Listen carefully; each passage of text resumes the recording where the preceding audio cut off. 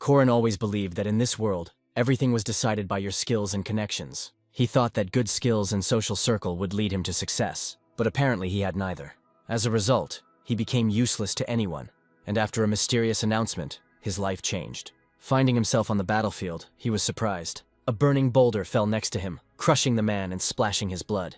She ended up on the guy's face and he smelled blood. A man nearby asked the boy if he wanted to die. Parsons continued to look around in surprise. When someone approached him, he asked them to wait. But the man didn't pay attention to this and hit the guy. He demanded that he come to his senses if the guy did not intend to die here. Parsons apologized with equal surprise, but he didn't understand what kind of world this was. Returning home, the guy swore. He thought their apartment looked like a crime scene. Entering another room, Korin greeted his father. For some time, the father did not answer, and then he greeted his son dryly. Korin heard that they should clean up before eating. The guy simply agreed to this. Sitting down on the floor, he thought that it was better outside than here. Korin suggested that this happened because the father found out how much the neighbor's son earned. It even seemed to him that his father had not known such numbers before. The sister, sitting in the corner of the room, confirmed this. And then she asked Korin if he remembered something. Hearing her, Korin became frightened. He asked his sister why she was doing this. The girl replied that those who lived next door had come to them. Korin asked what they wanted and if they had left their number. But the girl asked her brother to leave her alone and told him to clean up. Then Horan watched as she went to clean up as well, and after that he just walked out of the room. Finally, the sister said that they did not have money to help Korin, but the guy asked not to worry about him and was going to go to his room. Sitting down at the table, the guy thought that his family could live differently, but after that he decided to get into a good mood and look for vacancies. And yet he continued to think that he could not earn anything, although he had graduated from college long ago. Korin could find nothing but job advertisements at factories, but he thought that today was better than yesterday. But then he received a strange notification on his phone. He immediately decided to find the website mentioned in that notification. However, upon opening it, Korin immediately thought that something was wrong with the site. He saw the question, did he want to find a job, even at the cost of his life? Without thinking twice, Korin decided to register on the site. The next question was about what was most important to Korin in life, and he grinned at the chance to analyze himself. The last question was whether he was a significant person to others. Having answered all the questions, Korin suddenly felt more confident. But immediately after that, teleportation to another world occurred. At first, Korin thought that he had fallen asleep, but he did not understand when he had managed to do so. Suddenly, he heard a name unknown to him and began to see someone's memories. Parsons had a family to care for. Therefore, he had to survive at any cost. The man nearby promised to kill the guy with his own hands if he didn't come to his senses. Horan quickly realized that he was no longer Horan, but Parsons. However, everything was too real to be just a dream. For Parson, it didn't matter whether it was a dream or not. The most important thing was to survive. When arrows fell from the sky, people covered themselves with shields. Many have already been injured, but each of them continued to try to hide behind shields from arrows. In the heat of battle, someone approached Parson. The man asked if this was the boy's first time fighting. The guy assumed that he was dealing with a military corps sergeant, and replied that he was fine. The man finally said that Parson must forget about fear if he wanted to survive. In the heat of battle, the boy thanked the sergeant for his instruction. Their task was to get behind the walls and open the gates from the inside using a siege tower. When they do this, the knights will go on the attack, and their group had to try to survive until that moment. After this, the soldiers were ready to enter the battle again. The sergeant asked them if they wanted to survive. In one voice, everyone answered yes. Then the sergeant said that if they took a step back, the arrows would strike them in the back. Therefore, they had to besiege the walls and leave no one alive. Korin thought that it already looked like a war or something like that. Suddenly, he noticed an arrow flying past him. Afterwards, his cheek was covered in blood, and the pain made it clear that he was not sleeping at all. And if he dies here, what will happen to him? At that moment, with the help of the siege tower, the soldiers were already able to get close to the wall. Immediately after this, they began to fight with the archers. As Korin ran up to them, many pointed their weapons at him.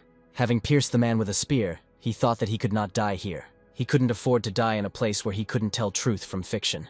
Therefore, he continued to boldly break through to his enemies. When he tried to attack the man, his spear suddenly broke. This was because his opponent was wearing plate armor. Then Korin had to throw away his broken weapon. However, even without a weapon, he still had determination. Korin had the idea to push the man off the wall.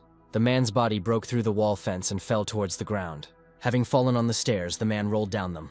At that moment, Korin heard voices telling him to get rid of him. However, he intended to get hold of weapons. He grabbed the first thing he came across and started waving it around. At that moment, the soldiers in front of him were at a loss. Swinging his weapon, Korin wished death upon them all. Then the whole wall was filled with shouts and cries. The battle continued, and more people fell from the wall and died. Suddenly, the sergeant noticed that the new recruit was not bad, and now the time had come for the knights to finish off the rest. The boy watched the battle, breathing heavily. Afterwards, the guy looked around and looked down at his weapon. At that moment, Korin managed to survive. It was not a dream, because he felt pain and fatigue, and until he understood everything, he needed to remain Parsons. When the soldiers were able to break through the wall, they began to break into buildings. Some tried to stop the invaders. However, such people were immediately attacked. At that moment, those invaders were unstoppable. The sergeant was glad that they could now fully enjoy their victory. Later, the results of the victory were reported, and the king was pleased. The soldiers were also delighted that they had been able to recapture the territory. Listening to the joyful cries of his people, the man smiled, and he promised his people that their feat would be remembered for a long time.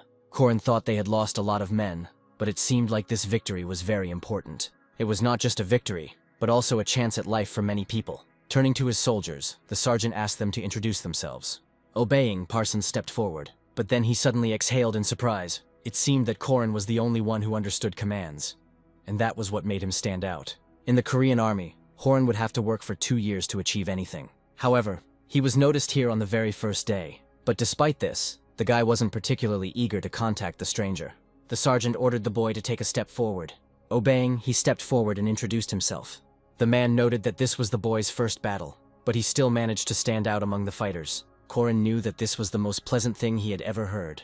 But in reality, people here were like disposable tools. The sergeant was surprised to hear that a place had become vacant in the king's entourage. That's why he offered the boy to become his knight. But it seemed to Horan that being a knight was the same as being a personal slave.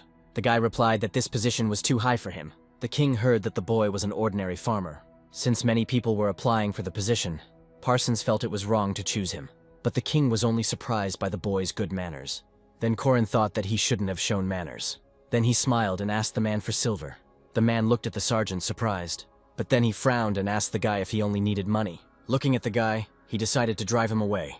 As he left, Korin realized that he had most likely made the man very angry. At that moment, everyone in the area was telling him that there might not be a second chance. But Horan knew that a squire earned more than a sergeant, and no one cared about ordinary soldiers. And at the same time, for such a position, anyone can stab you in the back. After this, the hype in the area did not subside. Korin heard everyone being asked to collect the reward before they left. When Parson was given the money, he was surprised. Suddenly, the faces of the people he had killed appeared before his eyes.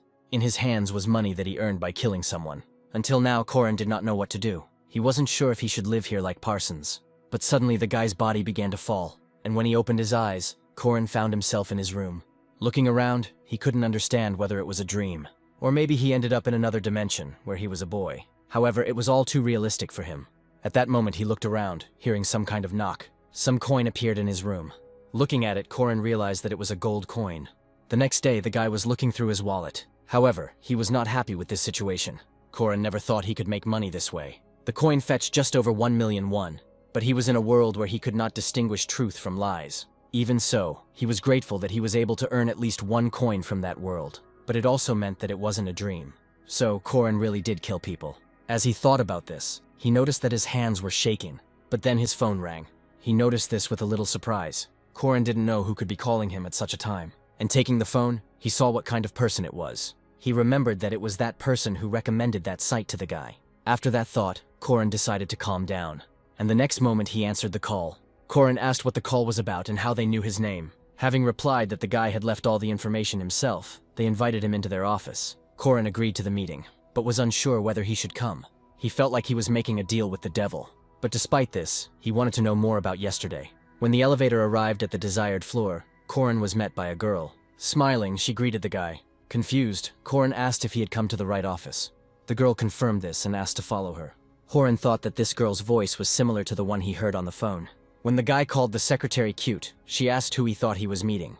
But Korin himself did not know whom he hoped to meet. Suddenly, he even thought about it. Perhaps he thought he would meet a demon or demoness. The girl suddenly asked who would wear something like that. Hearing this, Korin became even more embarrassed. He was scared because of the words the girl said. Looking at the guy, the girl just smiled. Pointing to the office door, the girl said that their boss would explain everything. But finally, she wanted to say one more thing. She said that the money Horan received for the coin seemed to be an insufficient amount. Korin was surprised that they even knew how much he got for selling the coin. But the girl replied that it was quite easy to find out something like that. At that moment, Horan realized that she had read his thoughts. The The secretary tried to push the guy into the office, but Korin asked her to wait. Suddenly, he saw another girl in the office. She asked Korin to pass through because she was waiting for him. Korin thought the CEO looked more like a celebrity. Then the girl replied that it seemed she had been overestimated. Hearing this, Korin thought he had gone to hell. Afterwards, the girl introduced herself to him. Korin shook the girl's hand and said that he was glad to meet them. Frowning, he asked if he had just sold his soul to the devil. The girl replied that he was right. Korin then asked if all of this was real. But he was told that only in a certain sense. Korin learned that what happened yesterday was just training.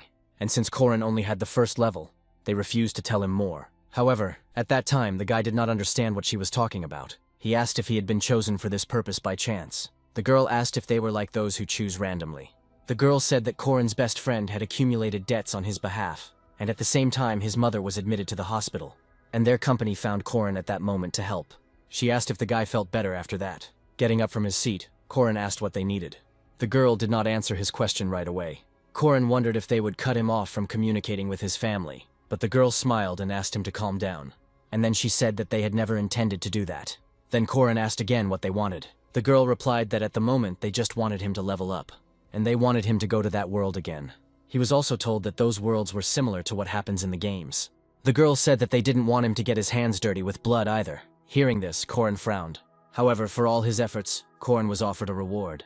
And also the contract he signed obliged him to follow these rules. But Korin didn't understand how to follow their instructions, because he didn't even know who he had signed the contract with. He asked if all this was stupid. The girl replied that maybe yes, maybe no. And then she said that Korin had tired her out. After all, they were trying to protect Korin, not deceive him. Hearing this, Korin fell silent. The girl was also silent and only smiled at the guy. And then she said that parallel worlds, creating an avatar, and so on, are all tasks for their clients. She asked if these things meant anything to Korin. The guy didn't answer the question right away. Parsons was just a mercenary because this was just a test. But Korin must remember that he passed the test successfully, and his skills are excellent. The girl believed that Parsons was glad of such a simple chance. Although it was difficult for Korin to understand this, he did not think that he was being lied to. However, he couldn't get his head around the fact that he was actually killing people. The girl said that he was somehow serious, although he did such things in that world. But if he had been frivolous, they would hardly have signed the contract. The girl believed that the most pleasant thing for their client was receiving a reward. Korin knew that he had received only a small part of the reward. The girl said that people became billionaires by lying. Korin asked what would happen if he failed the mission and died. He felt relieved when he was told that he would be okay in this world. But Korin will be grateful if he does not throw away his life. After all, he also would not want his life to mix with the lives of other people. Korin also understood that there was meaning in this. The girl said that failing the mission would result in a penalty and a level reduction. Korin was a little surprised that this was all. The girl just grinned. And she asked if he had received an award for his teaching. She asked how much 1% equals to 100. Korin realized that it was more than 100 million won. The girl added that the reward was given strictly in proportion to the level, and their high-level clients did everything they could to maintain their level. Korin kept such a large amount in his head. He was surprised that he could get such a sum, just in the guise of Parsons. Korin's surprise could not pass. But suddenly he thought about something else. At that moment, silence continued to hang in the room. Korin lowered his head, thinking. He completely forgot how that money would be earned. He didn't think that he could decide the fate of other people for money. The girl said that hating yourself won't help. She suddenly said that Parsons had returned home safe and sound. Korin did not answer.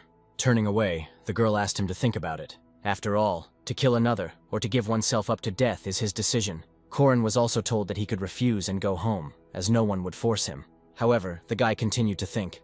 And then he asked what he would have to do this time. Smiling, the girl replied that he should figure it out himself. At that moment, Kren started coughing. But then he looked at his hand. He noticed that his head was starting to spin. Suddenly, he was transported to another world again. He immediately noticed that someone was swinging at him. Korin didn't even have time to realize anything before the axe almost caught up with him. But it turned out that the man hit the wall. At that moment, there was horror on the guy's face, and the man in front of him was smiling brightly. Looking at him, Korin still didn't understand what was happening. He couldn't understand what he would have to do here. Suddenly, the man asked him to concentrate, because the guy was trapped. After that, there was silence between them. And looking down, Korin understood what they were talking about. Then Korin was surprised to see the trap. The man said that those arrows were poisoned, so we had to be careful. But Korin was surprised that they wanted to save him with the axe, not kill him. But it turned out that they were not the only ones there. The man turned to look at his comrades, but he was told too late that he too had fallen into a trap. When the man fell unconscious, everyone was surprised at how their boss could have fallen into the trap. At that moment, Korin gradually began to understand what was happening. He was here to find someone. Suddenly he saw notifications in front of him. The person's name and age, as well as the task, were displayed on them. Seeing those windows, Korin still thought that it looked like a game. However, he frowned with displeasure. Then he pulled out his sword and looked at his reflection. He was told to play along with what was happening, but to remember his mission. Korin had to preserve his life and personal qualities. The boy continued to think about those words. He wondered if he would have to kill anyone to complete the mission. Perhaps he should have thought twice before agreeing to this. But then he remembered his whole family. Korin understood that he had already agreed for their sake. Suddenly the boss asked if Yuraval wanted to sleep. Korin was determined to do whatever he had to. He told the man that everything was fine and suggested that they move on. He was going to forget about what was happening in the other world, and also complete the mission at any cost. Yuraval was part of a family of knights and worked hard from birth to become a warrior like his father. But after his mother was shot by bandits, his life changed dramatically. At that moment, the guy was overwhelmed with emotions. His full name is Yuri Pilshin.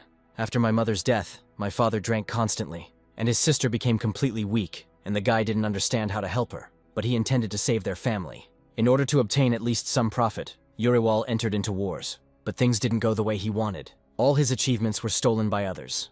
The money he earned was not enough to save his family. At that moment, he thought it was all over. But at that moment, hope shone before him.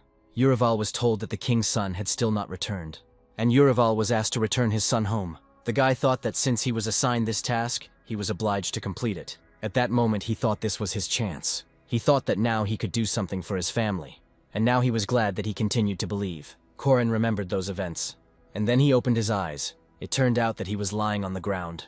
As he got up, he wondered why he couldn't sleep. Every time he tried to sleep, he saw other people's memories. But to complete the mission, he must be full of strength. Due to lack of sleep, Korin already felt unwell. He even started receiving messages about insomnia. But suddenly Korin thought about something. It began to seem to him that thoughts were one of the forms of torture. Because of their situation, he thought that Yurival and Parsons were similar. And Yurival was ready to do anything to save his family. Korin thought that this was because he too was ready to do anything for his family. He thought these characters were too similar to him. Korin remembered the words about how they chose worlds for each individual. Korin's thoughts were interrupted when he heard a crack. But those sounds only got louder. Korin thought he saw someone fighting nearby, so he grabbed his weapon, and then he turned back abruptly. Looking around at his sleeping comrades, he realized that one was missing. At that moment, Korin tried to wake everyone up. Meanwhile, the guy was attacked by a goblin. The monster let out a terrible roar. The guy's only weapon was a spear, which he held out in front of him. By hitting the monster, he was able to knock its weapon out of its hands. However, two more monsters attacked from the other side. Having managed to react, the guy defended himself from their attack. And then he started running away from them. At that moment, the guy's strength was almost exhausted. Suddenly, a huge carcass appeared behind him. Looking back, the guy exhaled heavily, and then he swore loudly. The huge monster standing in front of the guy growled loudly. At that moment, the guy could only call for help. He looked in horror at the monster in front of him, which was too strong. Suddenly, the monster was attacked by a Yurival. The guy thrust his sword with all his might into the back of the monster, who didn't notice him. Afterwards, he pulled out his sword, and the monster's carcass began to fall to the ground. The guy asked his friend if he was okay. The guy who fell to the ground replied that he was fine. At that moment, the rest of the team arrived. The boss asked what would have happened if they hadn't woken up. But it was obvious that they would already be dead. The guy tried to justify himself by saying that it happened by accident, and the boss wanted to hear the details from beginning to end. But Yurival interrupted them, asking them to leave it for later. The boss agreed to do as Yurival suggested, and then they rushed into battle, intending to do everything quickly. The monsters had almost caught up with them at that moment. Yurival swung his sword with all his might. Soon a battle broke out, and the corpses of monsters littered the ground. If we are to believe Yurival's memories, they had already been in the labyrinth for 4 days. But this was the first time they had encountered so many monsters. Maybe that's why everyone was so determined, and the monsters continued to attack from every side. Most likely they all fought in battles, but not with monsters. Korin understood that he was here to help them. He recalled his comrades' words that they would repay him for saving their lives.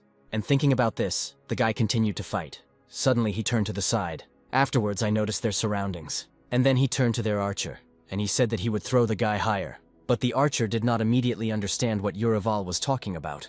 Then Yurival said that it would be easier to shoot at the orcs. The archer agreed that it was a good idea. Running up to Yurival, the blonde asked him to be ready. But Yurival had been waiting for his comrade for a long time. The next moment he launched the archer up onto the ledge. Immediately after this, the archer was ready to attack the monsters. Korin understood that this guy was their trump card. After all, he had a pretty accurate attack. The The archer made a confident shot. The arrow hit the head of the monster, who didn't even notice the enemy behind him. The man screamed in horror at the monsters to get out of here. It turned out that at that moment the man was surrounded. Korin was the first to notice that the boss was in trouble. There were too many monsters, so the boss asked for help. Urival asked the man to push through them. Then he turned around and called his other comrades. He asked the boys to help Senpat, but at that moment they were also fighting monsters. And the man's screams only became louder. Suddenly breaking free, he rushed towards the monsters, and then I was able to ram them. At that moment the man looked quite confident. His comrades also continued to fight the monsters. Urival continued to launch new attacks on his enemies. Soon they were able to deal with them and the guy looked around. He told everyone that it wasn't that bad. The archer asked the boss why the soldier gave orders better. However, the man said that without Urival, they would already be dead. But then another guy said that the blonde guy was just joking. Suddenly Urival turned to their boss.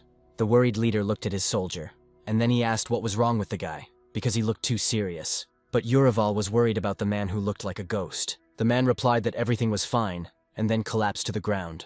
Having reacted, the guy standing nearby managed to grab the man, and Urival immediately said to put the man on the ground and look for open wounds. Everyone was surprised to hear that the man could be infected. Afterwards, Korin saw a message in front of him.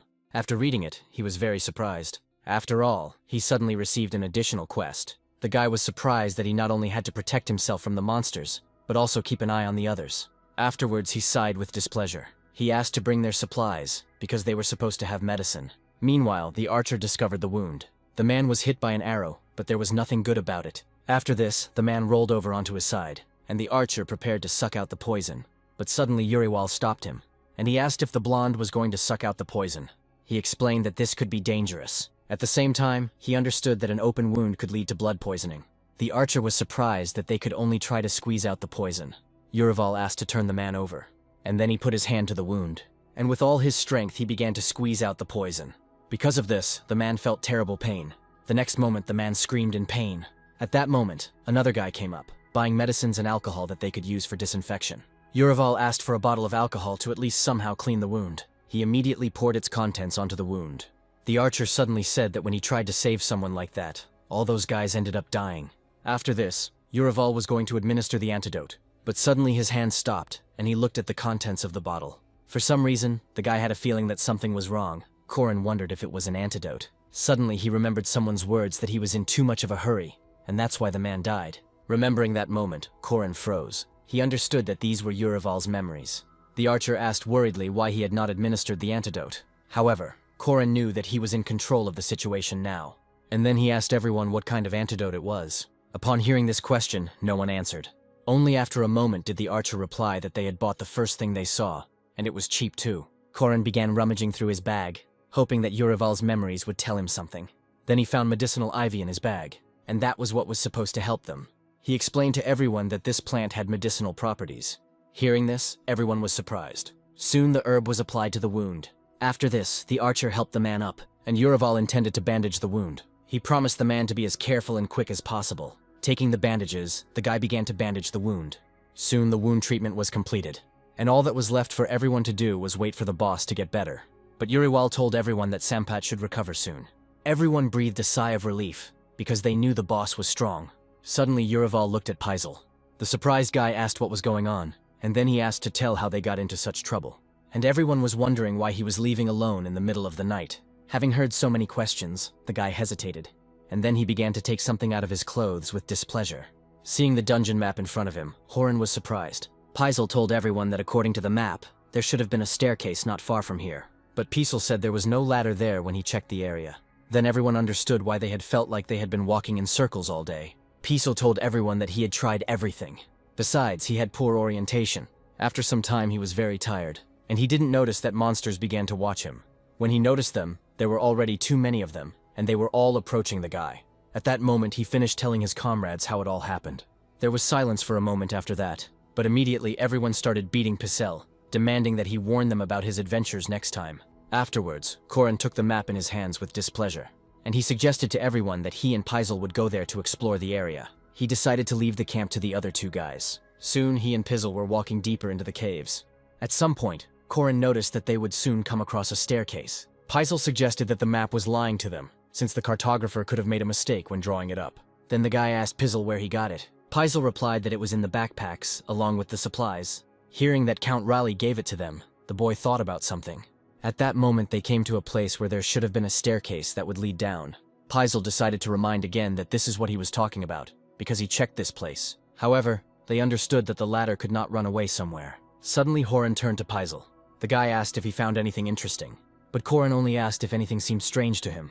But Paisel didn't understand what the guy was talking about. Then Corin decided to point to the floor, which was usually flat and hewn. But he noticed that where the stairs should have been, everything was different. Paisel suddenly also noticed something strange. Until now they had not encountered a single monster. But Corin interrupted the boy and asked him to look up. Looking up, Paisel saw that very staircase. But he couldn't believe that she was on the ceiling. Our heroes understood that it was impossible to build a staircase on the ceiling. Corin could only guess that it was related to magic. However, in Urival's memories, he saw how magic could be dispelled. The guy quickly drew his sword and swung. And then he swung his sword upward with all his might. With a precise throw, he was able to launch his sword into the stairs. At that moment, a gust of wind began to rise in the area. Watching this, Corin was stunned. Paisel experienced the same thing. And soon Corin's sword fell to the ground again, and a staircase appeared in front of them. Seeing her, Paisel exclaimed with joy and surprise. And now, as expected, the stairs led downwards. However, Paisel was more surprised that Urival was able to dispel the magic. But Corin kept thinking about who gave them this map. If they were given this map, it means the Count was absolutely sure that his son was somewhere in this labyrinth. Corin wondered if his son had pointed out this place before leaving. Suddenly, the guy again plunged into Urival's memories. The Count asked to bring his son's ring in case he were to die. Thinking about this, the guy frowned a little. It was obvious that if the son was dead, the Count wanted proof. Paisel interrupted his train of thought and asked if everything was okay. Corin didn't answer and continued to think about his own things, because it seemed to him that something was not right in the story. Later, Corin decided to ask everyone how much they knew about that Count. He asked them to tell him everything they knew. But the archer did not understand why they were not happy that they had been able to find the stairs. Urival told them that something seemed suspicious and repeated his question. Then everyone thought about it and shook their heads. The archer replied that Sampat had told them to find out more about them. But they didn't want to tell Urival about this, because these were the people he served. Besides, the blonde man said that the information obtained was rumors and gossip. One day, Urival told them that he was not going to listen to pathetic gossip. Paisel reminded him of this. Corin realized what a jerk Urival had been, and told everyone he was now willing to listen to them. Hearing this, everyone was surprised. Afterwards, he was told that the Count had one son and one daughter, but it was strange that the Count took for himself a maid who was raising a small child. The archer said that people began to guess who the child's father was. After listening to them, Corin did not immediately react. He remembered the words about the Count asking him to bring his son's ring. For some reason, Corin couldn't get these words out of his head. He assumed that since the Count now had another son, he wanted to get rid of his firstborn. But the guy immediately came to the conclusion that it would be stupid. The archer asked if Urival had thought about how their mission connected with the second heir. Then the guy asked in surprise if they had thought about this too. Corin was surprised that they knew about everything from the very beginning. And then he got angry at them, because he understood that it was too dangerous to involve himself in this. After the mission, they could have been tortured, or even tormented. Everyone listened to Urival's monologue with surprise, and then the archer replied that they shouldn't worry about it for now because it was just a guess. Besides, they said that they were just doing whatever Sampat told them to do. Corin heard that Sampat was always ready to offer him help if he needed it, and no matter how dangerous it was, everyone was ready to help. After listening to the blonde, Corin did not dare answer them for a while. Paisel said that he would leave the gratitude for the boss, since he was the main benefactor. Afterwards, Corin turned to Sampat. He was still unconscious, and periodically the man made a face in pain. At that moment, everyone decided to approach him, because it seemed that Sampat would soon wake up. As he began to rise, everyone began to make even more noise. When Corin asked about the man's condition, Sampat replied that it was already much better compared to the recent fight, and then he asked everyone what happened to their faces. Hearing Sampat's jokes, Corin smiled a little. After that, the others also laughed a little. When Sampat was able to move, he was told about the stairs. However, he only laughed and said that such a thing was not possible. As he descended the stairs, Sampat asked if Leopold's companions were there. As they walked forward, everyone discussed that they had to catch those people. Paisel suddenly asked how they would recognize the Count's son if they found everyone dead. He said that they had never seen the boy's father. As they moved forward, they continued to discuss what similarities they might find in their clothing. After all, the Count's son had to stand out from the rest. The girl walked forward but suddenly stopped. As everyone continued to walk forward, she looked back. For a while, the girl silently looked in the direction from which they came. Then her comrades asked if anyone was following them. But the girl replied that this was not entirely true, and it just seemed like someone was trying to catch up with them. Some guy chuckled and said that they would deal with the goblins when they caught up with them. The girl replied that it didn't look like any kind of monsters, and was much more dangerous. The guy thought she was paranoid, but the girl objected that it was a woman's intuition. The old man intervened and said that if Azil said something, she had to be believed. Another man said they shouldn't have worried. After all, they were going to take care of those who wanted to find Leopold. Seeing some light, everyone turned their attention to its source. The butterfly flew closest to the old man, and afterward, he told everyone that it looked like someone was following them and was able to break through the magical barrier. Suddenly, the fair-haired guy looked at Azil. The girl asked the old man if these were the same people, but the old man could not answer her. But after that, they decided to set a trap and wait for their pursuers. Horan's group was inspecting the goblins that had been destroyed by someone else. It seemed to them that someone had been here just recently, and at that very moment, Sampat decided to vent his anger on the dead. The archer asked Uriwal to leave the boss alone, as he seemed to be very upset about losing consciousness. Suddenly, the guy added that the boss's mother lived alone, and he often sent her money. Even though the boss was acting like that now, the guy considered him a good son. Suddenly, Korin remembered his mother. For a moment, his face reflected melancholy. Approaching Sampat, the guy said that when people worked as mercenaries, they were prepared for the fact that they could die at any moment. And Sampat replied that everyone here worked as mercenaries due to some family circumstances. Then the others also shared how things were going in their families. Paisel went to work as a mercenary, because there are many people he needs to help. Korin wondered why they all had such unfortunate fates. Thinking about this, the guy began to tremble a little. He didn't understand how his comrades could still be so happy. After all, Korin was not at all like them. Suddenly, the archer said that Sir Knight also had a lot of problems. Sampat added that if something happens to Uriwal, he will help his father and sister. Hearing this, Korin was a little surprised, and then he said that he also promises. He promised to always take care of the family if anyone died here. The archer replied that it was easy to say that, but if there were too many problems, Uriwal would simply run away. With a smile, Korin suggested that everyone return healthy, for the sake of his peaceful life. Everyone agreed with his proposal. At that very moment, Korin received a notification. The guy read that the absolute trust buff had been activated, and then he thought that with this, he could finish the mission quickly. Suddenly, everyone looked forward in surprise. Then Korin asked everyone if something had happened. It turned out that there were people ahead of them. Seeing them, Korin, like the others, was surprised. The people up there thought those 5 guys weren't being careful at all. One guy said that the previous group looked more like assassins, but these ones looked stupid. However, his comrades asked him not to be so careless. The man said that when someone who looked friendly showed their claws, it was the most dangerous. The guy replied that those guys might not have been connected to Leopold. At that moment, Sampat asked them if they knew Leopold. However, there was no response. The guy just asked who they were and what business they had with Leopold. When Uriwal asked if they were Leopold's subordinates, they answered in the affirmative. The boy happily said that the Count was expecting his son to return. Afterwards, he asked again where Lord Leopold was. But the man replied sullenly that talking openly about the Count was not funny. Hearing his answer, Korin froze in surprise. Sampat asked if people were having a strange reaction. Uriwal told the men above that he would like to speak with Lord Leopold. But Azil said that they had nothing to say to the Count's dogs. The guy added that if they didn't want to die, they'd better leave. But Sampat was outraged that at their first meeting they were called dogs. Azil suddenly asked her comrades to leave. The guy asked if she wanted to use the trap. The girl replied that if they abandoned their mission, they might survive. After that, there was silence between them. Sampat was interested in what those people suddenly started talking about. At that moment, Azil's comrades began to leave. Seeing this, Korin's comrades became a little tense. And then the girl stretched out her hand and pointed forward. However, no one understood what she was going to do. Suddenly, the archer noticed something. His gaze fell on the stone on the floor, which began to move. Korin pushed Sampat aside as a rock rolled towards them. At that moment, they noticed that the earth was shaking. And then everyone noticed that the stones began to form something. And soon everyone realized that a golem was appearing before them. Then Uriwal shouted out that the girl was a summoner. Meanwhile, the first golem was already approaching them. Soon others joined him. Reacting, Sampat took up his weapon and attacked. Afterwards, he told everyone to aim for the center, otherwise the golem would be able to recover. Then everyone prepared for battle. However, Uriwal noted that this was easier said than done. He also said that the attack did not cause any damage. The archer decided to take aim, but his hand was shaking. He then released an arrow, which aimed at the golem's eye. However, having hit his head, it immediately flew off to the side.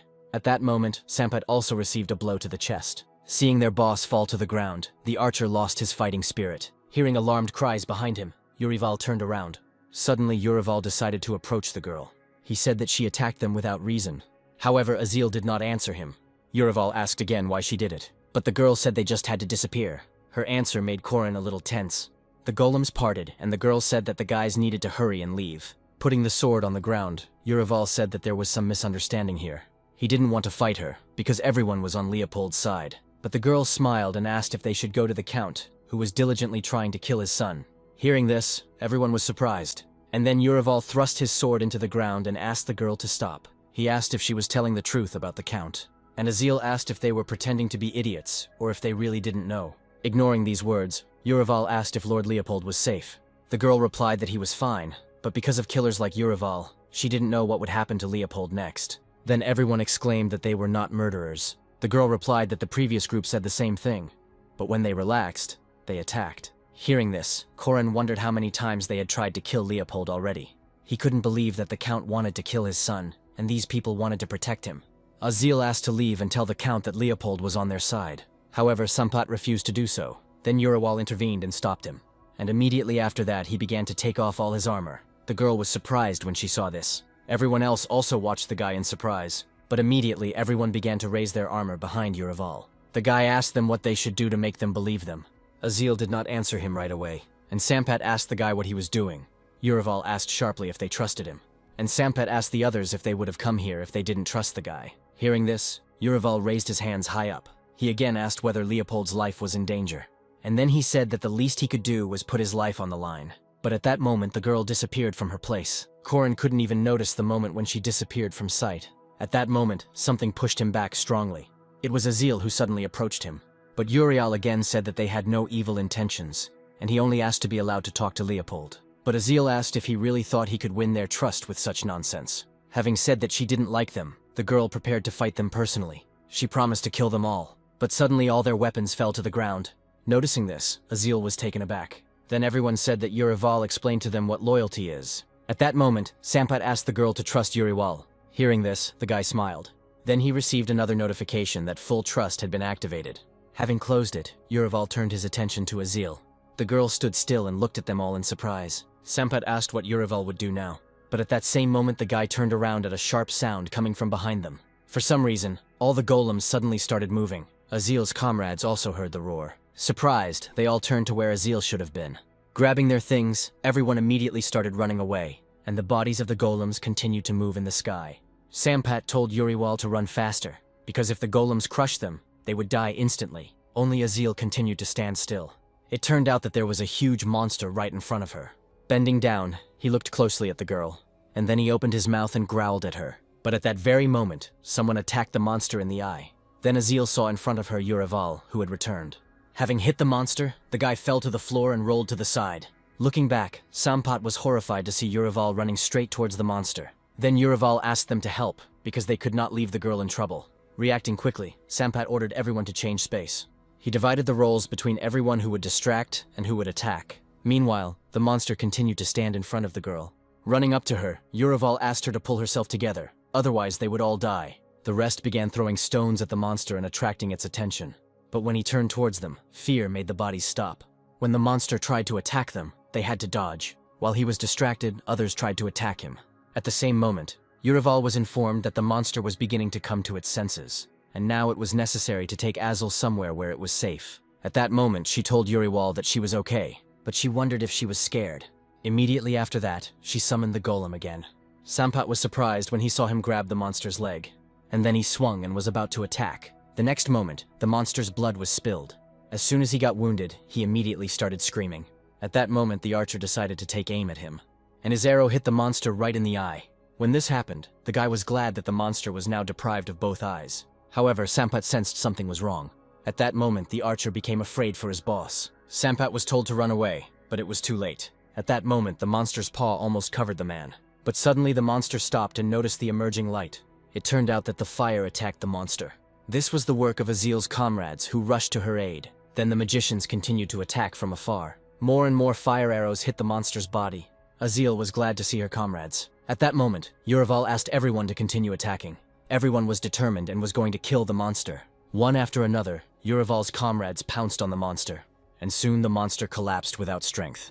Urival turned to the others and asked them if everything was okay, and they answered him that everything was fine with them. However, at that very moment, a sword was pressed to his throat. The rest of Urival's comrades were also already taken hostage. At that moment, the guy thought that everyone was in trouble because of him. Then he objected that just a minute ago they were all fighting together. However, the tip of the sword pierced his neck. Everyone started to worry about Urival. The guy said that Urival was funny. He asked if it was true that they could become comrades just because they fought together. But Urival asked to at least listen to them. He asked them to tell him the whole situation and swore that he would not attack them. But the guy grinned and asked what kind of nonsense Urival was talking about. However, he still felt that Urival deserved an explanation for his help. At that moment, another guy appeared from behind the man. Looking at him, Urival wondered who it was. At that moment, Leopold introduced himself to Urival. After some time, everyone was asleep, and next to them a blue fire burned. Leopold asked if the Count had sent them to rescue him. Now the boy knew that Urival's detachment had come here without knowing anything, and added that the Count had an heir. Urival objected that the infant could not be considered a legitimate heir. Then Leopold told how one day his father got drunk and said that his wife's son was here. Urival realized that they were not talking about the Count's son, but about the child of his wife and someone else. When Urival asked if this was true, Leopold could not answer for sure, especially since his mother was no longer alive. And then he said that what was more important was that the Count did not consider him his son. Urival understood that no one would make a person who was not a blood relative their successor. Then Urival said that he would report to the Count that they had found Leopold dead. Leopold thanked the guy for this. But then Urival added that this would require the guy's ring, and the ring meant that this man was the heir to the throne. At that moment, Leopold frowned. Leopold did not want to get the throne, but there was something personal in his behavior. Leopold said that this was the only thing he received from the Count. Therefore, this ring was very important to him. He still remembered how happy he was when he received it. He admitted that this was the only thing that connected him with his father. Then Corin understood what gave Leopold the strength to go on. And he understood that most likely the guy would not part with this ring. Suddenly, Urival said that their team was very strong. Leopold said that they were good people who saved his life several times. And then he heard that he had to give the ring to Urival. The guy asked if everyone would be in danger if he didn't give up the ring. But Urival said that Leopold had misunderstood him. He said that Leopold had a big heart, so there must have been many supporters. And if he decides to go against tradition, the soldiers will split into two parts, and thus the soldiers will be killed. Then Leopold frowned, and then he hesitantly touched his ring. The guy said that he brought trouble to people regardless of whether he was alive or dead, but he asked what benefit he would gain from sacrificing the ring. And Urival replied that this is what people from the royal family should do. Leopold was surprised when he heard this, and then he smiled. Suddenly he turned to the old man, and he said that he wanted to give the ring to that man. The old man asked the boy if he was sure. The old man thanked Urival for helping Leopold make a difficult decision, but Urival replied that it was nonsense. Seeing that the old man had prepared a knife, the boy became scared, and the old man prepared to cut. This made Leopold feel afraid, and when it was all over, he winced in pain. In horror, Urival asked why they did this. It turns out that because of magic, no one could remove the ring, and the Count did not want to kill his son without having a clear plan. Leopold asked that this sacrifice not be in vain, and he asked Urival to accept the ring. Then Urival found a ring stained with blood in his hands. The guy thought they had finally gotten him. But Horan wondered what would happen to Leopold's hand now. Because now he will have to live his life this way. Suddenly the guy saw some kind of light in front of him. It came from Leopold's hands. Then Corin saw how the old man began to use magic. It turned out that a severed body part could be reattached using magic. Leopold asked what Urival would do. Leopold was glad that his hand was okay. The old man told Urival that it would be difficult for them to return the way they came, and he said he would ease their burden. He offered to teleport Urival's group. Soon everyone was ready to leave. Sampat said they were very lucky. The old man was about to start casting a spell because everyone had gathered. Urival asked to take care of them. When the old man asked if everyone was ready, Urival answered in the affirmative. The next moment he began to cast a spell. A stream of air and mana immediately appeared. Seeing this, Corin was surprised. But from surprise, their faces took on a frightened expression. Soon their bodies began to rise. Finally, Leopold decided to say something to Urival. He said that they would meet again soon. He thanked the guy and said that now he was in his debt. At first, Corin did not answer, but then he smiled and said that there was no need to thank him for that. Immediately after that, they disappeared behind a stream of mana. But at that moment, Corin sensed something was wrong. Covering his face with his hand, he screamed. He experienced the same thing as when he first went on Urival's mission. And then he received a notification that the mission was completed. But he didn't understand how it could be completed if he hadn't yet brought the ring. Later, reports came out that having received the Count's ring, he had successfully completed the mission. The additional mission was also completed, because he saved all his comrades. The guy thought with relief that it was good that he was able to complete the mission early. But it seemed to him more as if he was in some kind of dream. Urival did not have a distinguished background. However, he was surrounded by good friends. In fact, Horan would like to have friends like him. Opening his eyes, Korin wondered if he had returned to his world. However, there was nothing in front of him. Korin didn't understand what kind of place this was. At that moment, he received an error message.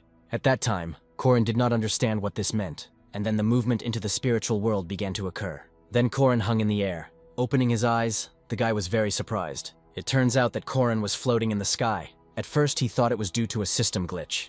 And then he saw that other people were standing on the ground. Hearing laughter behind him, Korin turned around abruptly. Then he saw Sampat and his other comrades. Sampat asked Uriwal to say something inspiring in honor of the good reward they would receive. Seeing Uriwal in front of him, Korin was surprised. After all, this was the real Uriwal. Suddenly someone appeared behind Korin. Then Korin was told that he was right. In front of Korin stood a man, exactly like Uriwal. The guy couldn't believe his words. This made him wonder what was going on. Uriwal told Korin that it was he who called him here. And then he said that obviously Korin was confused. Korin agreed, because it seemed to him that the mission was completed. But earlier he could not even imagine that he would be able to talk to Uriwal. Afterwards, Uriwal said that what was happening below was an illusion that he simply wanted to show to Horan. At that moment, the people below froze. Uriwal said that Korin had a desire, that's why he came. And then he asked Korin to turn his attention downwards. Then down below, Uriwal appeared before the Count. This was Count Raleigh's room. And Uriwal, who was saying something to the Count. There was also Pizel, who answered Uriwal while the Count remained silent. Frowning, Pizel was about to take something out of his pocket, and then he rushed at the guy with a knife and apologized. Before he could react, Uriwal was stabbed. Pizel said that his family was captured, that's why it's like that. And if he doesn't carry out the order, his entire family will die. Thus Korin learned what had happened. Uriwal said that this is how the return from the mission ended. Korin was surprised that Pizel behaved this way. Pizel did not give the impression of being a traitor at all.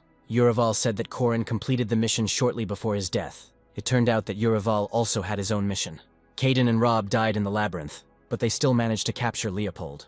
Uriwal admitted that, unlike Korin, they were not looking for a peaceful solution. Korin was surprised that it seemed like Uriwal could read his thoughts.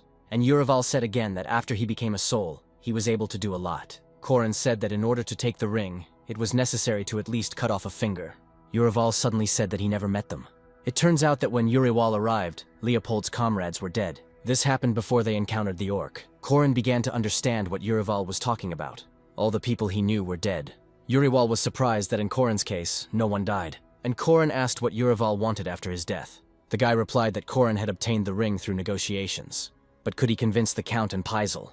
Hearing this question, Korin thought about it. Uriwal admitted that he wished that Korin could have left him alive. Pizel was forced to act on the Count's orders. Horan asked if he could consider this his final mission, and the answer was yes. Korin understood that there was at least a small chance of victory. Uriwal asked to show him success, and said that he would wait for it. At that moment, Korin again moved into Uriwal's body. It was at that moment that Pizel tried to attack him. But the guy managed to react and dodged. He took a few steps forward, which greatly surprised Pizel. Seeing the guy approaching him, the Count tensed up. Korin understood that the Count must have planned what was happening, and he didn't think that a normal conversation would happen now. Hearing a sharp sound, Korin turned back, and he saw that Pizel was attacking him again. Then Horan had to intercept Pizel's hand. Afterwards, he made the guy drop the knife, and by tripping him, he knocked Pizel off balance. At that very moment, he was able to knock the guy to the floor. Uriwal asked Pizel to come to his senses, because if this continued, they would all die. Hearing this, Pizel was surprised. The Count watched what was happening in silence. Uriwal asked Pizel why the Count wanted him dead. Without waiting for an answer, Uriwal said that he knew the Count's secrets. But that applied to Pizel and everyone else who was on the mission. He asked Pizel where the guarantee was that he would be alive after killing Uriwal. Then Pizel said that he was not thinking about himself, but about his family. The Count promised not to touch his family if he got rid of his friends. Afterwards, Korin turned his gaze to the Count. Again he asked Pizel if he believed the Count. He promised Uriwal a good reward, and even a castle. So will the Count keep his word given to a commoner if he does not keep his word even to a knight? Then Pizel had nothing to say. Uriwal said that they would also get rid of the Pizel family, since no one should know about the Count's atrocities. Looking at the Count, Uriwal asked if he was saying everything correctly. The Count did not answer immediately. Pizel looked at the Count and also waited for the man's reaction. And then the Count said that Uriwal was wrong. He told Pizel that after the mission was completed, he would let his family go. He asked if Pizel would believe the ravings of a madman. Hearing this, Pizel was surprised. And then he used all his strength to break free from Uriwal's grip. Korin was surprised and could not react to this. At that moment, Pizel grabbed his weapon again, but it turned out that the guy ran towards the Count. The Count was surprised, but tried to keep his emotions under control. Pizel attacked the Count, but Uriwal tried to stop him. At that moment, blood spilled and Pizzle dropped the knife. The Count asked how a commoner dared to go against him. He considered it a pathetic sight. While Pizzle was bleeding, the Count headed towards Urival. Corin was surprised that the Count seemed to be skilled with a sword. Meanwhile, the Count came very close to Urival. And unlike the Count, the boy didn't have a sword with him. The Count was angry that he had to do all the dirty work himself. Urival's weapons were taken away, as carrying them there was prohibited. Because of the reward, the Count wanted to force the mercenaries to kill each other. But now he changed his mind and wanted to kill Urival himself. Horrified, Corin began to retreat. After all, right now he didn't see anything that he could use as a weapon. Besides, if he lost sight of the Count, he would kill the guy. But suddenly the Count stopped, and he said that Urival had carried out his task in a strange way. The Count knew that Urival had not used his sword against that boy. Corin immediately realized that they were talking about Leopold. Urival asked if the Count thought he would use the sword. The Count admitted that he did not expect that Urival would bring the ring back without killing anyone. Suddenly Corin remembered that this ring was very dear to Leopold. The Count asked if he had given away the ring so easily. Corin did not understand why the Count asked about this, and did not want to kill him right away. Suddenly Urival replied that it was not so easy. He noticed the Count's expression. Knowing that the man was interested made Corin grin. Therefore, the Count did not attack immediately. Then Urival decided to tell something about Leopold. Suddenly he said that before Leopold gave the ring, something strange happened. Leopold loved his father, and did not hold a grudge against him, and gave the ring in exchange for a promise. But the Count was still surprised that Leopold gave away the ring for a couple of words. By chance, Urival was able to learn a lot about Leopold and his comrades. Together they managed to experience a lot. During this time, Leopold studied Urival and gave him the ring when he realized that he could be trusted. Taking a step forward, Urival said that Leopold trusted him. And since Urival had already made a promise, he hoped for approval from the Count. He knelt down and lowered his head to the floor. For some time, the Count continued to look at the guy in silence, and then he laughed loudly. Unlike him, Corin showed no emotion. At that moment, the Count loosened his grip on the sword. And afterward, the man said that he always knew how stubborn Yuri was. But he didn't understand how the guy could speak like that in such a situation. He said that talking about Urival not leaving here alive was a waste of time. Hearing this, Urival remained silent. The Count, swinging his arm, promised to fulfill Urival's promise, but the boy would pay with his life. Having time to react, Corin was able to dodge the blow. But the Count immediately swung again, and the situation escalated. He quickly realized that the situation had become much worse, and putting his knee under the blow, he said that he had to fulfill his promise. After that blow, the guy lost his balance a little. The Count did not understand what Urival was talking about. Urival told the Count that he was not a fool. He admitted that he didn't understand anything about intrigues and setups, but he saw them. The Count asked to get down to business. The boy spoke of a knight who was taught to be trustworthy and honest, but he was not. A knight who should have been trusting, but wasn't. Urival was sure that he would be useful to the Count. Hearing this, the Count was surprised. Corin was glad that the Count's expression changed. A man whom everyone trusted could be a very useful acquisition. When the Count again plans an intrigue, Urival may be useful to him, and Urival's voice could serve well in the reprisal against Leopold. The Count asked if the boy wanted to make a deal, but Urival said it was not a deal. He considered it a mutually beneficial cooperation between them. The Count will give him what he originally promised. Urival said it was obvious how much the award meant to him, given his family's status, and Urival said that he would never betray the one to whom he entrusted his life. The Count noticed that the guy was much more dangerous than he initially seemed, but then he fell silent for a moment. Urival said about the saying that you should keep your friends close, and your enemies even closer. The Count thought it was interesting, but Urival couldn't even imagine that this would happen. But the Count asked how to shut the mouths of the mercenaries with whom Urival was fighting. In fact, Urival had an idea for which he asked the Count's permission. But the man asked if he needed this permission. Urival said that he would help turn what happened into a lie that everyone would believe. He suggested saying that the Count's wife had cheated on him and had a child. At that moment, the Count hit the table. Those words made him very angry at Urival. Corin knew it was the Count's secret, but he had to say it. But after that, the Count said to continue. But he promised Urival that he would regret it if he was making this up for the sake of a catchphrase. Looking at the guy, the Count waited for him to continue. But Corin understood that if he made a mistake, his head would fly off with a whistle. Afterwards, he decided to offer his own version of the legend. Seeing the child, the Count remembered his wife's infidelity, and therefore made the boy's life miserable. But the son, with childish naivety, believed his father.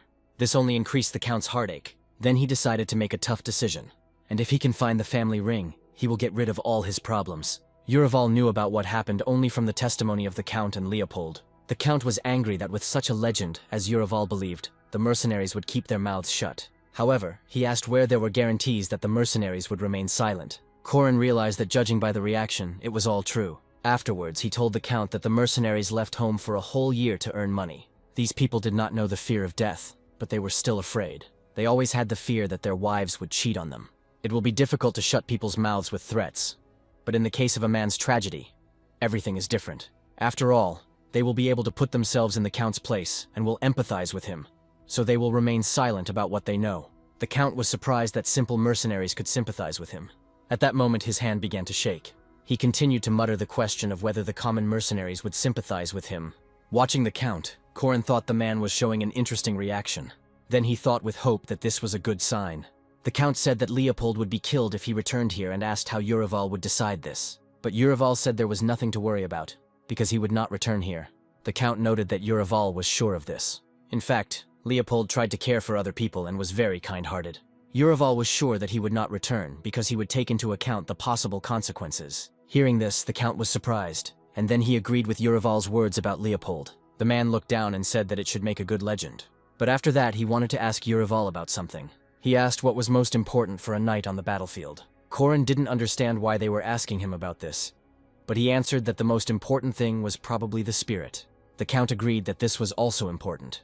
The man said that the sword and shield were also important. However, the most important thing in his opinion was the horse. They were large and docile, but with proper training they could become killing machines. Suddenly the Count said that he considered Urival to be the ideal war steed. Urival merely replied that he simply always followed the Count's orders. However, the man suddenly swung his sword and aimed it at Urival's neck. Feeling the cold steel, Urival became afraid. But afterwards the Count said that he would name him Juriwal Halls. Corin was surprised that a knighting ceremony was taking place now. The man said that Urival had seen his true face, so the man hoped that Urival would not disappoint him. Uriwal confidently replied that this would not happen.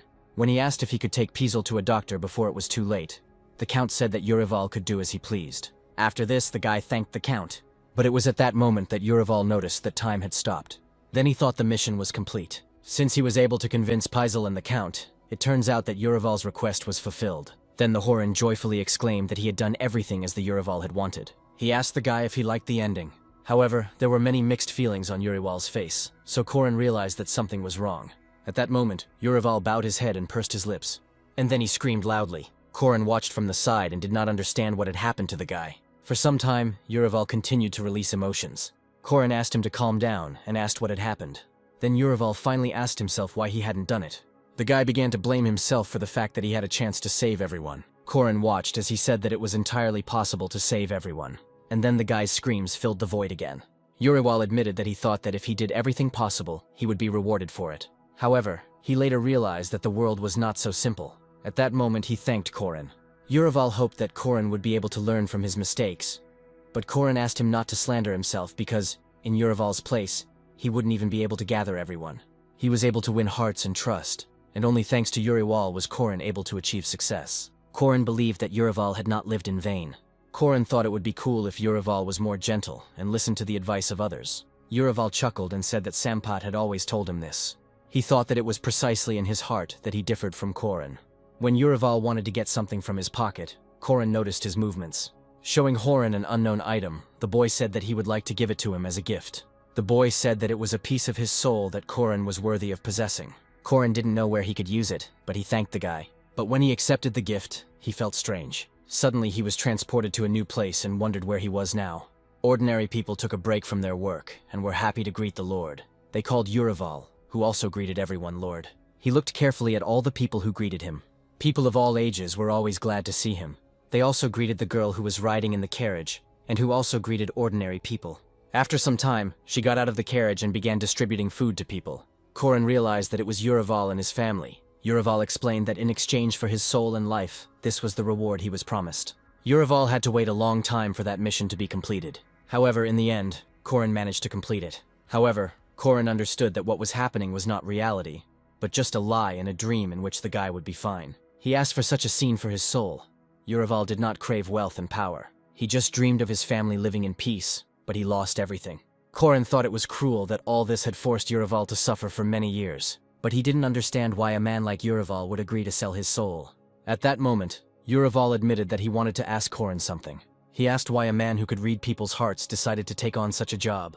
Hearing this, Corin was a little confused. Corin replied with a little embarrassment that his world was not so simple. But suddenly a white flash appeared in front of the guy. Seeing a strange light in front of him, the guy was confused. Covering his face with his hands, he wondered if he was being moved somewhere again, and he hoped that this time he would go home. Those watching what was happening on the screen could not believe their eyes. The girls were surprised that Korin was able to win without scoring, and they also knew that Korin was bound to lose in the end. Afterwards, the girl ordered her assistant to find out everything about Korin, and she herself continued to look at the screen and wonder what was actually happening now.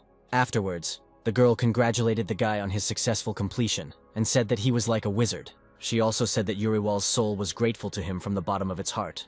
Listening to their conversation, the secretary decided to look back at them. However, something still continued to bother Korin. He recalled Uriwal's words that he was the first person who had managed to complete this mission. He asked if they sent him there expecting him to fail. But the girl asked how they could do that, and said that they were just trying to do what would be convenient for the guy. When Horan got angry, the girl asked if it wasn't better to kill monsters rather than people. They tried to make the mission interesting for him. But did he really want to return to the battlefield? And what difference did it make if he won in the end? The girl said that now Korin could breathe a sigh of relief. But no gratitude was required from him, since no one had informed him about the mission. Afterwards, the girl suggested calculating the income. In the end, 15% was counted. The girl also suggested recounting the coins at the current exchange rate. Horan heard that it was almost 5 million won. However, he considered it a small amount, considering that he had completed the mission perfectly. The girl replied that in Parsons' case there was extra money due to robbery. But this time, territories and titles were not taken into account. It was Urival's personal question, and the true mission was simply to obtain the ring. Korin thought he should stop working for free. The girl explained that the guy himself chose a different award. Korin was surprised that they were talking about Urival's soul. Suddenly a light appeared next to him. At that moment, the girl said that they would pay a good price for such a unique item.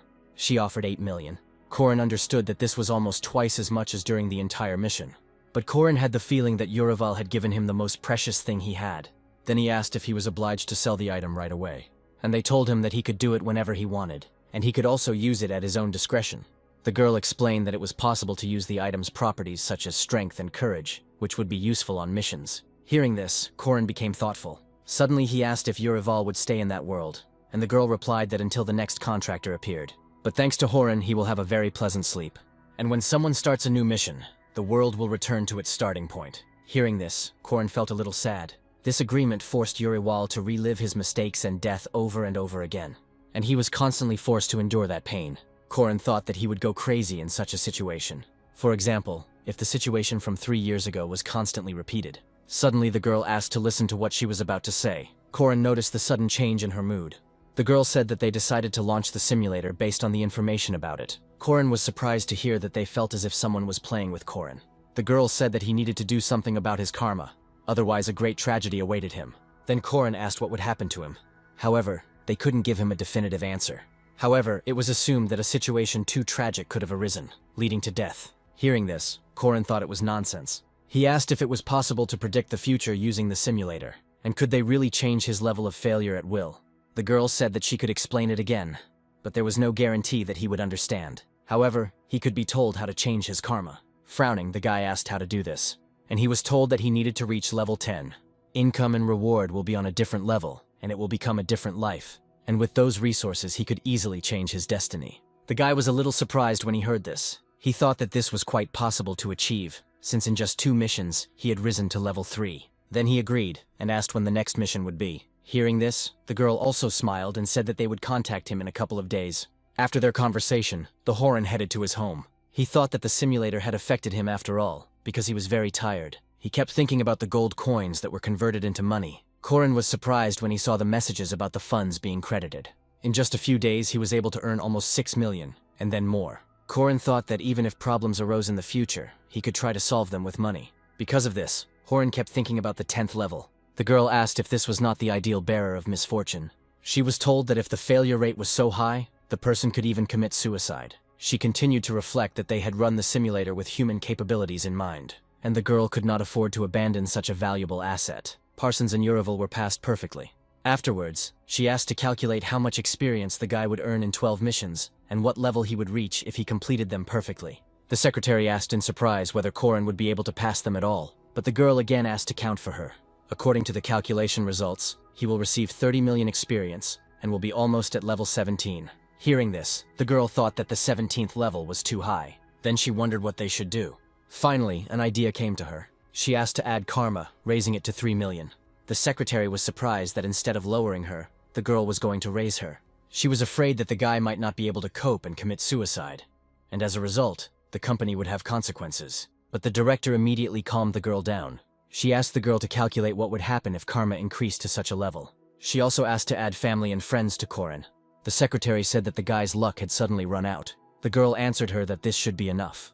However, the secretary could not believe that the director was really going to do this. But the girl said that even if he earned a lot of experience, they would be able to buy him out. The girl was also asked to monitor the top-ups on the guy's card. The director replied that on Earth, everything could be solved with money. Also, she couldn't just leave such talent behind. She wanted to organize enough support for Horan to rise quickly. Once inside the store, the guy couldn't wipe the smile off his face. After all, for the first time in a long time, he was buying good groceries for his home. He suddenly thought that money was power anyway. The anxiety has passed, and now it is time for stability for Corin. Suddenly, he began to estimate how much he would be able to pay for now. It turned out that 3 million would fly away instantly. Besides, the guy didn't understand how to explain to him where such money came from. Continuing to think about this, Horan came to his house, but suddenly he heard someone calling him. Some man greeted Corin. Seeing him, the guy threw down the bag of groceries, and he immediately attacked Mika with his fists. Horan was about to get into a fight, but Mika asked him to wait. Despite those words, Corin still hit the man. From that strong blow, Mika fell to the ground. Corin was too angry at this guy. He asked if Mika was tired of living. The guy couldn't answer because he was trying to endure the pain. Horan told Mika that he destroyed his family. Then the man finally said that he was here because of Corin's sister. Hearing this, Corin stopped. Mika asked Corin to calm down for at least a minute. Afterwards, Corin demanded an explanation. The man was surprised that Corin attacked him without even saying hello. However, Corin did not understand the reaction of the man who had caused such problems for his family. Corin thought he wanted to kill this guy.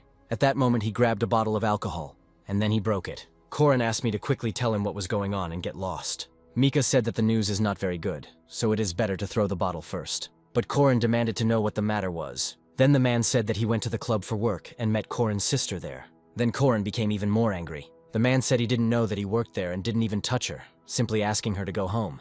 Mika believed that this could backfire on their family, so he came to warn them. Corin asked when it was. Mika replied that yesterday, as far as he knew, was the girl's second working day. Corin was surprised that it had happened so recently. He asked if Mika had come just to say that. Mika said that place had a bad reputation, but Horan didn't believe that Mika cared. Then he squeezed the bottle hard. He had heard that killing was only hard the first time, and then it was supposed to get easier. But immediately Corin realized that this was wrong. He threw away the bottle, thinking that the only thing the family needed was a murderer. And then he demanded to know where that place was. Taking a taxi, Corin got there in no time, and soon that bar appeared before him. He didn't want to leave his sister in such a place. When Horan entered, he was immediately greeted. Corin was asked if he came alone, but he only asked if Kana worked here. The workers were surprised when they heard this name. The man asked Corin what he had come for, but Horan said that he knew that she was working here because of Mika. The guy said that Mika asked him to give the girl a message. He thought it was better to lie than to say that he was her brother. After this, they agreed to bring him to Kana. The girl replied that Kana had just gone to serve customers. However, the man replied that they could not pick her up in the middle of service. Then Corin was offered to wait or give them a message. However, Corin ignored them and moved forward. Pushing the man, Corin walked forward. The man tried to stop him and said that he shouldn't be so persistent. He was told that such behavior was unacceptable. But Corin ignored them again and broke free. Because of this, he pushed the man hard. And after that, he ran to the room the girl had mentioned. Having found the room, he burst into it. It turned out that maintenance was already underway there. The man asked why Corin had come if he had not been invited. But Horan asked Kana what she was doing. The girl was surprised when she saw her brother. Another man stood up and asked Corin who he was. However, Corin was angered by the man's tone. Seeing the guy's face, the man even got scared. And then Corin took Kana by the hand. Ignoring everyone, he tried to take his sister away. Kana asked if Mika had told him about it. Corin ignored her too. And then he asked her to keep quiet until they got home. His tone worried Kana a little, and at that moment they saw that their path was blocked. The man said that this was not the way to do things, and that Corin should compensate them for the damage. Then the big security guard grabbed the guy, and then he punched me in the face. Seeing this, Kana began to worry about her brother. Despite the strong blow, Corin seemed to be okay, and then he hit the man in the nose with his head. The brute staggered back from the powerful blow. The guy asked if it was reasonable to beat them just because they lost a client. He despised such standards. Watching this from the side, Kana was surprised. They no longer dared to block Corin's path. Finally, he asked if they needed any more compensation. Hearing that no, he again led his sister away from that place. They left there with hasty steps. They walked in silence for a while, but afterward, Kana asked to let her go, because she was in pain. However, Korin ignored her. It was only when the girl raised her voice that he finally let her go. Then he turned around and asked if she had gone crazy. He said that she decided to work as if she couldn't do anything else. Korin asked if she felt sorry for her parents. At that moment, Kana laughed. The unexpected reaction confused the guy. Kana noticed that Korin didn't know anything at all. Korin asked what he didn't know. Kana said she wasn't ashamed of her earnings, and didn't understand why she should be ashamed in front of her parents. Hearing this, Korin did not understand her. Afterwards, Kana asked if Korin knew how much debt they had. The guy thought and did not dare answer. Kana said that when her mother was hospitalized, he and she paid the debts. They paid for the medical bills and living expenses, but did it cover all the expenses? Kana said that even the director's salary was not enough for this. She asked if Horan thought she was doing it to drink and have fun. Their debt was 100 million won, and Kana felt that Horan, who didn't come out of his room, had no right to lecture her. Hearing this, the guy couldn't answer anything, but Kana couldn't bear it and burst into tears. Korin understood that he had nothing to say in response. He couldn't judge Kana, who was trying to pull her family together. Korin said he should have been told before taking on such a job, but Kana replied that if money were that easy to come by, they wouldn't have any problems. Korin asked how much money he needed, and Kana replied that she was paying when he broke in. At that moment, the guy didn't understand her, and then he asked if she had borrowed money from them. Afterwards, he asked how much exactly she had borrowed, and Kana replied that it was 40 million won. At that moment, various emotions overcame Korin. Kana only said that she understood what she was getting into. Hearing this, Korin was stunned. He wondered if his sister had always been like this. Then he remembered the words that his failure rate was too high. Slowly, Korin began to realize what the problem was. It angered him to think that Kana had gone so far because of him. Korin said that she would find another job, or just sit at home. But Kana asked if he had listened to her at all. Korin said that yesterday she met with Mika and who will be next. He asked if she wanted her father to die completely. Kana countered that she had no other choice. After this, the girl burst into tears again. At that moment, Korin took his sister's hand, and he asked me not to worry about money, because he would solve everything. The girl asked how he was going to do it. But Korin only promised to do whatever was required of him. Kana grabbed his hand sharply, and she asked what he was going to do. She asked if he was going to do anything illegal. But Korin asked her not to worry. But then Kana asked how else he would get money. At that moment, Horan decided to take out his phone. He decided to show his sister his income. Then Kana asked where he worked. Korin only said that he was lucky to find a good job. And now that Kana knew about it, he asked her to resign. With a smile, Korin asked people to believe in him. Kana burst into tears even more, but agreed with her brother. After that, they stood on the street for some time. The next day, Korin was full of enthusiasm. He came to their company's office again. But for some reason, the director was not at all surprised by this. Korin asked to be given the most precious mission. The guy said excitedly that he agreed. The girl noticed that Korin was stubborn. Korin said that no matter how difficult the mission was, he always risked himself to complete it. And he believed that he shouldn't have any further difficulties either. The girl guessed that he came here because of his sister. Korin immediately realized that she was using telepathy. The girl apologized for interfering in his personal life. Then Korin decided to tell her directly. He wanted to get a mission for 40 million won, if they had one. The girl said that of course there was one. Horan immediately said that he would take it for her. However, the girl showed him a strange reaction. Because of this, Korin asked what was the matter. She said that if Horan went there at his current level, he would die. And then Korin heard that this was a 100% probability. But afterward he asked if it was possible that he would be lucky and survive. The girl noticed that she had not spoken to him about the risks of the mission. Korin asked what it was. It was then explained to him that this was also called the synchronization level. The higher this level, the more damage Horan took during the mission. And if Korin was at the third level, then the body's level of protection was about 1%. And the higher the reward, the more the risk approaches 100%. Things could end badly if Horan wasn't careful. The girl said it was like suicide. Korin was surprised that he had no chance at all of surviving that mission. He was a little upset that he wouldn't be able to solve the problem in one mission. The girl said that his death would not help the family in any way. Korin knew that this company was an opportunity he couldn't pass up. He had to be patient and had no right to die. Then he asked what was the most precious mission he could carry out. And the girl said that they had no missions for him at the moment. The guy asked when he could continue, and the girl said she wasn't sure about that.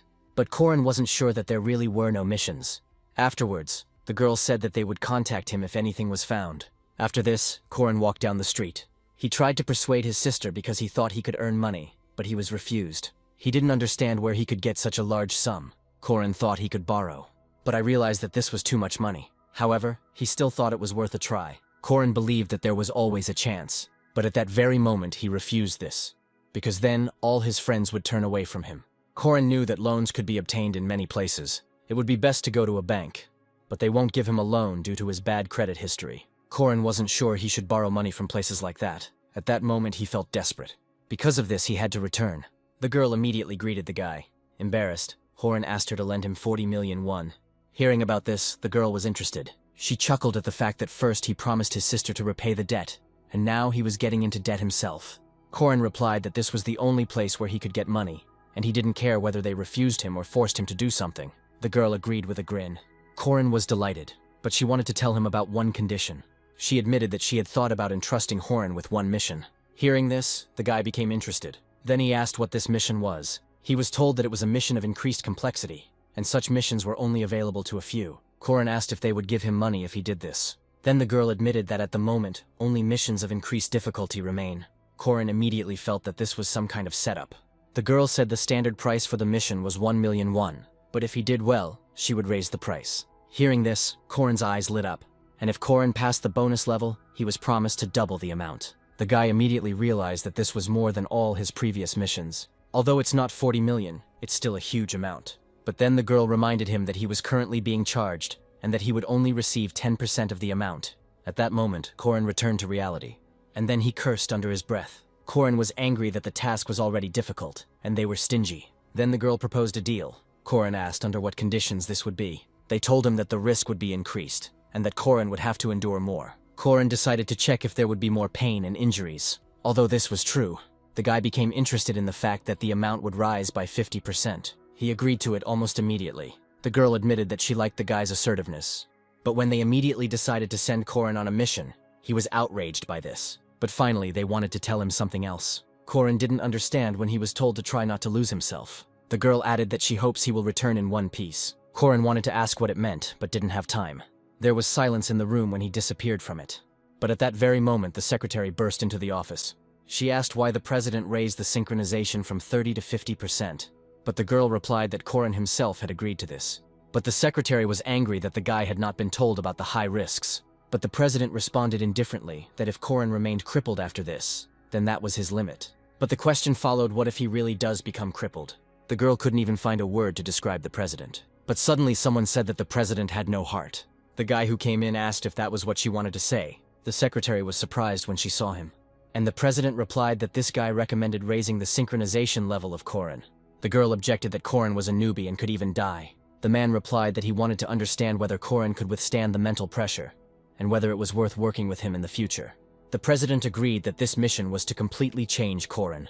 While Horan was moving, he received messages telling him to avoid injuries, as they would appear on the original body. Korin still couldn't get used to the transfers, and each time he again experienced the excitement of a new beginning. The president liked Korin's assertiveness, so she decided to send him on the mission right away. But at that moment, Korin was surprised. He asked with displeasure if that was really their policy. At that moment, his hand began to dissolve. This made Korin feel uneasy, and the president decided to give some final advice. She asked the guy not to lose himself on this mission. Korin was surprised and did not understand what she was talking about. But the president also hoped that the guy would return in one piece. When Horan transferred, he received warnings that his original body would be damaged, but he didn't seem to pay any attention to them. He just thought that he still couldn't get used to the transfers. At that moment, Korin fell to the ground and clutched his chest. For some reason, he only got worse, and he felt as if all his insides were on fire. At that very moment, the memories of the man into whose body he had moved came rushing back to him, and Korin also saw the most terrible moment in the life of this man, because of which he entered into a contract. Suddenly, Korin began to see his memories clearly. The girl asked Strovan where he disappeared to at night, and the guy replied that he worked in security. He later added that his service was secret. That's why he couldn't tell her anything. A man with a tattoo on his face greeted Strovan. He told the boy that this time the task would be more difficult, and he wanted to say something to the guy. The man asked if he was not the best assassin. That's why I decided to entrust my fate to Strovan. After that, the guy completed the task. The guy was praised for getting rid of the corpses and given a reward. But later his parents died. At some point after that, his sister stood on the edge of the building's roof. Stravan asked Elsie to stop screaming and come to him. However, the girl only apologized to him. In fact, she blamed herself for her parents' death. Smiling, she apologized to Strovan for being such a stupid sister. Then she jumped off the roof, and Strovan just watched her helplessly. What he saw showed horror on his face. However, the guy soon became quiet and lowered his head. he continued to look at the ground, and tears appeared in his eyes. At that very moment, he, as if mad, shouted that he would definitely take revenge on them. However, the revenge failed and he had to sell his soul for the sake of bloody revenge. Seeing all this, Korin cursed. The whole body was shaking from overwhelming emotions and rage. There were so many emotions that it was difficult to control them. The thirst for blood only grew stronger, it did not go away. At that moment the guy pulled out his sword. Korin thought that no matter who it was, he would fall by his hand. He rushed to tear to pieces those who were guilty. The guy rushed forward at high speed. But at some point, Korin tried to reassure himself that at first he hadn't succeeded. The only thing that helped was that Korin realized that these were not his feelings. As he laid the knives on the ground, Korin thought that he had never felt the customer's emotions so deeply before. Suddenly he remembered the words that he should not lose himself. At that moment, Korin understood what was meant. For a while, Korin remained in place and breathed deeply to come to his senses. But suddenly it seemed to him that he heard Yurival's voice. Korin asked if he had spoken to him. The guy immediately assumed that it was because of the soul fragment, and the fragment of the soul was in his hand. Suddenly a slight smile appeared on the guy's face. Korin thought that he was able to come to his senses thanks to Yurival, so he thanked him. Afterwards, he thought about what should be done first. When Korin opened his eyes, a blue light flashed in them. It was because of the window that appeared in front of him with information about Strovon. He noticed that his health and stamina were above the limit. Korin assumed it was because of the boy's condition. Seeing that the boy's skills included the ability to endure torture and enjoy the suffering of others, Korin tensed up. Strovon was a man who chose the path of the assassin and darkness, and Yurival was a knight who was able to win the trust of his comrades. Yurival and Strovon were too different, which surprised Korin. Suddenly, Korin assumed that such skills were not without reason, and he would have to torture someone. Korin didn't like this arrangement, but he immediately assumed that the enemies of Strovon's parents would have to be tortured. Korin realized that the entire mission was most likely built around killing people. Korin was warned that there were no missions for him. It was then that he found out what his sister was doing. After talking to her, Korin promised to find money and help, but he was angry that everything led to the murder of some people. However, he knew he had to do it to help his family. Korin understood that it was not time to give up, because he knew about his family's situation. Because of this, the guy was even ready to commit murder. He wanted to focus only on his task, to avenge the Strovon family. Strovon killed many people and obviously made many enemies, but they didn't target him, but his family, who couldn't even resist. And the sister committed suicide, unable to bear what had happened. It was all too harsh. As the older brother, Korin understood Strovon's feelings, so he was willing to do it, especially considering the guilt he himself felt. At that moment, he was determined and ready to take action. First, he ran forward through the forest. He was going to get to the city, which was 4 kilometers away. However, he understood that Strovon had special skills. At some point, the muscles in his legs began to work harder, and the next moment Korin rushed forward. With great leaps, he could move forward quickly. He also felt that his body was incredibly light. But while thinking about this, Korin did not notice that he was high in the air. Korin noticed that it was too high to land safely. But after landing, he was perfectly fine. Korin even thought that he was starting to feel jealous. Thanks to the training of this body, its movements corrected themselves. Strovon was of noble birth with a good body and face. That's why Korin didn't understand how the guy managed to become a killer. Strovon grew up in the slums. He had to steal to avoid starving to death, did not join gangs, but eventually ended up in the Assassin's Guild. Korin thought that life was throwing Strovon from side to side. He had an unfortunate fate, but killing people still came back to haunt him. But Korin considered himself no better than him, since he earned his living in a similar way. Suddenly Korin stopped. He suddenly wondered what the company he worked for even did. They were like devils, since people sold their souls to them. The more devoted a person is, the higher the price of his soul is for the devil.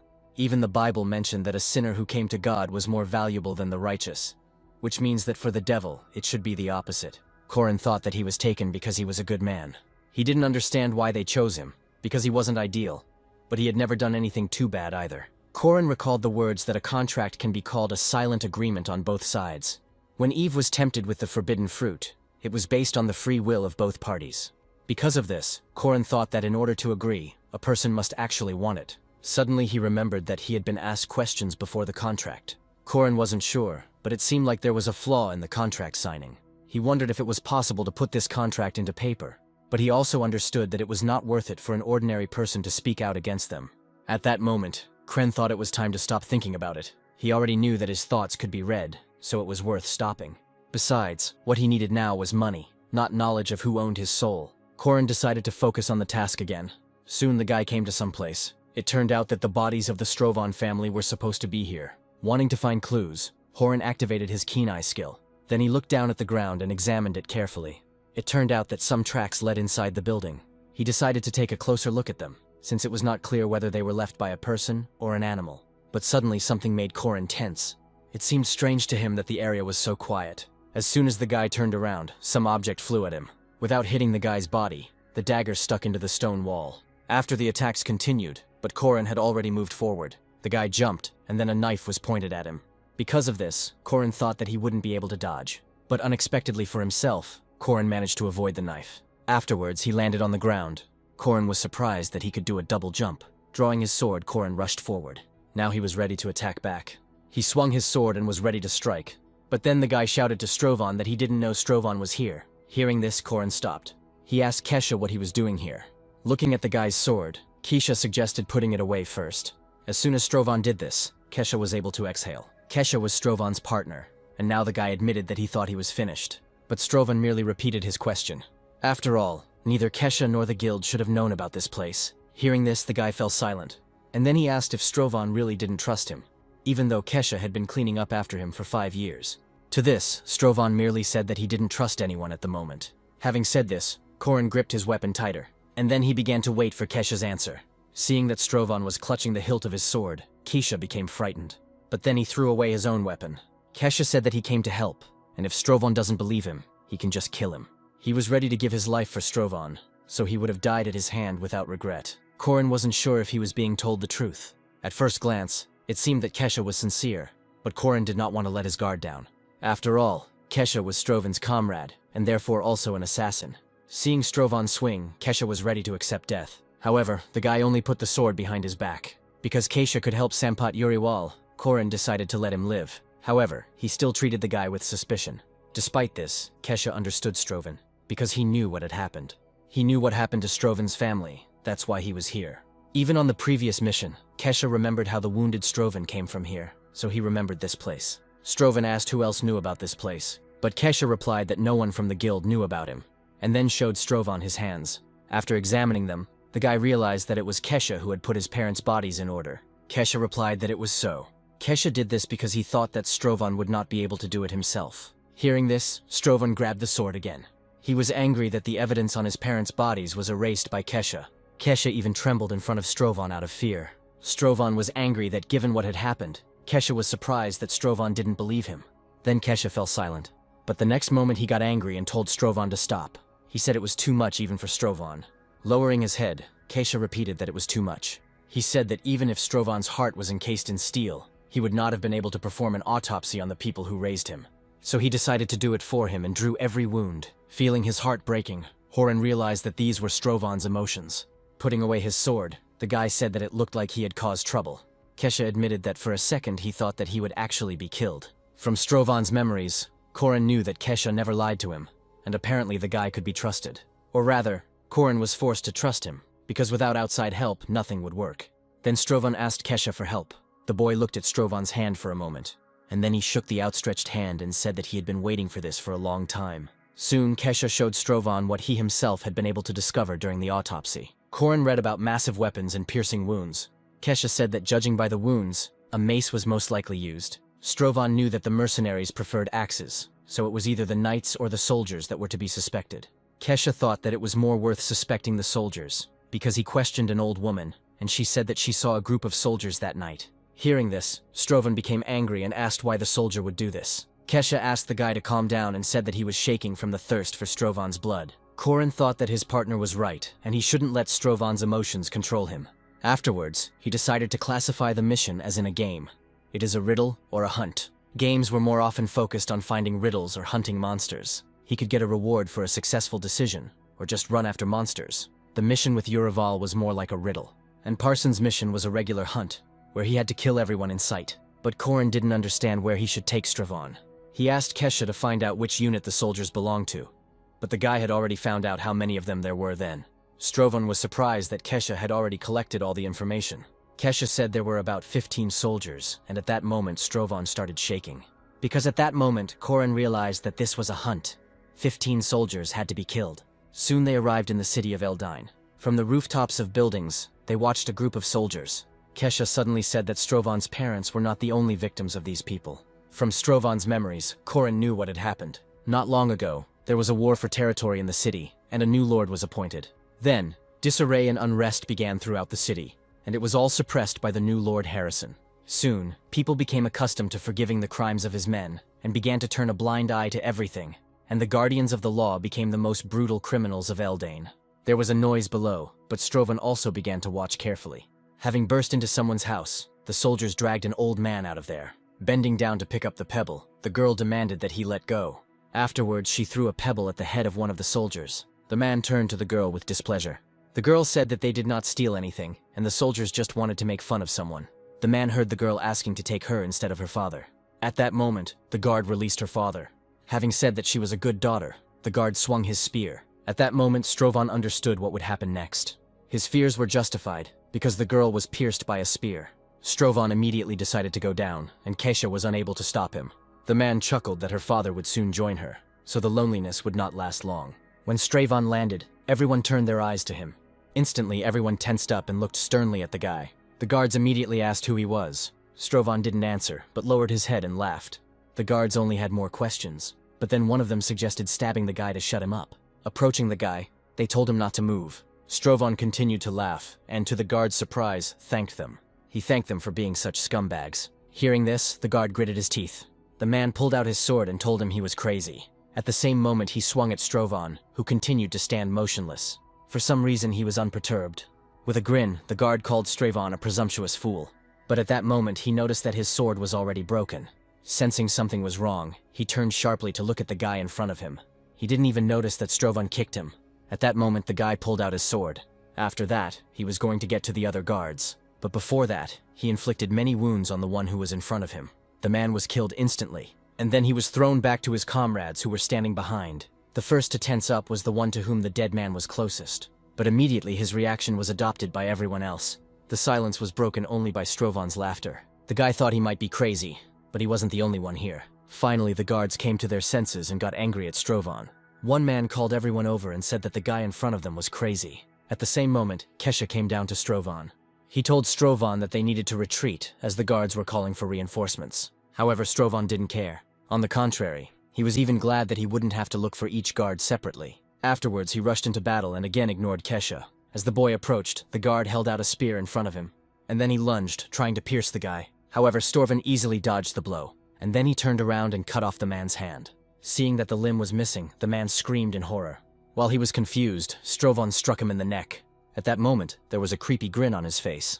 Watching this, the other guards thought the guy was a demon, so they decided to attack at once. Using his mace, the man rushed at Strovan. But at that moment, the guy stood motionless. Even when they were about to attack him, he did nothing. However, at the same moment, the attacker received multiple wounds. Bleeding, the man screamed in pain. Strovan told Kesha that this soldier had a mace and asked him to make sure he didn't die. Kesha heard him and was about to take out his weapon. At that moment, other guards approached Strovan. One of them asked apprehensively when reinforcements would arrive. Another agreed that they had little chance of surviving, so they decided to flee. But at that very moment, Strovan, who was behind them, disappeared, and he crushed the fleeing guard with his body. But immediately, Strovan turned his attention to the second guard. He ran away, not paying attention to his comrade. At that moment, Strovan threw his sword, which pierced the guard's back. After this, all the guards were killed. The only survivor begged the guy for mercy. However, Strovan did not even think of leaving him alive. The guy said not to ask for mercy until he was finished. But the man, in fear, began to ask for forgiveness and mercy. He tried to shift all the blame onto his comrades and clear himself. Ignoring his words, Strovan grabbed his head, and then he began to squeeze the man's head with force. In a harsh voice, he demanded that the man remember something. But the man asked what the boy was talking about. Strovan told him to remember the people he had killed, even though they had begged for mercy. In a cold voice, the guy said that he hoped the man would be able to do it. Then the man said that he truly remembered each of them. Strovan said that if the man could name the 3 people he killed 3 days ago, Strovan would do nothing to him. The man replied that it was Emily, Park, and Lamy. But Strovan said he would kill the man if he got even one letter wrong in his name. The man got angry and said that he couldn't remember everyone because there was a war going on, and they were under martial law. However, Strovan was not surprised to hear his answer. At that moment, the rest of the guards heard someone's screams. Then they all started moving in that direction. And when they arrived at the right place, they saw that their comrades had been killed. They were surprised that only 2 people killed everyone. While everyone was preparing for the attack, Strovan chuckled again. When it was all over, Strovan used water to wash the blood and dirt off himself. He wanted to erase the traces of what had happened from himself. Stravon suddenly said that this reminded him of Parsons' mission. But in reality, for Corin, it felt even worse. There was a war on Parsons' mission, and Stravon was acting like a butcher. He was not content with simply killing, and he even hunted his victims like a predator. And then he listened to their dying cries, and I felt genuine pleasure in doing so. Continuing to think about this, Stravon poured water on himself. And then he told himself that he had lost. The guy even thought that perhaps he shouldn't have taken this mission at all. But immediately he told himself to think about his sister and father. Corin tried to convince himself that it was just a game he was being paid to play. It was as if Corin had a choice: kill in the game or die in reality. Corin risked getting seriously injured here, but at the same time, with the money he received, he could help his sister. The reward had increased fivefold, and now he simply set himself the goal of completing the mission perfectly. Kana said she borrowed money from the club, and now, if they didn't pay, their family could be killed and their sister could be taken as a slave. Corin didn't understand how Kana could sell herself for them, and he was going to kill anyone who touched her with even a finger. At the same moment, Corin's level increased, and he received messages about it. He was given the ability to empathize more, so he began to hear someone's voice. Corin immediately felt as if his blood was boiling inside him. Afterwards, the skill was forcibly disabled, and the emotions immediately subsided. Corin was surprised by what happened, and falling to the ground, he sighed heavily. But almost immediately the guy burst out laughing. Then Corin began to understand what kind of empathy this was. The massacre that was carried out was the will of Stravon, because then he managed to enter his body. This means that this madness was more related to Stravon than to him. Corin thought that perhaps he should be glad about this. But then the guy shouted that he would not run away. Corin thought that since it wasn't entirely him who killed them, then it wasn't entirely his fault. But he thought that he should not run away and take part. He was going to guard the killer's last truth, just as Yuraval guarded his pride until his last breath. Suddenly he saw notifications about the Bloody Avenger. Not understanding what this skill was, Corin began to read its description. Then he found out that he had already killed several people. But Stravon was only half satisfied. He wondered what would have to be done to make Stravon satisfied. Now he didn't understand whether he left one guard alive for the sake of information, or for some other reasons. At the time he couldn't think clearly, but now he realized that Stravon had another skill. It reminded him of a scene from Law-Abiding Citizen. The hero did not want to give the murderer an easy death and dismembered the culprit alive, and while the torture lasted, he received genuine pleasure. Then Corin thought that only this method would help in satisfaction.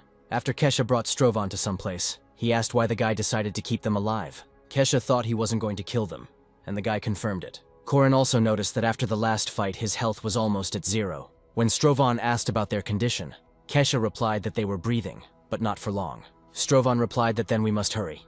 And then he said that they needed to use drugs. Hearing this, Kesha tensed up a little. Afterwards, he did as he was asked. But in that case, even if the guard wakes up, he will be of little use. At some point, the man finally opened his eyes, and then he saw two assassins in front of him. Then he turned his head to one of them. Before him stood Stravon, whom he recognized. Stravon assumed the guard was aware of what was happening. He asked if his wife and two daughters lived in their hometown. To this, the man simply asked what Stravon needed, but Stravon said the answer was wrong. At that moment, he plunged the knife into the man's leg, but he was surprised that there was no pain. Stravon replied that the pain would come later. Immediately after this phrase, the man began to feel pain. Unable to bear it, the man screamed in pain. The dagger was dipped in the antidote, and this dagger reversed the anesthesia. Stravon spoke about the first rule, which was that his questions would be answered. And the second thing is that if the man answers, he will remain okay, and he agreed to this. After this, Stravon took out his dagger. Afterwards, the man was given an anesthetic again. Stravon asked if the man's name was Alden. The man said that it was so. At first, Stravon asked easy questions, because that was how it was done during torture. He continued asking about the man's family, already with doubt, but the man said that it was so. But then the man realized that he had revealed his family's situation. He immediately started trying to escape, and said that his family had nothing to do with it. Hearing the wrong answer, Stravon stabbed him again. Stravon said he should have simply answered the questions, and if he couldn't do that, then Stravon was going to kill the man's family. Hearing this, horror was reflected on the man's face. Afterwards, Stravon started talking about how he would torture his family. With a grin, he asked the guard how he felt about this. In horror and despair, the man began to beg not to do it. Stravon said that they were only people, and if Alden lived, then what difference did it make whether they died or not? The boy understood that the feeling of helplessness, fear, and guilt would break the guard. Stravon asked how many women the man had raped and killed, even though they also had families. Hearing this, the man began to apologize. Seeing this, Corin realized that he had achieved success. Torture was a form of domination. It was necessary to force a person to see in front of him not a person, but the devil. Stravon told the man that this was his last chance, and that he should tell everything. He understood that now the guard was completely in his power. Strovan asked for the names of Alden's colleagues as well as their addresses. The man promised to do it. Then he told where Theo's family lived, and also about Suk's family. After Strovan, I wanted to ask a second question. He said that 3 days ago they destroyed the food streets. Alden said that they received a tip about a traitor living in that place. Strovan asked who gave the tip. Then the man had to admit that he did not know who the tipster was. He just found a note on the table. Hearing this, Kesha and Strovan were surprised. Kesha suggested something but didn't finish the sentence. Despite this, Strovan seemed to understand what he meant. He said they would discuss it later and told Kesha to release the guards. Kesha immediately fulfilled the request. At that very moment, the 3 surviving guards were freed. One of them immediately became angry with Alden. Another of them was also angry that Alden had turned them in to save his own family. Although Strovan was the culprit, the guards' anger was directed at Alden. The choice between the assassin and the helpless Alden was obvious to them. But before that, Strovan wanted to ask a third question. The man tensed as he waited for him. Strovan chuckled at Alden's naivety. And did he really believe that his family would be spared? At that moment, the guards reached Alden. At one point, they surrounded the guy. Since they had no weapons, they started biting the guy. Strovan watched what was happening with indifference. And then he told Kesha to leave, because there was nothing to do here. But Kesha asked him if he was really sure about this. Strovan said he had no intention of touching Alden's family, and simply wanted to make the man suffer. But Kesha said that he was asking about the guild. And Strovan said that even he wasn't sure about that. Strovan was a killing machine bred by the guild. And the guild master, the only one who had even a drop of humanity left in him, taught Strovan. And discreetly placing notes is his signature. Kesha said that the master's involvement was obvious. Strovan believed that this meant that the master didn't care whether it came to light or not. And Strovan said that it didn't concern Kesha. He asked the guy what he was going to do. Kesha had a round face and a trusting look, and he was on the lower rungs of the guild, having no desire to rise. Strovan believed that Kesha had retained his humanity, and that he should leave the guild before he got his hands dirty with blood.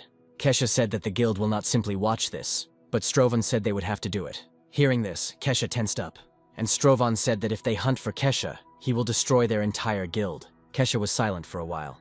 Suddenly, he said that it seemed like the master's words were coming true. Kesha told Strovan about the master's words about how his family was a hindrance to the boy. After all, if his family disappears, he will become the best assassin. After these words, Kesha became excited. Afterwards, he told Kesha to leave with his family under cover of night. In fact, Alden's torture didn't really impress Strovan, but the last scream raised the bar by 30 points. And now Korin thought that this was exactly what he had to do. Suddenly, Kesha stopped him. Kesha asked what Strovan would do after he left. Then there was silence. Strovan told Kesha to just live. He asked the guy to find something he liked to do. Otherwise, he will lose himself just as Strovan lost himself. Strovan said that instead of living like an animal, Kesha could live like a human. Afterwards, Strovan came to the abandoned land. The guy realized that those he was looking for were hiding. The guy said that he came to meet the master. He already knew that 2 people were hiding behind the ruins, and 3 on the other side of the alley. Suddenly, someone said they couldn't let the guy cross that line. Then Strovan saw a man standing on the roof of the building. Strovan recognized Zyrtek, who was Strovan's superior. The man said that there was a misunderstanding. Korin knew the man was of higher rank, but he respected Strovan. But Strovan told him that the man had misunderstood something. Zyrtek was surprised that Strovan was challenging the master. Smiling that it had finally come to this, Strovan demanded that they get out of the way. With a grin, he asked if Zyrtek wanted to join. Hearing the master's voice, Zyrtek turned to look at him. Strovan also turned to look at the master, whose presence he had not noticed. The master asked again if Strovan wanted to challenge him. Then the man realized that the guy had already decided everything for himself. At the same moment, Strovan initiated assimilation, and then his body was enveloped in a dark aura. The master said that it was not a sin to part with his life for the fact that the guy had finally crossed his barrier. Afterwards, the master also prepared for battle. But before starting, Strovan wanted to make sure of something. When he asked if the master had killed his family, the man replied that the guards had done it. Suddenly, Strovan said that the master had disappointed him, and that he was really so afraid of Strovan. But in fact, he was deliberately teasing the master. Unexpectedly, the master said that the cause of death of Strovan's family was Strovan himself. The master was dissatisfied with Strovan's lack of understanding, but agreed to explain. Later, he admitted that it was he who left the note for the guards. Strovan briefly thanked him for the answer and prepared for battle. And now Korin was beginning to assimilate with Strovan during the mission. Suddenly, he remembered his sister.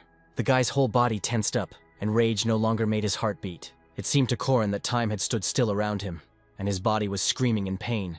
But at the same time, he felt that he had become invincible. At that very moment, he suddenly disappeared from his place. Noticing his disappearance, the master became a little tense, since he didn't even see any traces of Strovan. It was at that moment that Strovan appeared right under his nose. Realizing that the guy needed to be stopped, the man used some skill. However, this did not faze Strovan at all, and he attacked the man. At that moment, he was truly unstoppable. It was then that he furiously chopped off one of the master's hands, and then he continued to hit the man multiple times. At some point, the man lost his second arm, and all his clothes were stained with blood. Having lost his strength, the man threw his head back. And after that, he fell to his knees. Looking down at the man, Korin thought that this was the end. However, Strovan's satisfaction level only rose by 2 points. At that moment, the man said that he had not been mistaken, and that Strovan really did have talent. But Strovan did not understand how he could follow the king's path. The master said that Strovan could become the king of assassins and the lord of shadows. Hearing the man's ravings, Strovan asked the master if he was laughing, but the master admitted that he had been waiting for this dream to come true for a long time. Korin was surprised, because he thought that such things only happened in novels. But the master really did raise his student in order to later destroy his personality. The master said that in his stupidity, Strovan had no ambition, and was earning a little money for his family. Gritting his teeth, Strovan replied that it was so. It was obvious to the master that the boy wanted to preserve what was most obvious to him. But what the master wanted to do was also obvious in his opinion. Strovan said that the master was crazy, and the man agreed with the boy. As a result, he destroyed Strovan's life and happiness. But Strovan didn't agree that the murder of his family was becoming an excuse for him. Suddenly, the master said that Strovan was an assassin who made his living by killing other people. Because of his kindness and guilt, Strovan refused a greater reward. The master was convinced that he killed Strovan's family for his own good. With disdain, Strovan said that the master was pathetic and nauseating. Strovan said that he would not become what the master dreamed of him to be. But then the master said that he had already sent messages to all the assassins in the country. He told everyone that the king of assassins, whom they had been waiting for, had been born here. Korin understood that if the man had really done this, then it was obvious what would happen next. Everyone will come to this city, and if Strovan defeats everyone, he will become the king of the assassins, even if he does not want to be. The guy asked the man why he did this, and the man said again that this was his dream. He suddenly said that the power of the assassins had always been in demand, but they had always been treated with disdain. The man said that if the nobility had a king, then the assassins needed him too. The king of assassins, before whom even kings will tremble. However, Strovan did not crave recognition and only earned money for his family. The man believed that the family was holding back Strovan's growth, so he decided to get rid of it. The master was glad that he was not mistaken about the guy, but was a little upset that he saw this power only before his death. And then he told Strovan to end it and go his own way. Hearing about the dream, it seemed that Strovan understood the man's feelings. He was the one who would follow his dream even with fire and sword. Strovan felt disgusted to look at him, even though the master was one of those people. He understood that death would mean nothing to the man, since he had already achieved his dream. So Korin made a different decision. After the guy cut off his hand, he grinned. Seeing this, the man shouted in anger. With a grin, Strovan asked if an assassin without an arm could become the king of the assassins. This made the master feel helpless as his whole dream was crumbling. But this was not enough for Strovan, and he decided to cut off his legs as well. The master asked the boy why he did this, and renounced the world at his feet. Strovan also gouged out his own eye and cut off his ears, and finally intended to kill himself in front of the master. He wanted to die as a man, not become the monster they wanted him to be. After these words, he cut his neck with his own sword. The man's eyes rolled back in horror, and then he fell at Strovan's feet. The master died first, although Strovan was closer to death, and the man simply could not bear to watch his masterpiece being desecrated. At that moment, Strovan's revenge succeeded and Korin moved into empty space. He asked the guy if he was happy now. Strovan was in front of the guy and didn't answer him right away. This Strovan seemed paler and older than the one Horin already knew. Strovan replied that without a doubt he was satisfied. Mutilating yourself is the most dangerous journey, but it was worth it. And even if Strovan kills himself, it will happen after the mission is completed. However, Korin still understood that it was dangerous. Strovan thanked the boy and said that he had also killed the guildmaster, but was unable to take revenge on him. The man admitted that, as the master had wished, Strovan had become the king of the assassins and ruled the entire shadowy part of the country, but he never smiled until his death. Strovan admired Korin's courage at the last moment and wondered if he had been afraid of death, but Horin told him that this was not so. Korin believed that Strovan had lost everything, and he did not have the strength to think about anything else. Although Strovan was able to kill the master, he lost the meaning of life. Strovan was surprised that Korin supported him, although Strovan lived like a beast. However, Horin simply understood the man's feelings, and he knew what it felt like to never see your family smile again. Korin admitted that he had been in a similar situation, and the result was the same. Strovan noted that Korin had never killed, but he understood the king of assassins. Finally, he said that Korin was a strange man, and then they moved to the cemetery. Strovan came out to 3 graves. Korin immediately guessed that these were the graves of the Strovan family. Korin asked if this was Strovan's reward, but Strovan asked if the boy thought the reward was too great. Excitedly, Korin asked why the reward was like this. After all, it was completely different from Urival's award, which exuded nobility and calm. And even though it was just a dream, Urival was happy. So why was Strovan's family still dead then? But Strovan turned to Horin and said that he already knew.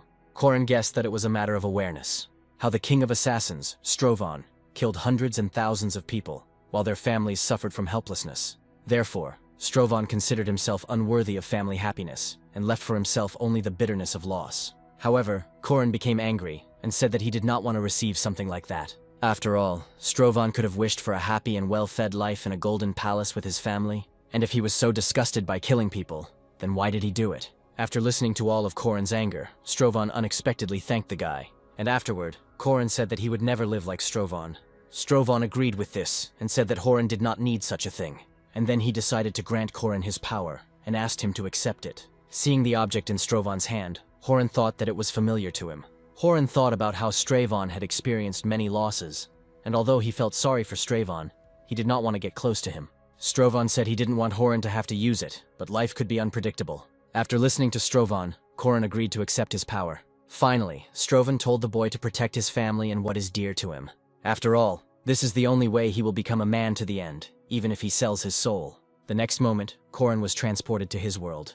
He immediately looked around in surprise. It turned out that he was immediately transported to his house. But it was a little strange, because before the mission, he was in the office. And it was from there that he went to another dimension.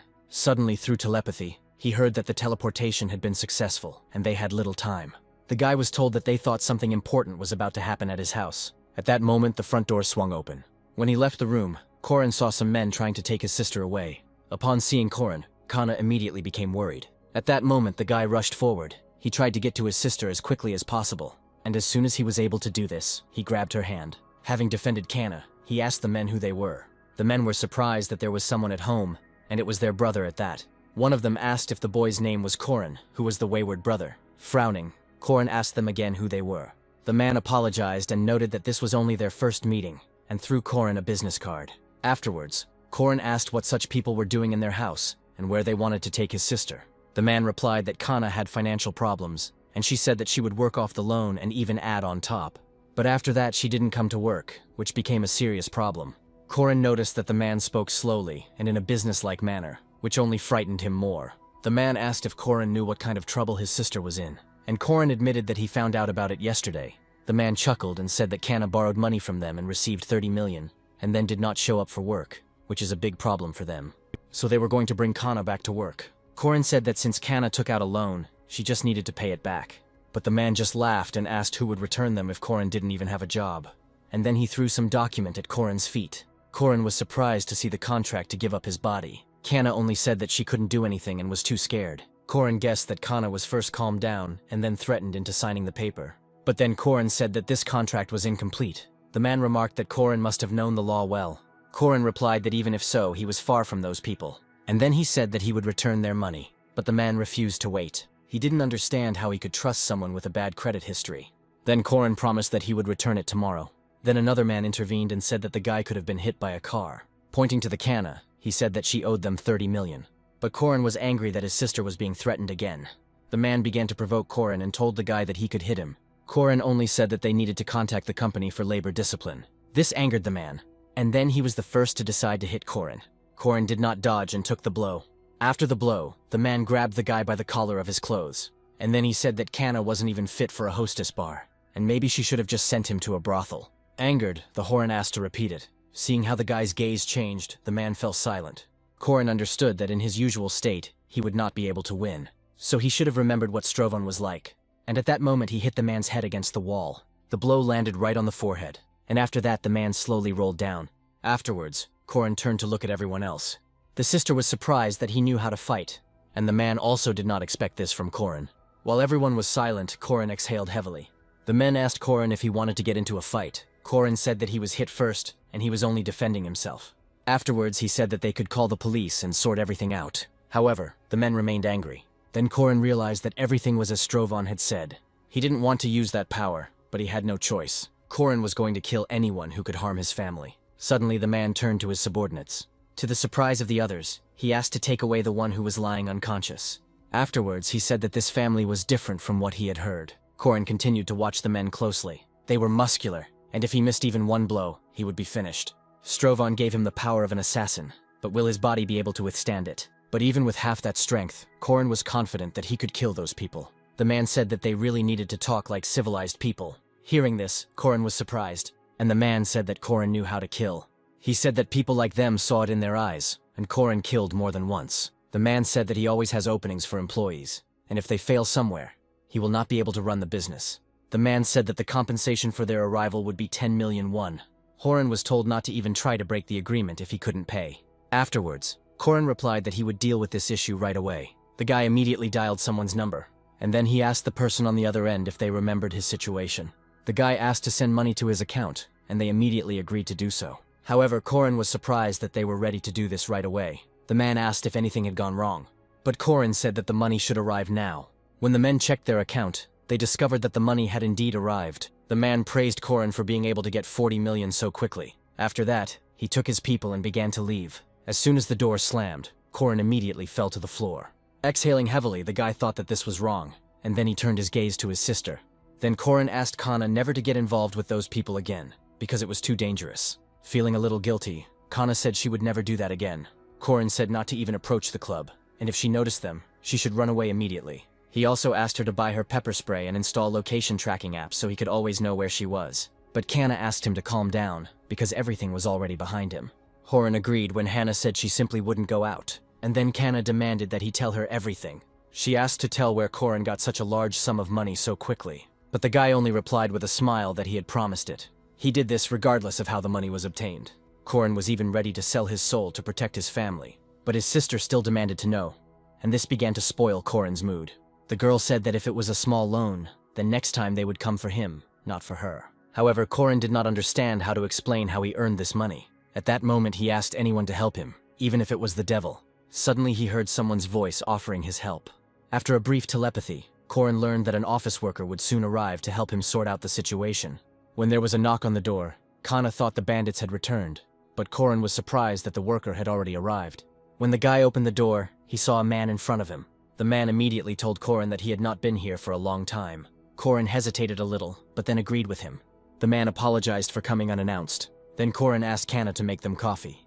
When his sister left, Korin immediately asked what they were doing. But the man asked them to pretend that they were friends, and that he would take care of everything. When everyone sat down at the table, Hans introduced himself to everyone. He told Hannah that he and Horan had met at university, and now he had his own business. Hearing this, Kana responded approvingly. She then asked what the businessman had in common with her brother, who had no similar business. But Hans said he was more of a co-founder than an owner. Then Kana asked who the second person was. Hearing that it was Horan, Kana was surprised. The girl immediately assumed that this was a lie, because her brother was not like that. But Hans replied that Kana's brother was a genius and made a lot of money. But Korin could tell from Kana's look that she didn't think he was capable of such a thing. Hans asked if Horan hadn't told them anything yet. Sighing, the guy said that the conversation hadn't gotten to that point. The man replied that it was worth telling, because it was honestly earned money. However, Korin still continued to hesitate. Korin was stunned by the situation, having to answer as if he understood what was being said, even though he didn't. Kana asked what they were actually doing. Hans replied that it was difficult to talk about it openly, and the story was long. The man said that back in university they joked about starting such a business. But according to Hans, once they started, things took off. He then added that their net income was 400 million won per year. Kana was surprised when she heard such a sum.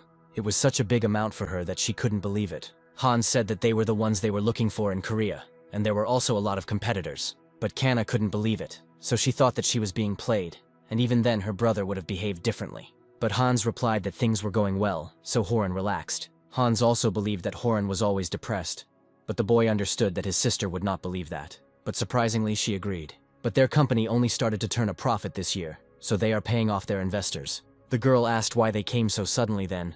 Hans admitted that he heard Hannah was having problems. Kanny could only admit it. Hans said that she had been through a lot, so Horan decided to talk about it. And then the man said again that it was difficult to talk about what their company does. Kana asked what kind of company they had. Hans said it was difficult to explain and could understand why Horan hadn't told him. Afterwards, Hans decided to take out his business card. Then Kana read that their company makes toys for adults. She asked if it was something like the expensive Transformers. Hans was embarrassed and said that not quite. Suddenly the girl jumped up from her seat. And then she asked if that was what she was thinking. And Hans replied that judging by her face, she was right. At that moment, Horan grabbed Kana's hand. But the sister said with disgust that she now understood why he remained silent. And now she understood why he had sat at home for a whole year and not found a job. But she didn't want him to come close to her anymore because she didn't want to become a pervert. Afterwards, she left, slamming the door and leaving her brother in despair. The next day, Corin came to the company office. The girl asked him if something good had happened, because he looked happy. After yesterday's disaster, everything at home got better, but Corin didn't say anything about it.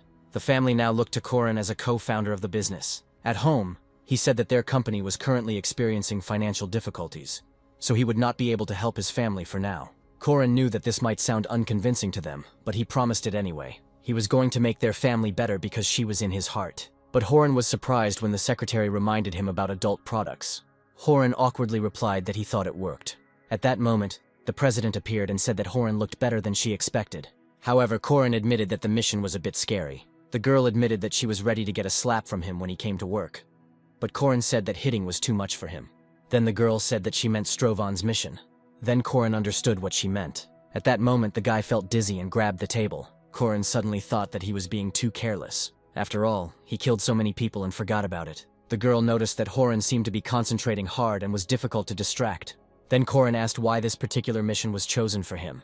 The girl replied that it was shock therapy, and she wanted to push him a little. Hearing this, Corin became angry. The president said that Corin was a moral man who could not kill, but that it would slow down the progress of his missions. Corin remained silent, because he could not help but agree. All missions were given by people who were pushed to the limit. Not all missions were bloodless, as was the case with Uraval. Corin knew that sending him on such a mission was a gamble, and he was very angry, but he admitted that he had decided to do all this. It was the killer's final atonement. It didn't matter to Corin that the money earned for his family was earned in blood, but it sounded like he was a mercenary. The president noticed that Horan had decided to become strong, and was surrounded by a pleasant light. Then Corin was surprised that they not only read his thoughts, but also saw his aura. Entering another room, Corin was surprised by this distorted space. At that moment, the girl's eyes lit up, and she asked their shelter to open. The president explained that from the outside it might look like magic, but it was something completely different. Corin knew that they wouldn't tell him anything because he had a low level. Afterwards, he asked for information about the task. The girl said that the circle would protect his body, because he would be absent for a long time. She also said the guy could have raised the risk to 50%. Horan understood that he would then receive 175 million won. The girl said that the customer specially chose Corin for this mission. Corin immediately thought that that mission might be the same as Pasron's, but then he received only 1% of the total reward. But since the mission was supposed to be long-term, Corin decided not to raise the risk above 30%. But he also didn't want to experience the fusion of two minds anymore. Corin was promised a bonus for the long-term mission.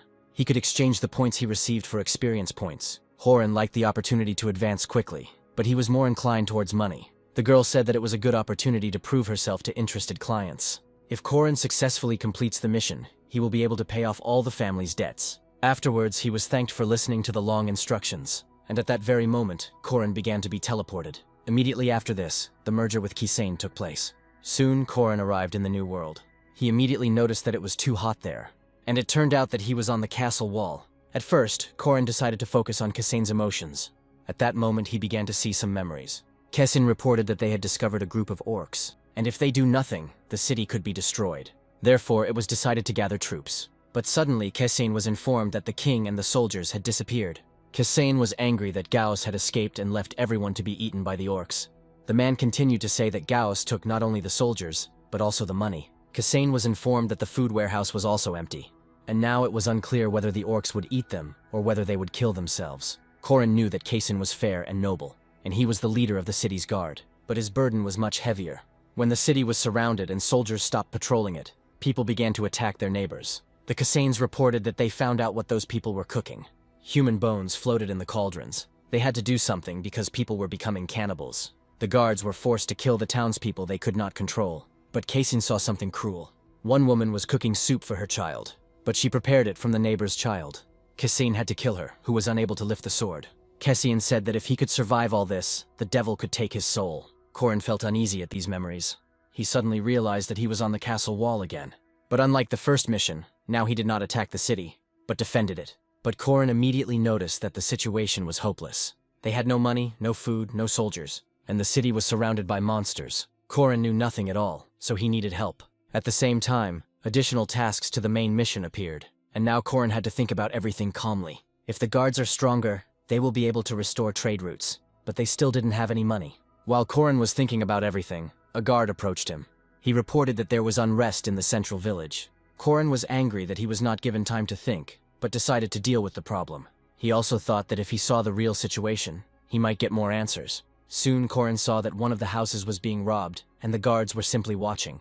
At that moment, Casein ordered it to be stopped. Upon seeing the leader of the guard, everyone immediately froze. The guy said that if anyone resists, he can be killed. Afterwards, everyone pointed their guns at the robbers. Korin wondered if their problem was now solved. When a man approached him, Casein immediately recognized Buraval. For Casein, he was like a brother, but unlike the knight Casein, he became a mercenary. As they started talking, Korin thought that if he talked to more people, he could get more information. From his memories, Korin knew that Buraval was an intelligent man, and his patron was the brother of Lord Gauss. Casein asked him to explain this disorder in the city, but Buraval simply said that they had not been repaid the money they owed. The girl replied that they had already paid Lord Gauss. Then Buraval asked where the receipt confirming this was. The girl could not answer this. Buraval continued that they had a promissory note with them. Buraval said that he only wanted to take what she owed. Korin understood that Buraval was simply robbing that girl. He understood how unfair it was to the girl, because the lord simply ran away with the money. The girl said that they had already repaid their debts, and if they were robbed now, they would not survive. Suddenly, Casein said that he would confiscate everything. Hearing this, everyone was surprised. Since they couldn't determine the truth, the guards would simply take away the source of the problem. But the girl wasn't happy with this, and Buraval showed a paper confirming that all this belonged to the lord.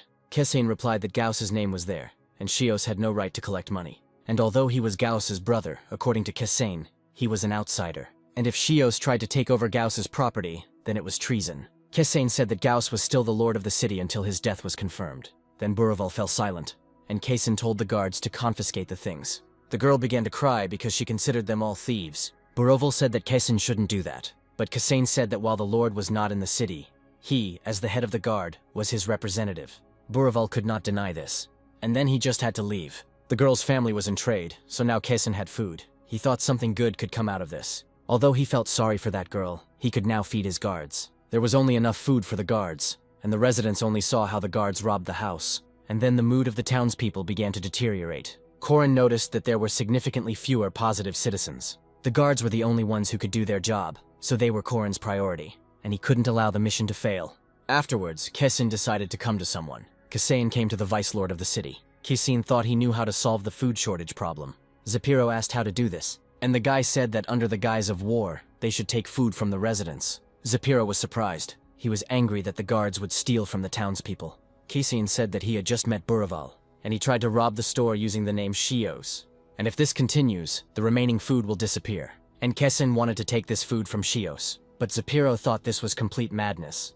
He said that Casein would be executed, and his body would be torn apart in the middle of the street. Casein said that when he was executed, Gauss would return, and the city would be safe. And if they do nothing, they will die of hunger, or be eaten by the orcs. And Casein wanted to use any opportunity to save the city. Hearing this, Zapiro was surprised again, but he didn't get angry like before.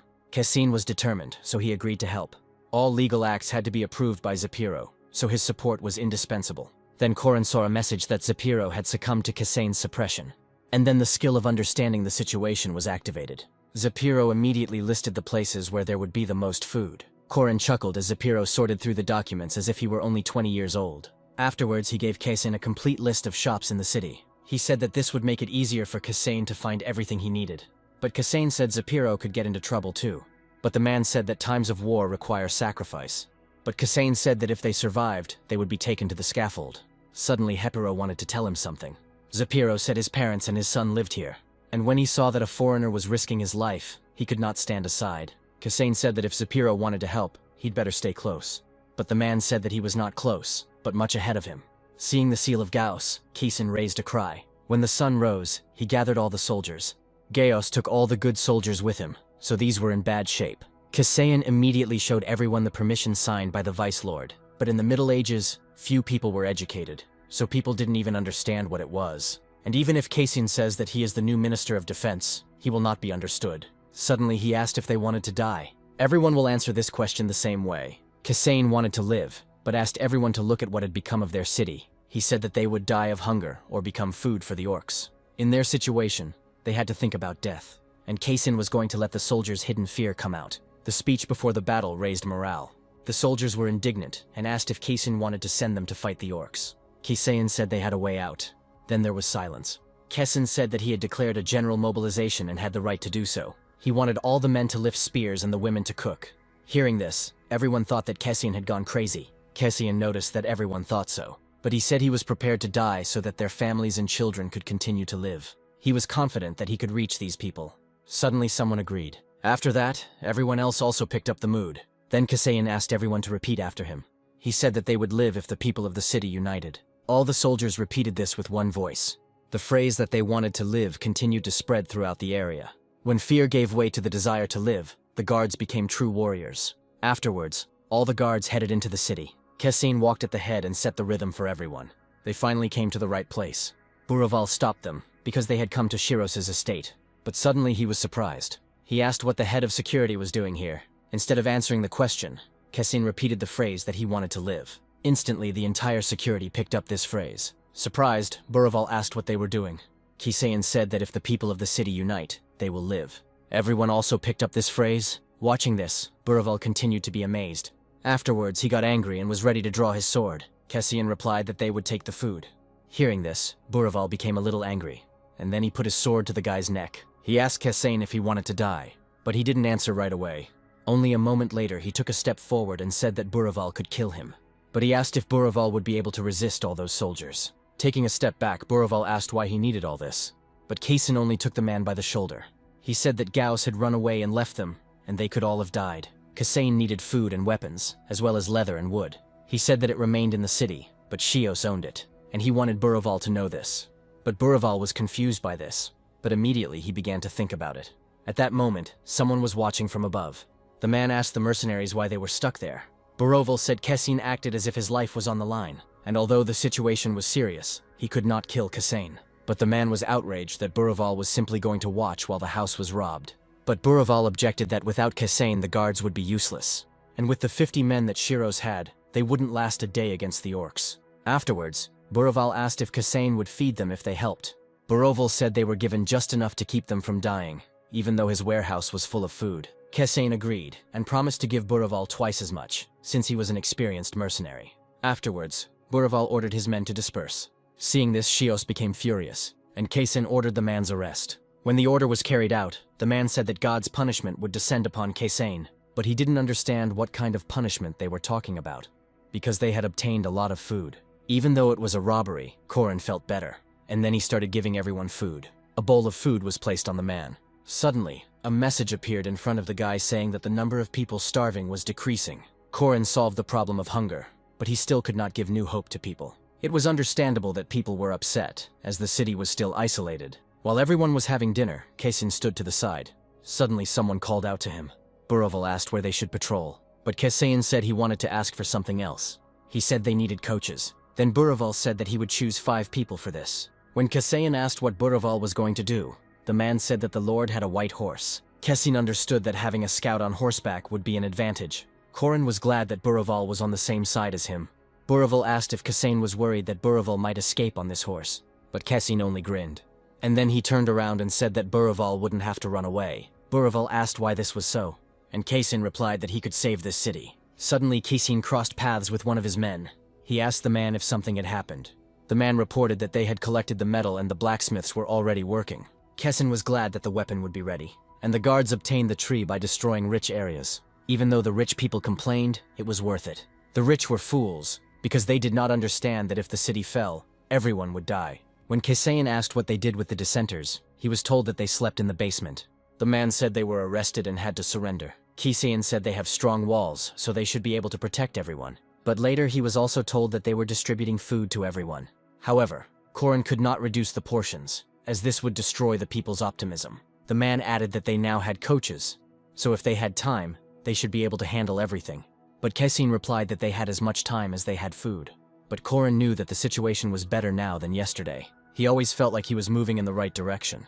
It seemed that the city could not be saved, but he managed to partially solve the problem. But where to find the key to solving the main problem? Korin knew that depending on the tasks, the course of the game changed. All the tasks had a certain meaning. Korin could even see how many well-fed and positive townspeople there were. Kasayan asked if they could somehow trade with other cities. He said that trade needed to be restored somehow. However, they could not answer him. But suddenly the man said that his father had a magical artifact. He said it was a teleportation scroll, but it was only for one person. Hearing this, Korin became cheerful. Then Kasayan suggested sending Zapiro and asking for reinforcements. But the man said that this was impossible. The man said there were 1,000 orcs outside their walls. And while they are there, no army will dare to come here. In this world, the more orcs there were, the stronger they were. It will take 300 soldiers to defeat 200 orcs. And to defeat 1,000, you will need at least twice as many soldiers. Until now, their city had been saved by strong walls, but they could no longer rely on them. The man also said that these orcs were 3 times stronger than normal ones. A red orc was born once every 1,000 years and had enormous strategic value. Around him, orcs begin to go crazy and do not worry about their lives. The man understood why the Lord decided to flee, because the city had no hope. But he was angry with him only from the point of view of self-preservation. Suddenly, Kasayan asked not to say that. The man agreed that if he had been heard, it would have affected morale. If people fall into despair, they will not be able to do anything. But Kasayan didn't mean to lie. He simply asked for faith that the city would overcome these difficulties. The man envied Kasayan because he did not understand where he got so much strength from. Kasayan replied that God only gives them those trials that they can overcome. That's why the guy believed that they could handle it. The next day, everyone was given food again. They continued to distribute food for 2 days already, so the number of hungry people was decreasing. And those who were previously skeptical about this began to arrive on time. But the security guards also began training. One of the commanders was Buraval. Their men no longer looked weak and were focused on training. The hope indicator also increased, and this made Korin happy. Buraval asked Kasayan if he thought this was really possible. There was little food, and the orcs could attack at any moment. But Kasayan replied that he had learned something interesting. Buraval was surprised when he heard about the teleportation scroll. In this regard, Kasayan wanted to entrust his position to Buraval. The man asked why the scroll had not been used until now. Kasayan replied that it was probably because everyone believed in the city's victory. Buraval agreed with this, but Kasayan knew that Zapiro did not run away because he did not want to leave his son here. Afterwards, Buraval returned to the soldiers and continued training. He continued to give commands to the soldiers on how best to lunge. And meanwhile, the people's positivity only grew. Because of this, Korin thought that everything was going as it should. Because of Kasayan's actions, more and more people believed in him. But suddenly they decided to report something to Kasayan. With an impassive expression on his face, the guy asked what happened. The man hastily replied that they were already here. Hearing that they were talking about orcs, Kasayan tensed up. At the same moment, he shouted the command to summon all troops. The emergency call immediately caused a stir. One by one, people began to learn about the state of emergency. Boroval immediately sent all the soldiers to the castle walls. One by one, the soldiers began to climb the wall.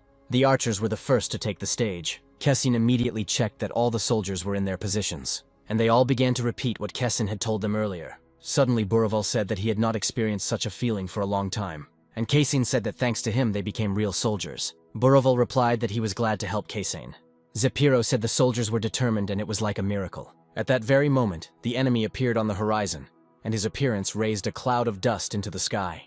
The orcs rushing towards the city looked quite terrifying, but Korin understood that if they remembered that they were together, they would definitely survive. He knew they outnumbered the enemy and were on the walls. Suddenly, Zapiro said that it looked like they were weaklings. Zapiro added that he read in a book about the life cycle of orcs. The orcs multiplied and grew quickly, and in just 5 years they became warriors. But Zapiro said they had a weakness. Kasayan agreed that they were short of food. Since the orcs were starving, they had to hunt and rob. That's why hungry orcs hunted people. Suddenly, Kasayan thought about it. Now he looked at the orcs a little differently. They probably screamed so loudly because they were tormented by hunger. At that moment, he turned to his soldiers. Suddenly, he told everyone that the attack would stop in half an hour. The soldiers were surprised when they heard this. He asked the soldiers to remember this time. In their minds, the soldiers kept repeating to themselves that they would live. But suddenly, Zapiro screamed. He said that if Kasayan made a mistake, people would die. But the guy replied that if Zapiro was right, then the orcs were weak and wouldn't last long. But Zapiro countered that the orcs were resilient. Then he decided to tell Zapiro something else. The man agreed that the orcs were stupid, but he wasn't sure the plan would work. Kasayan said they must use their power wisely. After Zapiro started to leave and said that he would prepare everything. At that moment, the battle began, and the people raised their crossbows and were ready for battle. The orcs' weapon was a huge axe. Approaching the wall, the orc raised his axe, and then everyone, just like him, started hitting the wall. Buravel asked the archers to wait for the command, since everyone had to shoot at the same time. Everyone stood quietly and waited for Buravel's command. Finally, the man lowered the flag and gave the command to attack. At that very moment, many arrows flew down. Without reacting to them, the orcs took the attack with their bodies. But this angered the surviving orcs. Because of the arrows, the orcs were unable to fully attack the wall. But even if so, they were already starting to break through it. Then Kesin ordered the archers to take a step back. This was done because they wanted to attack the orcs with stones. Noticing the stones, the orcs were caught off guard again, and they had to take the attack again. One of the orcs roared in anger, and then he threw his weapon up. The axe hit one of the archers right in the neck, but Kesin told everyone to keep attacking. But it turned out that at that moment someone threw an axe at Kesin. Having reacted, the boy was able to defend himself from it with his own sword. And because of the reflected blow, the hammer hit the head of one of the orcs. But Kesin understood that they needed one strong blow to win. Then he was informed that the orcs were breaking through the gates. Kesin immediately moved towards the gate and reminded everyone that there were still 20 minutes left. However, the axes were already beginning to destroy the wall. Holes began to form through which orcs could be seen. Spearmen stood in front of the wall, waiting for it to be breached. Kesin understood that the gates would be breached at any moment, and he understood that if this happened, all the soldiers and residents would die. Suddenly he realized that he didn't need the 8 million won. He understood Kesin's feelings when he wanted to protect people at any cost. Having retrieved the fragment of Urival's soul, Korin asked for his help. Then the fragment began to disintegrate. This shard allowed one to acquire Urival's physical strength and courage only once. Immediately, Kesin's body was enveloped in a blue aura. His eyes also changed color to blue, and at that very moment he rushed forward, pulling a spear from one of the soldiers. It all happened so quickly that the soldier didn't even realize what had happened, and Kesin confidently held his spear out in front of him. He aimed at the hole from which the orc was visible. His blow was so powerful that it killed 2 orcs at once. At that moment the guy exhaled heavily, and then he forcefully pulled out the spear, stained with green blood. Immediately after this, he was about to attack with his spear again. The blows were fast, so the orcs did not have time to react. Soon the entire wall was stained with blood. Quite quickly, Kesin ran out of steam. Suddenly Urival said that although Kesin was a knight, he was too weak. And then he asked if he had defended the castle gates. But it turns out that the orcs still continued to break through. Then Urival gave a hint to find hidden mechanisms in the walls. Without a doubt, Korin decided to trust him. After all, Urival had been through many medieval battles, and memories flooded into Kesin's head. Suddenly he called some soldiers to him. He ordered them to roll the hedgehog here. A hedgehog is a barricade created to strengthen a gate, but the soldiers said they didn't know how to use it. But Kesin still said to roll it in. Soon the soldiers rolled the barricade back into place with difficulty. They continued to roll it at the same pace, but suddenly the barricade ran into a small rock. This was immediately reported to Kesin, but Kesin forbade them to change direction and told them to push on his command. He immediately started the countdown, and as soon as he gave the command to push, he himself also tensed every muscle. All the other soldiers pushed along with him. Afterwards, Kesin gave the command to load it. After this, spears appeared from the wall. The orcs looked at them in surprise, but at that very moment, the same spears began to pierce their bodies. When the attack was over, Kesin told everyone to repeat it. As soon as the reload was complete, he again gave the order to attack. Once again, the spears pierced the orcs, spilling their green blood. Korin understood that the barricade was powerful, but it alone was not enough. Urival agreed that the orcs were now attacking from the corners where the spears couldn't reach. And just a little more, and they will finally be able to break through the gate. Kesin didn't understand why Zapiro wasn't ready yet, but at that very moment he heard a man's voice and turned to him. He gave the order to attack, but Zapiro objected that the oil was not yet hot enough, and it turned out that the fire needed to be intensified. But Kesin still insisted on using it now. Zapiro fell silent when he heard that when the orcs broke through, it would be too late. Their axes actually continued to break down the gates. At that moment, Zapiro ordered the oil to be poured out.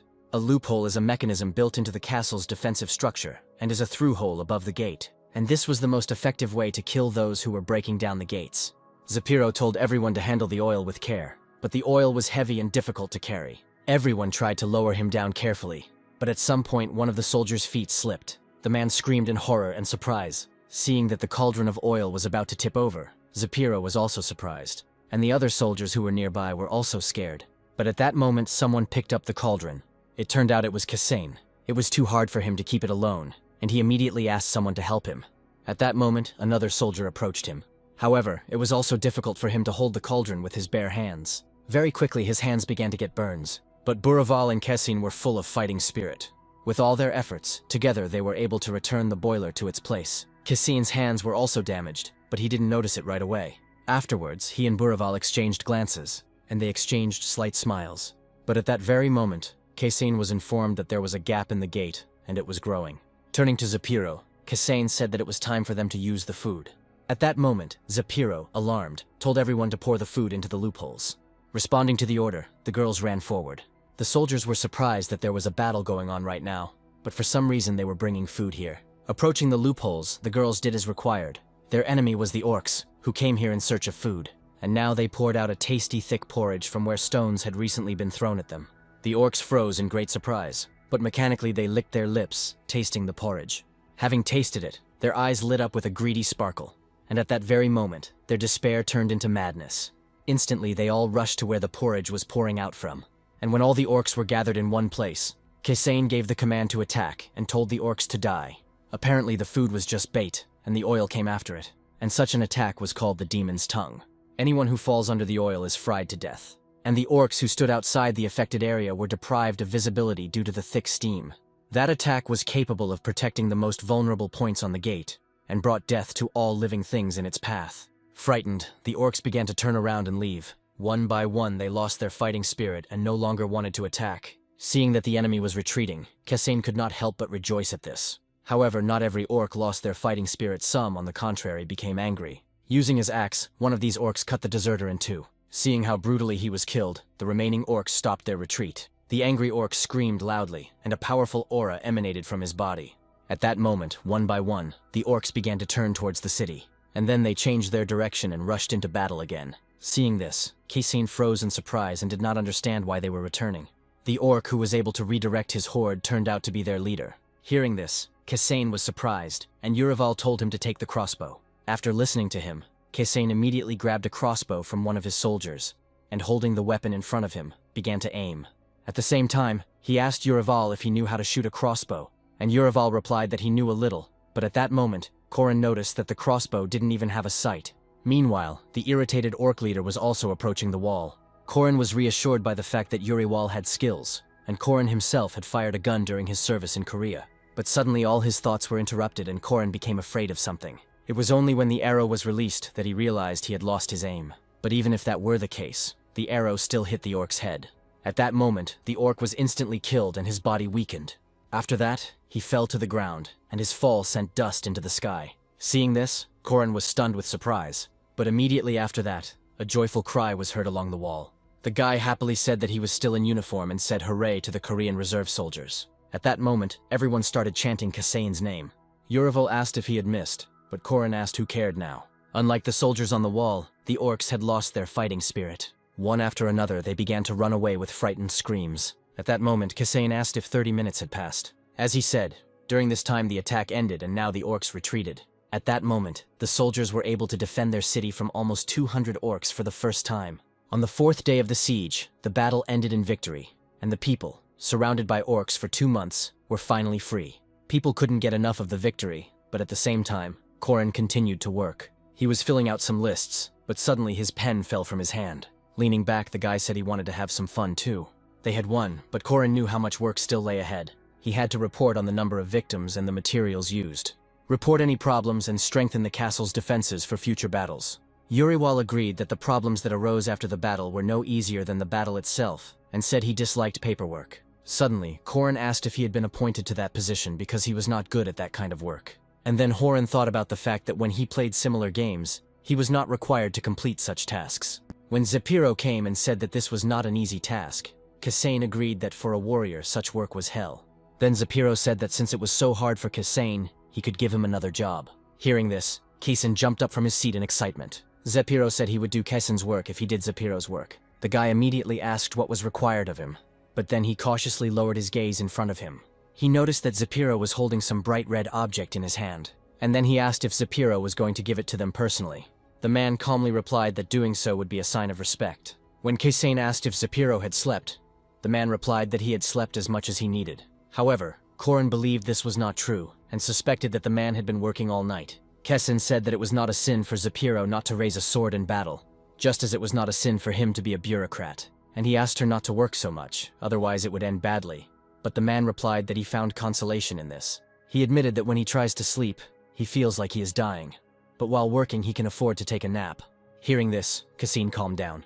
And then he accepted Zapiro's item and said that he would hand it over. In fact, the boy knew that the old man felt that way. Because of the man's anxiety, he began to have insomnia, and work calmed him down. In Cassine's hands was a scroll of red parchment and letters to the families of the fallen. One by one, he began to visit the families he needed, and he passed on letters of condolence to them. The Cassine family said he was very sorry and that he tried to do everything he could. It was a harsh notice that the family would now live without one important person. Cassine told the woman that her husband had fought bravely until the very end. The woman fell to the ground in tears, and the old man attacked Cassine. In tears, he told the commander that he had taken a relative from them and had to return him alive. At that moment, all Cassine could say was that he was sorry it had happened. The soldiers managed to defend the gates and repel the attack. But the battle remained a battle. People were wounded and died. Of the 300 soldiers, 50 were wounded and 20 were killed. But all this did not matter for those families who lost a loved one. Having calmed down, the old man asked how he should live on. Cassine said he didn't know what words would calm them down now, but he said they would receive the same amount of food as they had when his son was alive. But immediately after these words, Cassine was hit in the face. The old man became angry and said that he had not exchanged his son for food, and then began to drive the boy away. Obeying him, Corin immediately turned around and began to slowly walk away. For a long time, Corin continued to walk in silence. But afterward, he couldn't contain his emotions and gritted his teeth. He said angrily that perhaps they should just ignore such a family and leave them hungry. But then Yurival told him to watch his language. At first, food was given to soldiers and their families, and the families of military personnel received twice as much food. In this way, they demonstrated a special attitude towards them and hoped to raise their fighting spirit. Corin knew that all the soldiers were worried that after they died, no one would take care of their family. But Corin justified his behavior by saying that he needed to vent his anger, and that he should not be blamed for the death of a loved one, but the orcs. Corin thought that he should be the one doing this job, not Zapiro. The leader had a huge responsibility on his shoulders, so his work was more tiring than that of others. Therefore, the leaders were hardworking and took care of their army so that the soldiers could go into battle without a drop of doubt. Corin even knew a leader who shared food and shelter with his people, and all so that they could not be afraid of death, but fight and win. This kind of work was hard, but Corin believed that the leader should do it. Now Cassine was the general of defense, so he had to distribute letters to everyone. He wanted families to be proud of their loved ones. He wanted those who died in battle to bring honor to their families. Corin agreed with Yuriwal's words that he wanted to inspire them. Cassine knew that sending people into permanent service would be difficult, so he only accepted volunteers. Corin understood that the more he inspired the people, the more they would want to join the ranks of the army. But then he heard from Yuriwal that it sounded good. But in reality, it would not be as Corin expected. Suddenly, Cassine turned to someone and asked the one who had been pursuing him for a long time to show himself. Then suddenly a man appeared in front of him and greeted the general. Approaching him, he asked how many people had died. Cassine calmly replied that there were quite a few of them. The man became frightened when he heard that many more were yet to die. Cassine understood that as long as the orcs existed, they would not be able to avoid battle with them. Hearing this, the man asked if there was any way to escape from the orcs. Cassine replied that they could not escape, but they could stop the orcs if they took action. Then the man asked in surprise what this meant, and Cassine said that he needed strength and people who would be ready to fight. After hearing that the general needed more soldiers, the man was initially silent in surprise, and then he turned away and seemed to be thinking. Cassine followed his gaze and saw a boy calling the man next to Cassine father. The man lowered his head and said that he was weak in body. Cassine replied that there were people fighting who were younger or older than the man, and of course he could have stayed by his son's side. But didn't he want to become a father his son would be proud of? The man didn't respond to this, but only looked resolutely at the general. Cassine said he saw fire in the man's eyes, and he had to decide for himself whether he would fight them or not. But turning around, he said that if the fire went out, the man would be like a beaten dog. Then Corin decided to bet on whether this man would volunteer or not. At that moment, the man was left alone and thinking about what had happened. Returning to Zapiro, the Cassine said that he had been informed that the man wanted to see him. The man stopped writing when he noticed Cassine. Calmly, Cassine asked Zapiro what he was doing. The man replied that he had studied the history of the city because he wanted to know what merits it had had. And then he handed some paper to Cassine. While Cassine read the paper, Zapiro talked about what they needed to make people want to live here. Suddenly, Cassine was surprised, and then he looked at Zapiro and asked if the gnomes were an asset to the city. Zapiro said that little grew in their fields, but the city had such high walls. Such buildings required a strong economy, but with such a small population, this was impossible. At its peak, the city's population was 25,000, and in order to provide for such a population, it was necessary to bargain with the dwarves. The dwarves possessed advanced iron techniques. They were experts in rocks and minerals. But suddenly Kazin asked why trade with them had stopped. Zapiro thought for a moment and replied that trade had ceased after the misfortune that had befallen Lord Maybach. Kasain was frightened when he heard that a dragon was involved in the matter. The key to saving the city was the dwarves, but that wasn't what the city needed right now. Now all that was needed was food to feed the people, and that was disappointing. Corin knew that if he found the missing link, he could solve the puzzle. Suddenly someone burst into the room and said that they had arrived. The man nervously kept repeating that they were already here. Frightened, Kazin immediately thought that they were talking about orcs. But the man said that the orcs did too, and they all fought. Hearing that Quibel had arrived, Zapiro was also surprised. However, Kazin was not familiar with this name, so he was left in confusion. And then he was told that these were merchants and friends of his father who had arrived in the city. Hearing that they had brought food with them, Kazin was surprised. It was at that moment, unexpectedly for himself, that Corin was able to find the missing puzzle. And then the whole picture was assembled. Afterwards, they climbed up the wall and began to observe what was happening. A lot of dust rose below due to the arriving carts with goods. But then hungry orcs decided to attack them. Despite this, the brave warriors killed them with ease. One by one, they cut the orcs in two. It seemed that people would not suffer serious losses in the battle. Kazin was glad that 100 orcs could be killed with such ease. Kazin said they were impressive and asked if Zapiro was friends with such people. Then the old man said that he wanted to thank Quibel, and he felt very sorry, because he would have to kill his friend after 20 years of friendship. Hearing this, Kazin was stunned with surprise. He asked what Zapiro meant by that. He didn't understand why they had to kill the merchants who brought them food. Then Zapiro said that Kazin had overlooked something. Zapiro said that since Gauss had taken all their money, all they had to do was take it all by force. Filled with anger, Kazin punched the wall. He was angry that Gauss had taken with him everything that had been achieved. Having calmed down a little, Corin thought that they would somehow be able to come to an agreement with the merchants. But he himself wondered if he would give food to a city surrounded by monsters. Although the city needs help, if he were the merchants, Corin would not help. Traders who had come a long way would not want to incur losses. But even if so, their goods were needed by the city. Corin already understood that life depended only on yourself, and it was worth killing or being killed. And then he agreed with Zephyr. He thought that this task was inevitable anyway, so now it was worth planning everything. He then turned to Zapiro and said that they should hurry and meet the guests. As expected, they soon met the arrivals. Zapiro thanked all the people for the journey they had made. His friend replied to the man that they had received them very well, as they had even been accommodated in the Lord's house. But Zapiro said it was a great honor for them, because the traders had come a long way. The man thought that coming here was worth it. He then followed Zapiro into the building.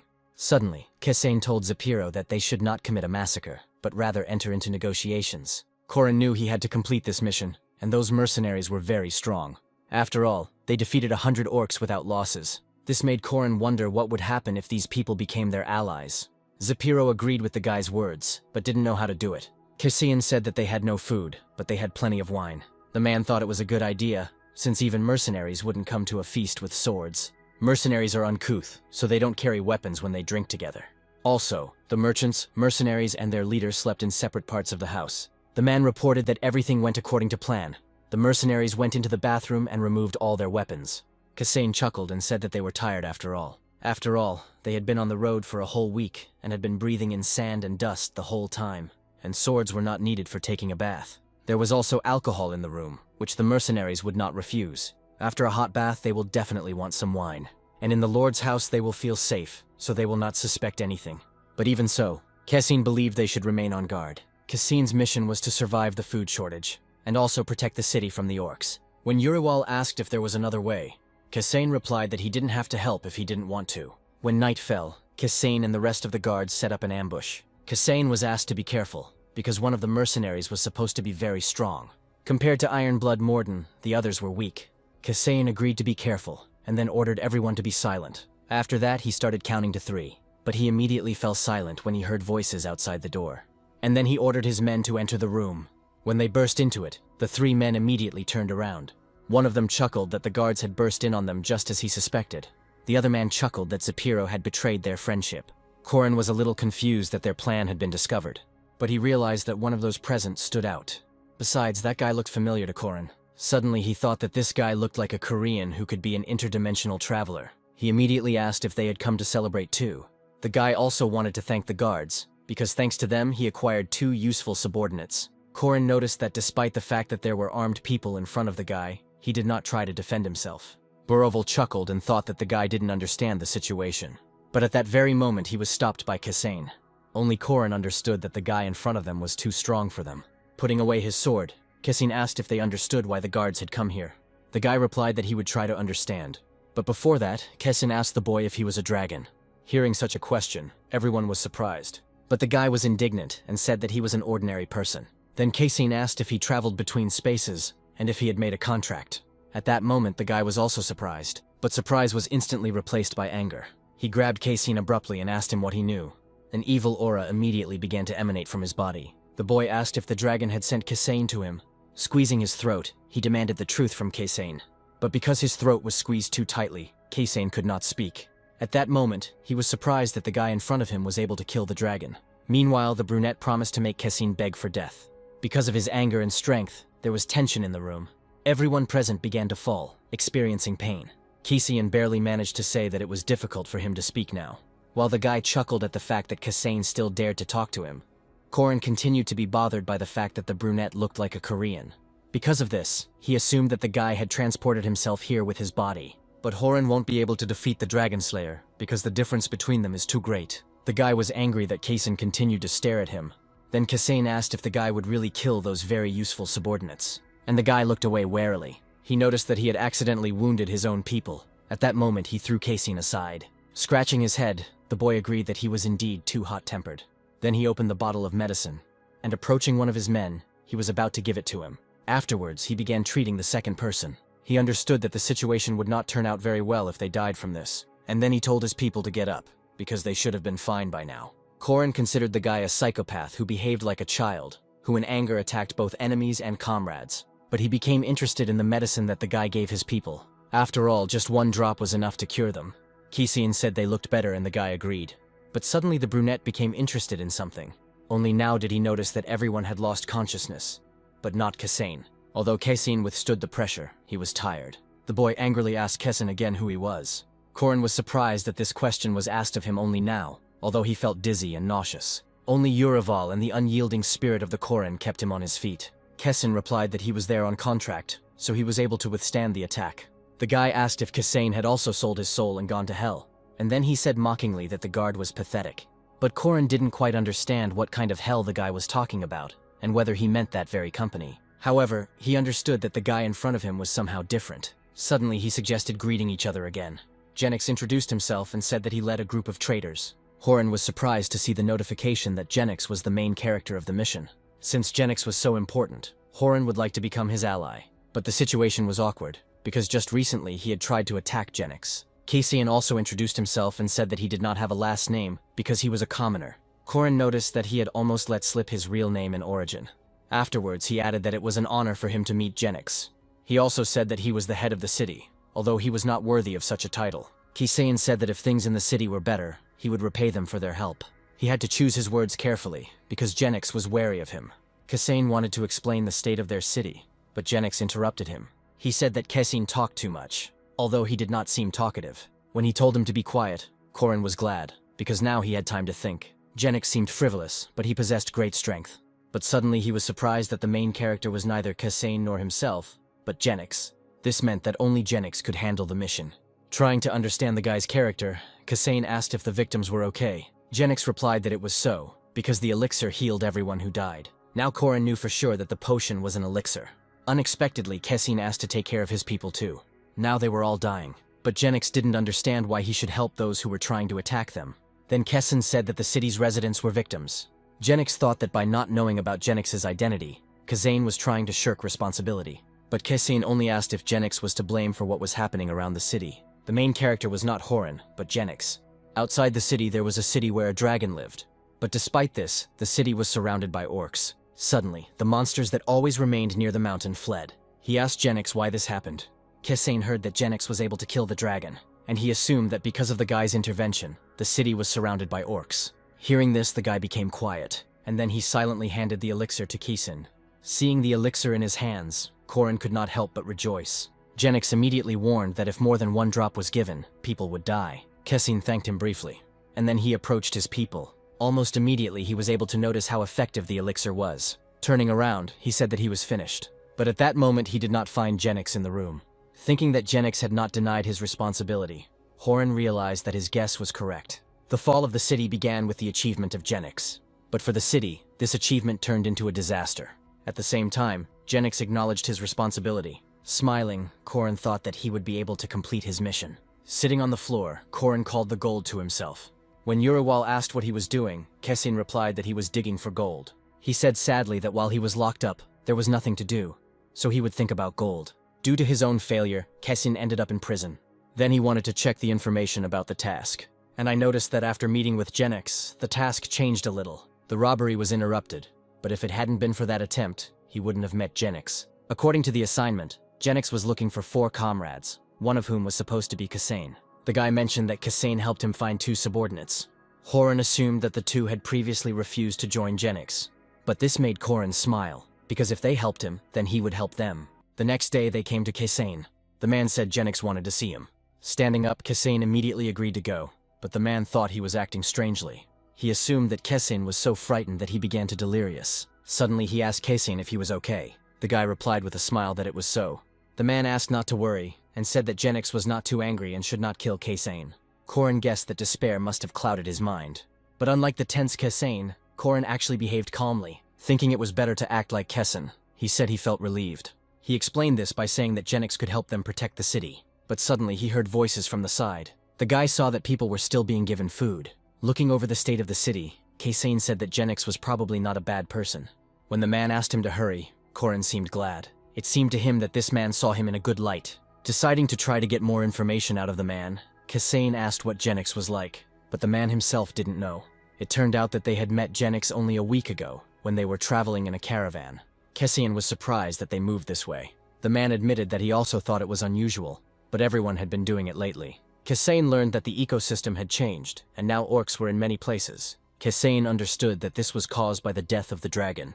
Although all he knew about dragons was that they were some kind of natural disaster, but the death of such a monster was also a kind of disaster, because now there was nothing to hold back the monsters. Kessin was told that on the 3rd day they were attacked by orcs. The merchants went forward, and the mercenaries covered the rear. At that moment, the man thought they would die. But suddenly Genix appeared and saved them. He swung his sword just a few times, but he killed all the orcs. The only thing the man knew about him was that the guy was carefree and didn't think like ordinary people. Quibel was outraged that Zapiro had betrayed their friendship and wanted to kill him. Looking down, Zapiro only said he was sorry. But the man didn't need empty apologies, and he continued to be angry. Unable to bear it, Genix told them to stop. He asked not to insult Zapiro's parents, because it was disgusting for him to hear such things. And he added that Zapiro did not decide to do this on his own. And then he asked to invite their next guest. Then Kessin entered the room, and everyone turned to look at him. As he entered, he waited silently for Genix to speak to him. First, Kessin was congratulated on his promotion and asked if he had any excuses. But Kessin replied that there were none. His answer angered Quibel. Then Kessin repeated again that he had no excuses. The guy honestly admitted that he wanted to kill those who came to them with goodwill. As Horan fell to the floor, he thought that Genix was probably testing him. Meanwhile, the brunette calmly watched Kessin. Horan felt like he needed to curb Quibel's anger. Kessin said that he was the only one to blame for everything, and that he was the only one who suggested this idea. Hearing this, the man became even more angry. He asked why Kessin did this, and Kessin reminded that he would not make excuses. And when asked if he was going to die, he answered that he wanted to live. Such impudence angered Quibel, and he thought that he was being mocked. Suddenly, Kessin bowed low. He admitted that he almost killed a woman and a child. He told the story of how the woman boiled the neighbor's child to feed her own. Everyone was surprised to hear that the city had been in lockdown for 3 months already, and even their lord fled from here 2 months ago. Kessin continued talking about how everyone was starving, and the orcs were tearing apart the old men and women. He said with tears that they had forgotten about honor and humanity, and they had nothing else to lose. They just wanted to protect their lives. Listening to his story, Zapiro could not hold back his tears. Genix listened calmly as the famine in their city continued for 3 months. Kessin asked to save them, and said that the people followed him out of despair. He asked to save those who just wanted to live. Suddenly, Kessin hit his head hard on the floor. The impact immediately caused his blood to appear on the floor. Stunned, he rose slightly. But after that, they immediately grabbed him by the shoulder and did not allow him to continue. Genix noticed that Kessin had no intention of making excuses, but he did, and he was like a poisonous snake. But Genix was even glad about it. Looking at Kessin, he said that he could use a person like that. As he was losing consciousness, Korin heard everyone saying that he was a complete psycho. Korin thought that this was the end, but suddenly he came to his senses. He immediately thought it was because of Genix's elixir. Korin realized that the potion was quite effective. Genix told Quibble that he had lost. Quibble thought Genix's arguments were pointless, but the boy asked if the man was unhappy about anything. He wanted to complain about something, but Genix interrupted him. The guy said that the city had to endure a tragedy, so they forgot about conscience. And then he reminded that Quibble had recently abandoned mercenaries to save a caravan. Hearing this, Quibble hesitated, but Genix didn't want to hear anything more from him, because he believed that this city was nobler than Quibble. The man had to admit it. Turning to Mortem, Genix asked for food for the city. He wanted to feed those who had been hungry for so long, and Mortem agreed. Suddenly Quibble interrupted them and said that the merchants should take care of this. Genix silently turned his gaze to him. Not understanding him, Genix asked if Quibble couldn't do it. But he immediately asked if the man would be able to cope with this and control his anger and resentment. The man smiled and said that any merchant does not show off his feelings. Genix agreed and decided to give Mortem another task, to divide the mercenaries into new recruits and experienced ones. He asked to find shortcomings in the defense system and eliminate them. Mortem said he would select those who fought during the siege. Afterwards, Genix turned his gaze to Zapiro. When the man was approached, he was surprised. Genix asked him to take a day off and then he would get the job, but Zapiro wanted to object. But Genix said that if they wanted him to help them, they had to obey. Then Zapiro hesitantly thanked the guy. The boy said that the deputy mayor's burden did not suit the man. Zapiro was surprised to hear that Genix would now bear the burden. And then he burst into tears and thanked the guy. But Genix asked him to stop and just go and rest, because it was painful to look at the old man. As Zapiro left, Kisin watched him go. He thought in surprise that this was amazing. Although Genix sounded arrogant, he gave clear instructions. Now all of Genix's men had received their orders and left. Only Kisin remained. As he approached the guard, Genix wondered what to do with him. Touching his shoulder, he asked the boy's name again. And then he asked if Kisin wanted to tell him anything. At that moment, Kisin became scared. Soon Korin opened his eyes and saw the company employees in front of him. Finding himself back in his world, he felt as if he had woken up from a deep sleep. But he was glad that now the heavy armor did not press on his shoulders. And it was at that moment that Korin came to his senses and was surprised that he was now in his own world. Frightened, he asked if he had died on the mission. But the girls only smiled and silently listened to his indignation. Finally, one of them began to speak to calm Korin down. The president said it was just a safety point. Hearing this, Korin was a little surprised. The girl added that the mission was long, so Horin needed a break. Worriedly, Korin continued to ask if he had failed the mission. Suddenly the girl said that Korin was inexperienced for such missions. Afterwards, she added that they wouldn't talk about it now, and he still hadn't failed the mission. Korin asked to explain what kind of preservation this was, since no one had told him about it before. Korin didn't expect to hear such a term, because the events took place in another reality. The girls said that it was dangerous to continue the mission, so they gave Horin a safe place. But hearing about the danger, Korin asked why he was not wounded then. Suddenly he looked forward in surprise. When everything started to swim before his eyes, the girl said that his mind was overloaded. And then Korin grabbed his head. The president said he was at level 4, and it was already becoming difficult for his body. At that moment, Korin's head was splitting.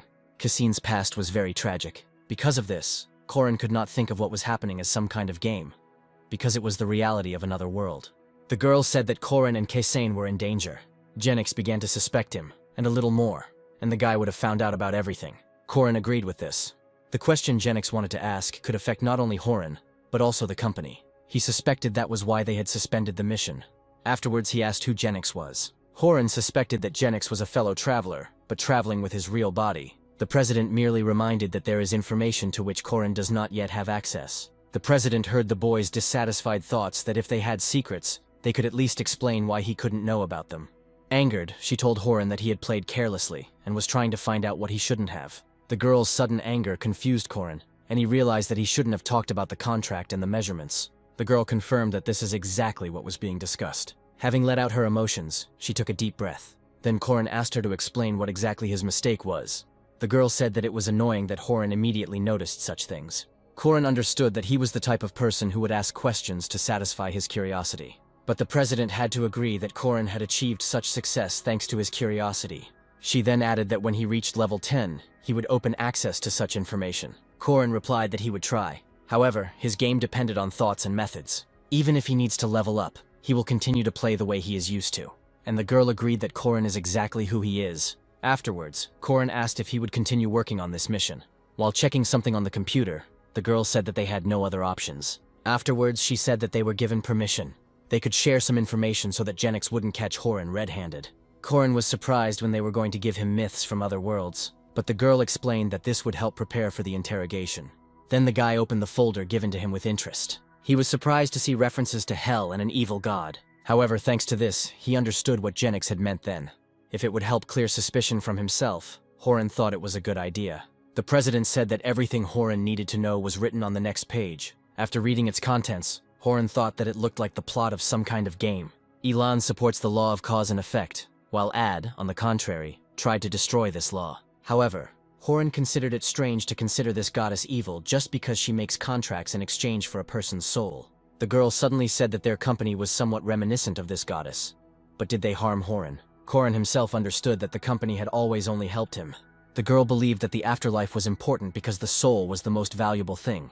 But reality was also important, and she believed that such a contradiction was necessary to preserve the integrity of Horan's soul. Horan asked them to stop, because it was beginning to seem as if they wanted to persuade him to do something. The girl was taken aback when she heard that she was going against the principle of mutual consent.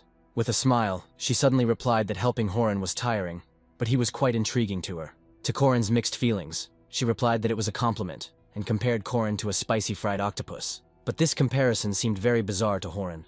Because she really liked this kind of food, the girl asked him to recommend a restaurant to her. But Horan suddenly became embarrassed, because it seemed like they were trying to ask him out on a date. And noticing his reaction, the girl said that all men without experience in relationships are hopeless. Afterwards, she said that Horan's thoughts were confused due to fatigue, so he should go home and rest. Horan came here early in the morning, but it was already getting dark. While he was in another dimension, time continued to pass in his home world. When asked what he would do with the money, the guy reminded him that he had not yet completed the mission. It was then explained to him that in the case of a long-term mission, he could receive payment in advance. But Karena was warned that if he took the payment at the end, the amount would be higher. Horan guessed this, but wanted to get the money now so that in case of failure he would have insurance, especially considering that this mission was so risky. But suddenly he remembered something. Jumping up abruptly from his seat, Horan asked to wait. He asked if he could take something other than money if he successfully completed the mission. The girl asked what exactly he meant by that, and Horan admitted that he wanted the potion that Genix used. But upon hearing this, the president's face changed. She immediately refused, since bringing objects into another dimension is prohibited. Horan asked why, since he had been given gold coins before. He fractured his skull, but that medicine cured him. The president replied that it was completely different from gold coins. After all, he didn't exist in this world, which means his appearance would upset the balance. But Horan was indignant at these words, because it was just a bottle of liquid. Then the girl calmly asked not to bring personal emotions into this. Horan was surprised when she asked if he wanted to get it for his mother. He was angered that telepathy touched him on the raw, but then he realized that he had never told them about his mother. He sternly asked if they really had to pry into his personal life. But in fact, he understood that they knew everything from the start. They were even able to obtain all the information about a gang they had never seen. The girl understood that this made him feel uncomfortable, but they had their reasons for doing so. She explained that by drinking such a medicine, the sick person will be cured, and the healthy person will gain immortality. The president asked how much large companies would be willing to pay for this. Hearing this, Horan realized the gravity of the situation.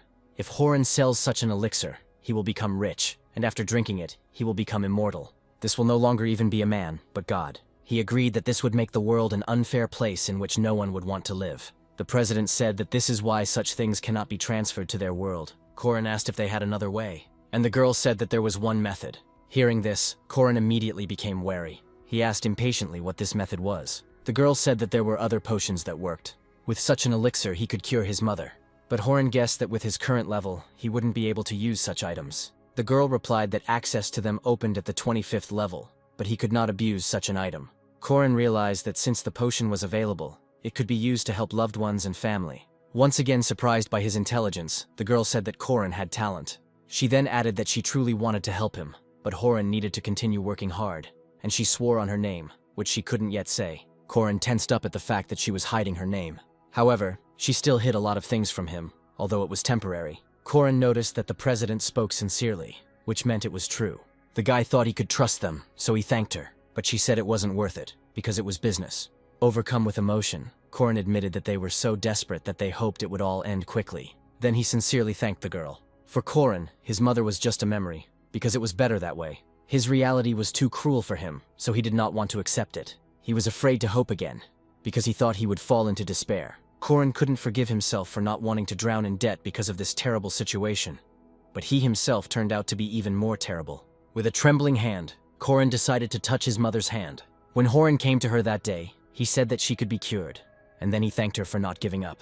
Korin promised to cure her no matter what. He asked to wait just a little longer, because soon he would do what he had to.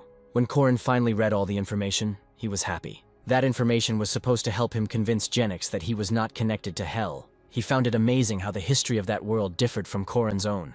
Hell was not just a goddess, but even personified chaos before the existence of the creator god. Korin considered this a free religion, because a person has the right to choose the god he will follow. The guy looked with a grin at the folder called Adult Products, because no one would dare to get into a folder with that name, which meant that such information could be hidden there. When Horan left the room, his sister asked him where he was going. Hearing about the work, Kana was surprised, because it was night. Realizing that it was now 9 o'clock in the evening, Korin thought that this was indeed strange. When leaving, the guy said that he was going on a business trip because there was a problem at the plant. Usually Hans was in charge, but Horan needed to step up.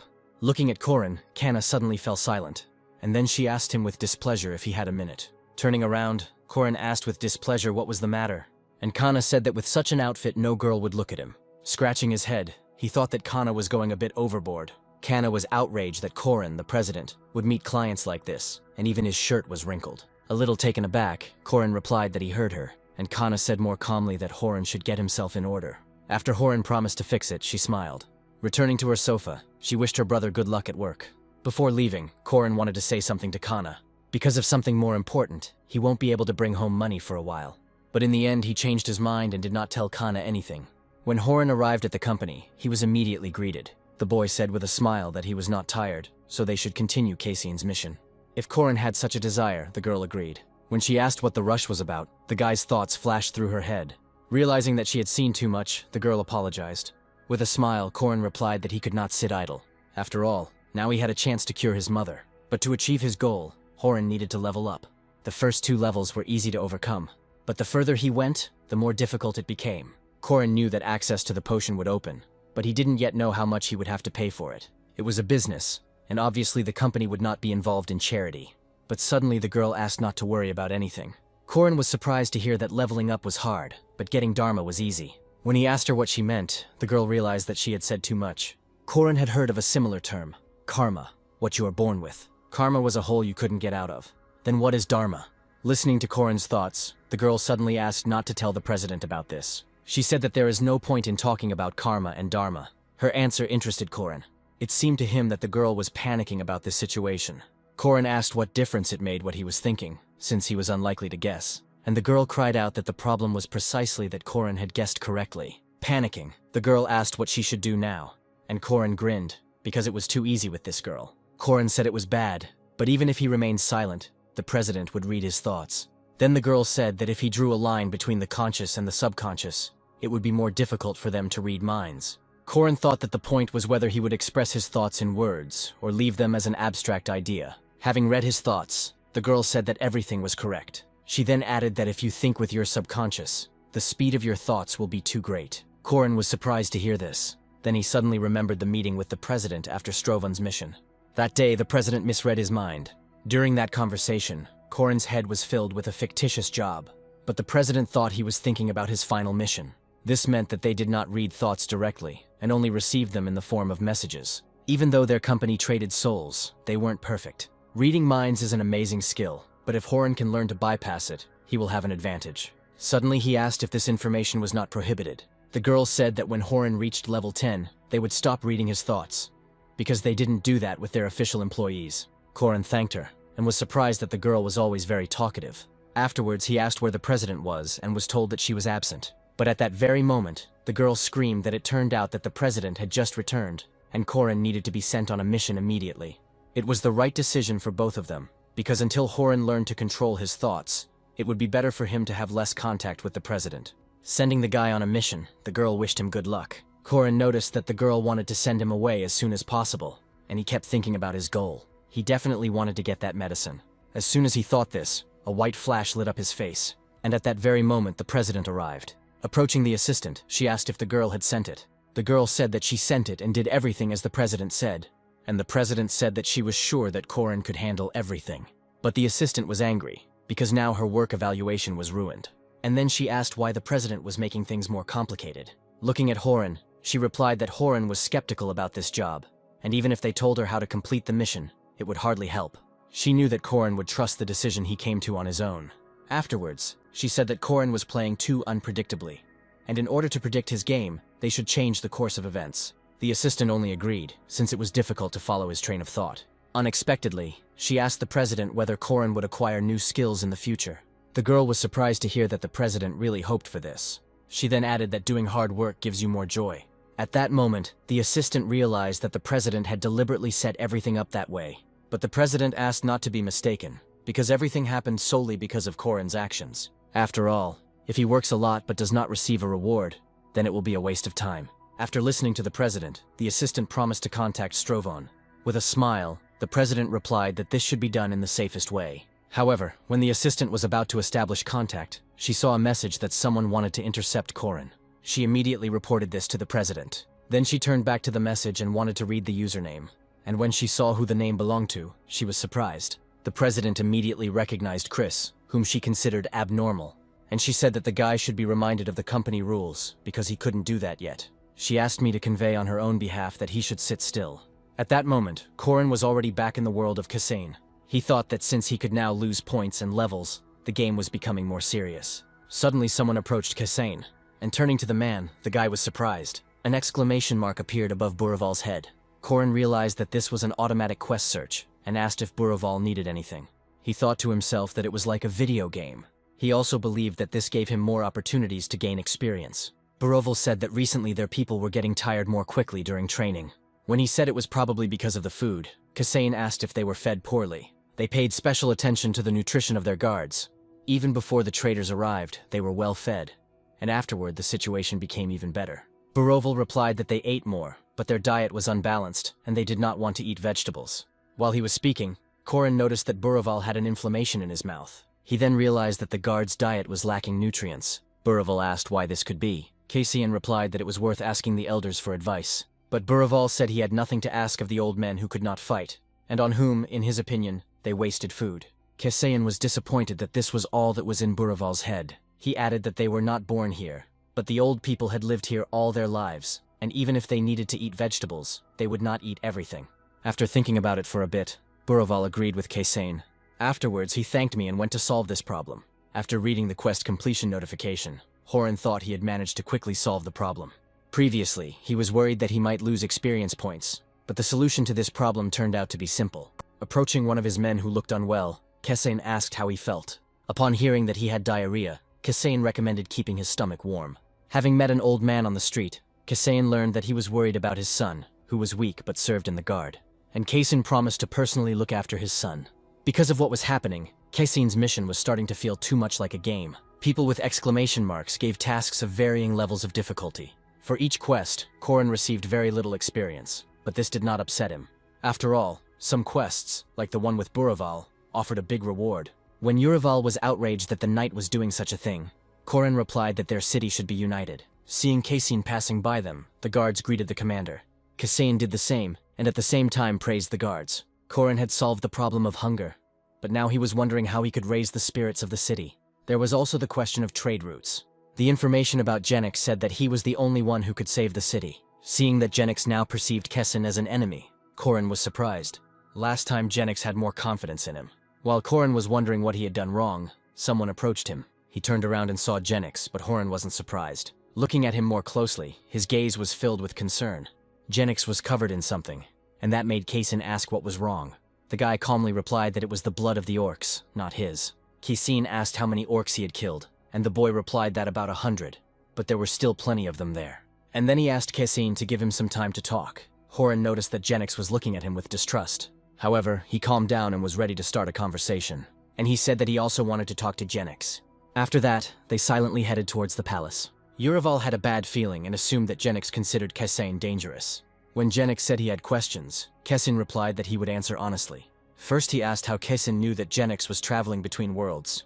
Kasain replied that it was the first time he had met such a person, but there were many records in their temple. Genix asked what temple they were talking about. Continuing, Kasain said that he served his goddess of freedom and encouragement. He also showed the sign that was shown by the servants of the goddess Hel. Genix asked how long Kasain had served her, and the boy replied that it had only been 2 years. And Kasain's rank in the temple was low, since he had not been serving for very long. But when asked what kind of power Kasain had, he did not answer. since servants of low rank are forbidden to talk about such things. Suddenly, Genix showed Kessen 2 fingers as if counting. Afterwards, he wanted to ask one more question, because Kessen was not surprised to learn that Genix had killed 100 orcs. But Kessen should definitely have been surprised, because in this world it is difficult to defeat so many orcs. And from the message, Horan learned that Genix could fight 500 orcs. Kessen replied that Mordum had told him how Genix had killed all the orcs on the way here. However, after this answer, he noticed that Genix's trust in him became even less. At that moment, Genix's face darkened. Only then did Horan realize that Genix had been counting how many times Kessen had lied to him. Genix asked why Kessen had come to Canadium. Horan began to panic, thinking that Genix could read his mind. He replied anxiously that he had lived here for 10 years, and could not come here because he knew what would happen in 10 years. Kessen was from another place, but he had lived in this city for 12 years. After listening to him, Genix remained silent for a while. But later he said that at least now he told the truth. At that moment, Horan wasn't sure if Genix had actually read his mind, but he definitely knew when Kessen was lying. And at that moment, Genix asked who Kessen was always talking to so nicely. Kessen replied excitedly that he didn't understand what the guy was talking about. The president ordered not to say anything about their company. Genix was angry that Kessen had lied to him for the 4th time, and he was also angry that he wanted to solve everything with words. But there were people who did not want to listen to him. At that moment he rushed at Kessen with his fists. He struck Kessen in the shoulder and shattered his bones. Grabbing the sore spot, Kessen began to scream in pain. And as he fell to the floor, Genix looked down at him. Kessen asked Genix why he did it, and the guy replied that Kessen had lied to him 4 times, so he would spend the next 4 hours beating the truth out of him. The next blow broke Kessen's bones again. Because of the pain, he could not dodge the blows and only took them, and the blows were so strong that his body flew back. Very quickly his body became overloaded, and he began coughing up blood. However, Horan noticed that Genix only broke bones, but did not hit vital organs. At that moment he realized that this psycho would beat him for 4 hours. With a grin, Genix said that the elixir would be just right, but it was expensive and there was little left. Reaching out to him, he told Kessen that thanks to the medicine he would not die. Seeing the healing potion, Kessen was surprised. However, Genix did not respond, and only said that Kessen did not realize the seriousness of the situation. He later added that he didn't know how to torture people, and it didn't suit him. Genix won't kill Kessen, but if he endures all this, the guy will recognize him. Realizing what awaited him, Kessen trembled. After 4 hours, Kessen went outside. However, he was so weak that he tripped over a small stone. Moreover, after what happened, he was more sensitive to pain. Horan was angry that Genix had decided to push him to this point. Genix didn't know how to torture, but he understood perfectly well what it was for. When Genix started beating him, Uriwal tried to bring Horan to his senses. However, he was too scared. Genix was looking forward to the fun that was just beginning for him. Kessen asked not to approach him, but Uriwal wanted to intervene and help. Horan understood that if he hadn't given control of his body to Uriwal then, everything would have been over. Having come to his senses, he asked Uriwal if he was okay. But even Uriwal, who was a steadfast knight, was tired. Although, thanks to Genix's potion, all of Kessen's wounds healed. Just when the guy thought that he would get by without quests today, he met Zapiro. He asked if something had happened, and there was a sign above his head. Kessen couldn't tell what had happened, so he simply replied that everything was fine. Zapiro continued that there had been unrest in the city lately, so he decided to take a look around. Seeing the reward for his quest, Horan knew he couldn't refuse. Zapiro said that fights started because of stupid misunderstandings between people. Suddenly, Horan thought that there was a similar person next to him, and it was his father. Zapiro asked what made people think that way, but the reason was anxiety, because although the city had food, the orcs had not gone away. That feeling made people cruel, and they couldn't control themselves. Kessen reflected that people used to think about how to survive, but now they think about a bleak future. When asked what to do, the guy thought about it. Kessen asked Zapiro if he had any ideas. The man said that it might be due to unemployment, as many people had lost their jobs. The sellers have nothing to sell, the shoemakers have no leather, and idleness gives rise to bad thoughts. Horan realized that to make the city safer, people needed to find jobs that didn't exist. Horan was able to lead many people, but creating jobs is another matter. He said he needed time to think about it. Afterwards, they said goodbye to Zapiro. Horan knew that there were many places in the city that needed to be rebuilt, but they didn't have the money to do it. At that very moment, he accidentally met Quibble. He also had a task for Kessen, and it was starting to irritate him. Wanting to get straight to the point, Kessen asked what was going on. The man said that last time he had caused a lot of trouble for Kessen, and they had apologized to each other. Afterwards, he admitted that he had come to Kessen for advice. Kessen heard that Genix had given him an impossible task. Quibble said Genix ordered 3 times more food to be bought than last time. Hearing this, Horan was also surprised. After all, the amount of food they brought was already enormous. That food was enough to feed 5,000 people for 3 months. Quibble also said that Genix kicked him out and told him that if he didn't know the solution, he should ask Kasane. Kasane was a little confused. Then in the task, Korin saw that he needed to surprise Quibble so that he would acknowledge him. Quibble already knew how to solve this problem, but he continued to be persistent with his questions. Then Horin realized that Quibble was testing him, but such a character trait was typical for a man, considering that he was a merchant. Realizing this, Kasane muttered something to himself, and then he pointed to the side and said that that place would be suitable. If you demolish those old buildings, they will have a large plot of land. However, Quibble didn't understand why the guy was saying this, and Kasane suggested making a farm to keep animals and grow vegetables. Hearing this, Quibble was surprised. Kasane assumed that Genix wanted the city to be self-sufficient in produce. Quibble was surprised by Kasane's intelligence. Kasane continued that since the city was isolated, it was best to grow everything ourselves. In fact, this idea was given to Horin by the name of the next quest. Quibble replied that it was important, so he had to check on Kasane, and then he showed him the contents of his bag. Leaning towards him, Kasane's face lit up, and then he was surprised. There were many precious stones in the bag. What he saw had too strong an impression on him, but this only made Quibble laugh. Kasane, alarmed, asked what it was, and Quibble reminded him of Genix's order to buy more food. Each of those stones was the size of a middle finger, but most likely all those jewels came to Genix from the dragon's lair. Quibble admitted that he never would have thought that he would be working with such a sum, and then he asked Kasane where he should direct the caravan. But at that moment it wasn't a test. Quibble really didn't know how to do better. Kasane asked what exactly the problem was. There is enough food in the city for 3 months, but it will take Quibble 4 to return to the city. Moreover, with a large load they will move even slower. At that moment, Korin saw a message about a new quest. Genix was a dragon slayer, but Horin wondered why he needed trade routes. Afterwards, Kasane replied that he would study the map and come up with something. Quibble finally said that their caravan would leave tomorrow morning. After this, Kasane sighed heavily. He thought that he should rest, because if his brain became too overloaded, he would not be able to think as usual. But at that moment he saw that someone was approaching him again. It was Mordum, who had exactly the same task. Seeing him, Korin wondered why they couldn't just leave him alone. Mordum immediately realized that he had come at the wrong time. However, Kasane could not refuse him, and replied that everything was fine. But the man noticed that the guy didn't look very well. Then Kasane said that Mordum looked more puzzled. The man admitted that he wanted to get advice from Kasane. He wanted to come earlier, but then Kasane was walking around the city, and Mordum only watched him from afar. Horin realized that he shouldn't blame others, because of those small quests, he couldn't devote time to Mordum. Obviously, the best rewards he will receive will come from the most important people in this mission. Mordum said that there was no point in delaying it any longer, because tomorrow he would leave with Quibble. The man wanted to ask a direct question. What did Kasane think about Genix? But Kasane asked why he asked him about this. Mordum said that he was carrying out his orders, but he had a lifelong contract with Quibble, and the oath of allegiance meant that he would live and die for him, but he wanted to make sure that Genix was worthy of his service. Kasane thought that serving him was a good option, because the guy had money, and he was strong. However, his answer angered Mordum.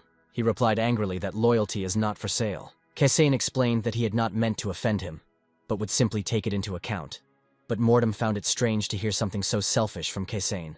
Then Horin thought that Mordum was somewhat similar to Uraval. Kasane explained that he was defending an abandoned city, and there were no other options except saving everyone, because then everyone would die. Drawing his sword, he said that he had sworn allegiance to Lord Canadium, but in his heart, Gaius was not the Lord of Canadium. Hearing that he served someone much more important, Morsum assumed it was the king, but Kasane said that was not the case. He replied that he served the people of Canadium. However, Mordum said it was difficult for him to talk about such things. He replied that his grandfather was a knight, and his father also wanted to become one, but could not, and Mordum himself also wanted to become a knight. Suddenly, Kasane said that perhaps now was the time to make this dream come true. Mordum said he would think about it, but he didn't want to be like Genix. On the contrary, he wanted to find a person who would light a flame in his heart. Then Kasane suggested watching Genix for a little while longer. In fact, Horin knew that Genix would have to become someone important to Mordum. Suddenly Mordum said that this was impossible. He continued that if he left the city tomorrow, he would never see Genix again. That was his premonition. Hearing this, Kasane became a little worried. Trying to sleep, Korin thought about that conversation. It seemed to him that perhaps this was the system's way of warning him about the failure of the mission. Perhaps Mordum shouldn't be allowed to leave the city, but Quibble was important too. At the same time, if Mordum stays here, then Quibble's mission will be in jeopardy, because the other mercenaries are not good enough. When he woke up, Korin thought that he seemed to hear a familiar voice. As he got up, he remembered how he had hoped that after a good night's sleep, he would be able to come up with something.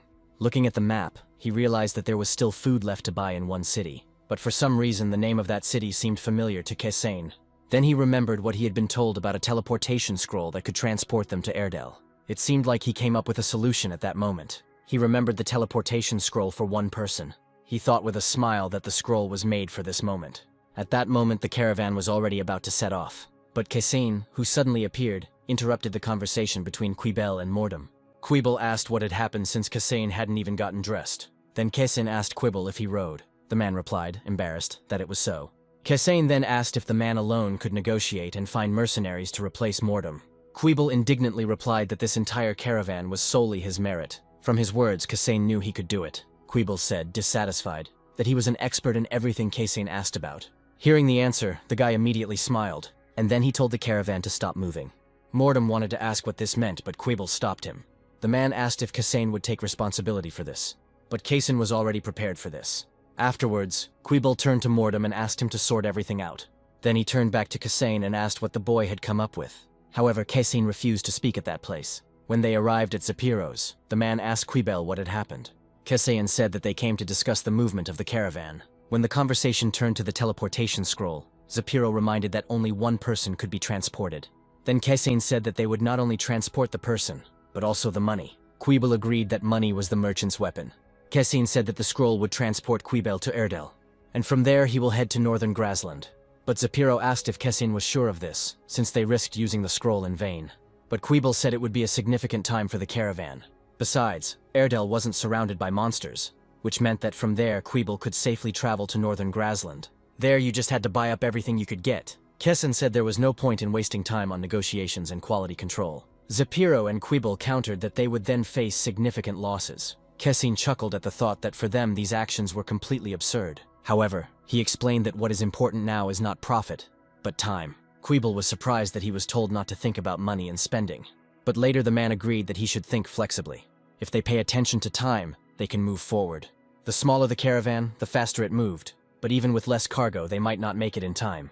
Quibel said he would have to sacrifice the deadline, but he would manage. Cassane suddenly said that they could even shorten the time a little. Quibel and Zapiro couldn't understand how this was possible. Then he said that even if the caravan moved slowly, 3 weeks was too long.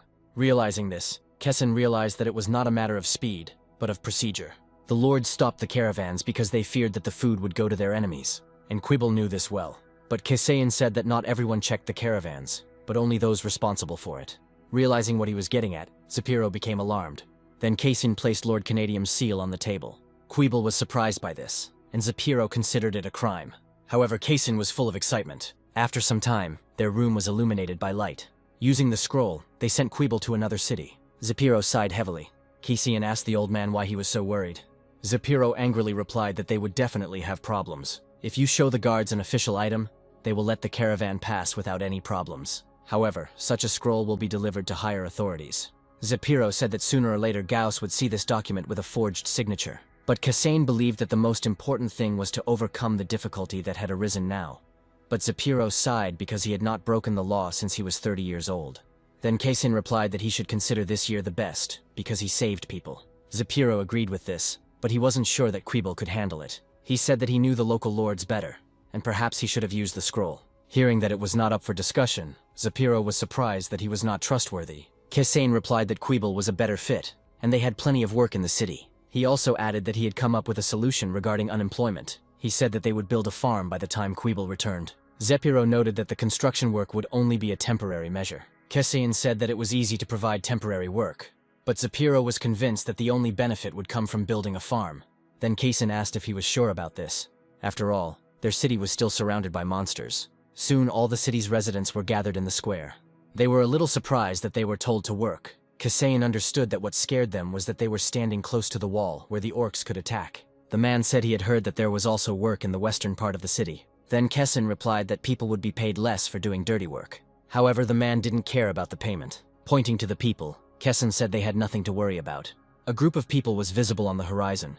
The mercenaries were led by Mordum and they patrolled the area. Cassane explained that if the orcs attacked, the mercenaries would warn them.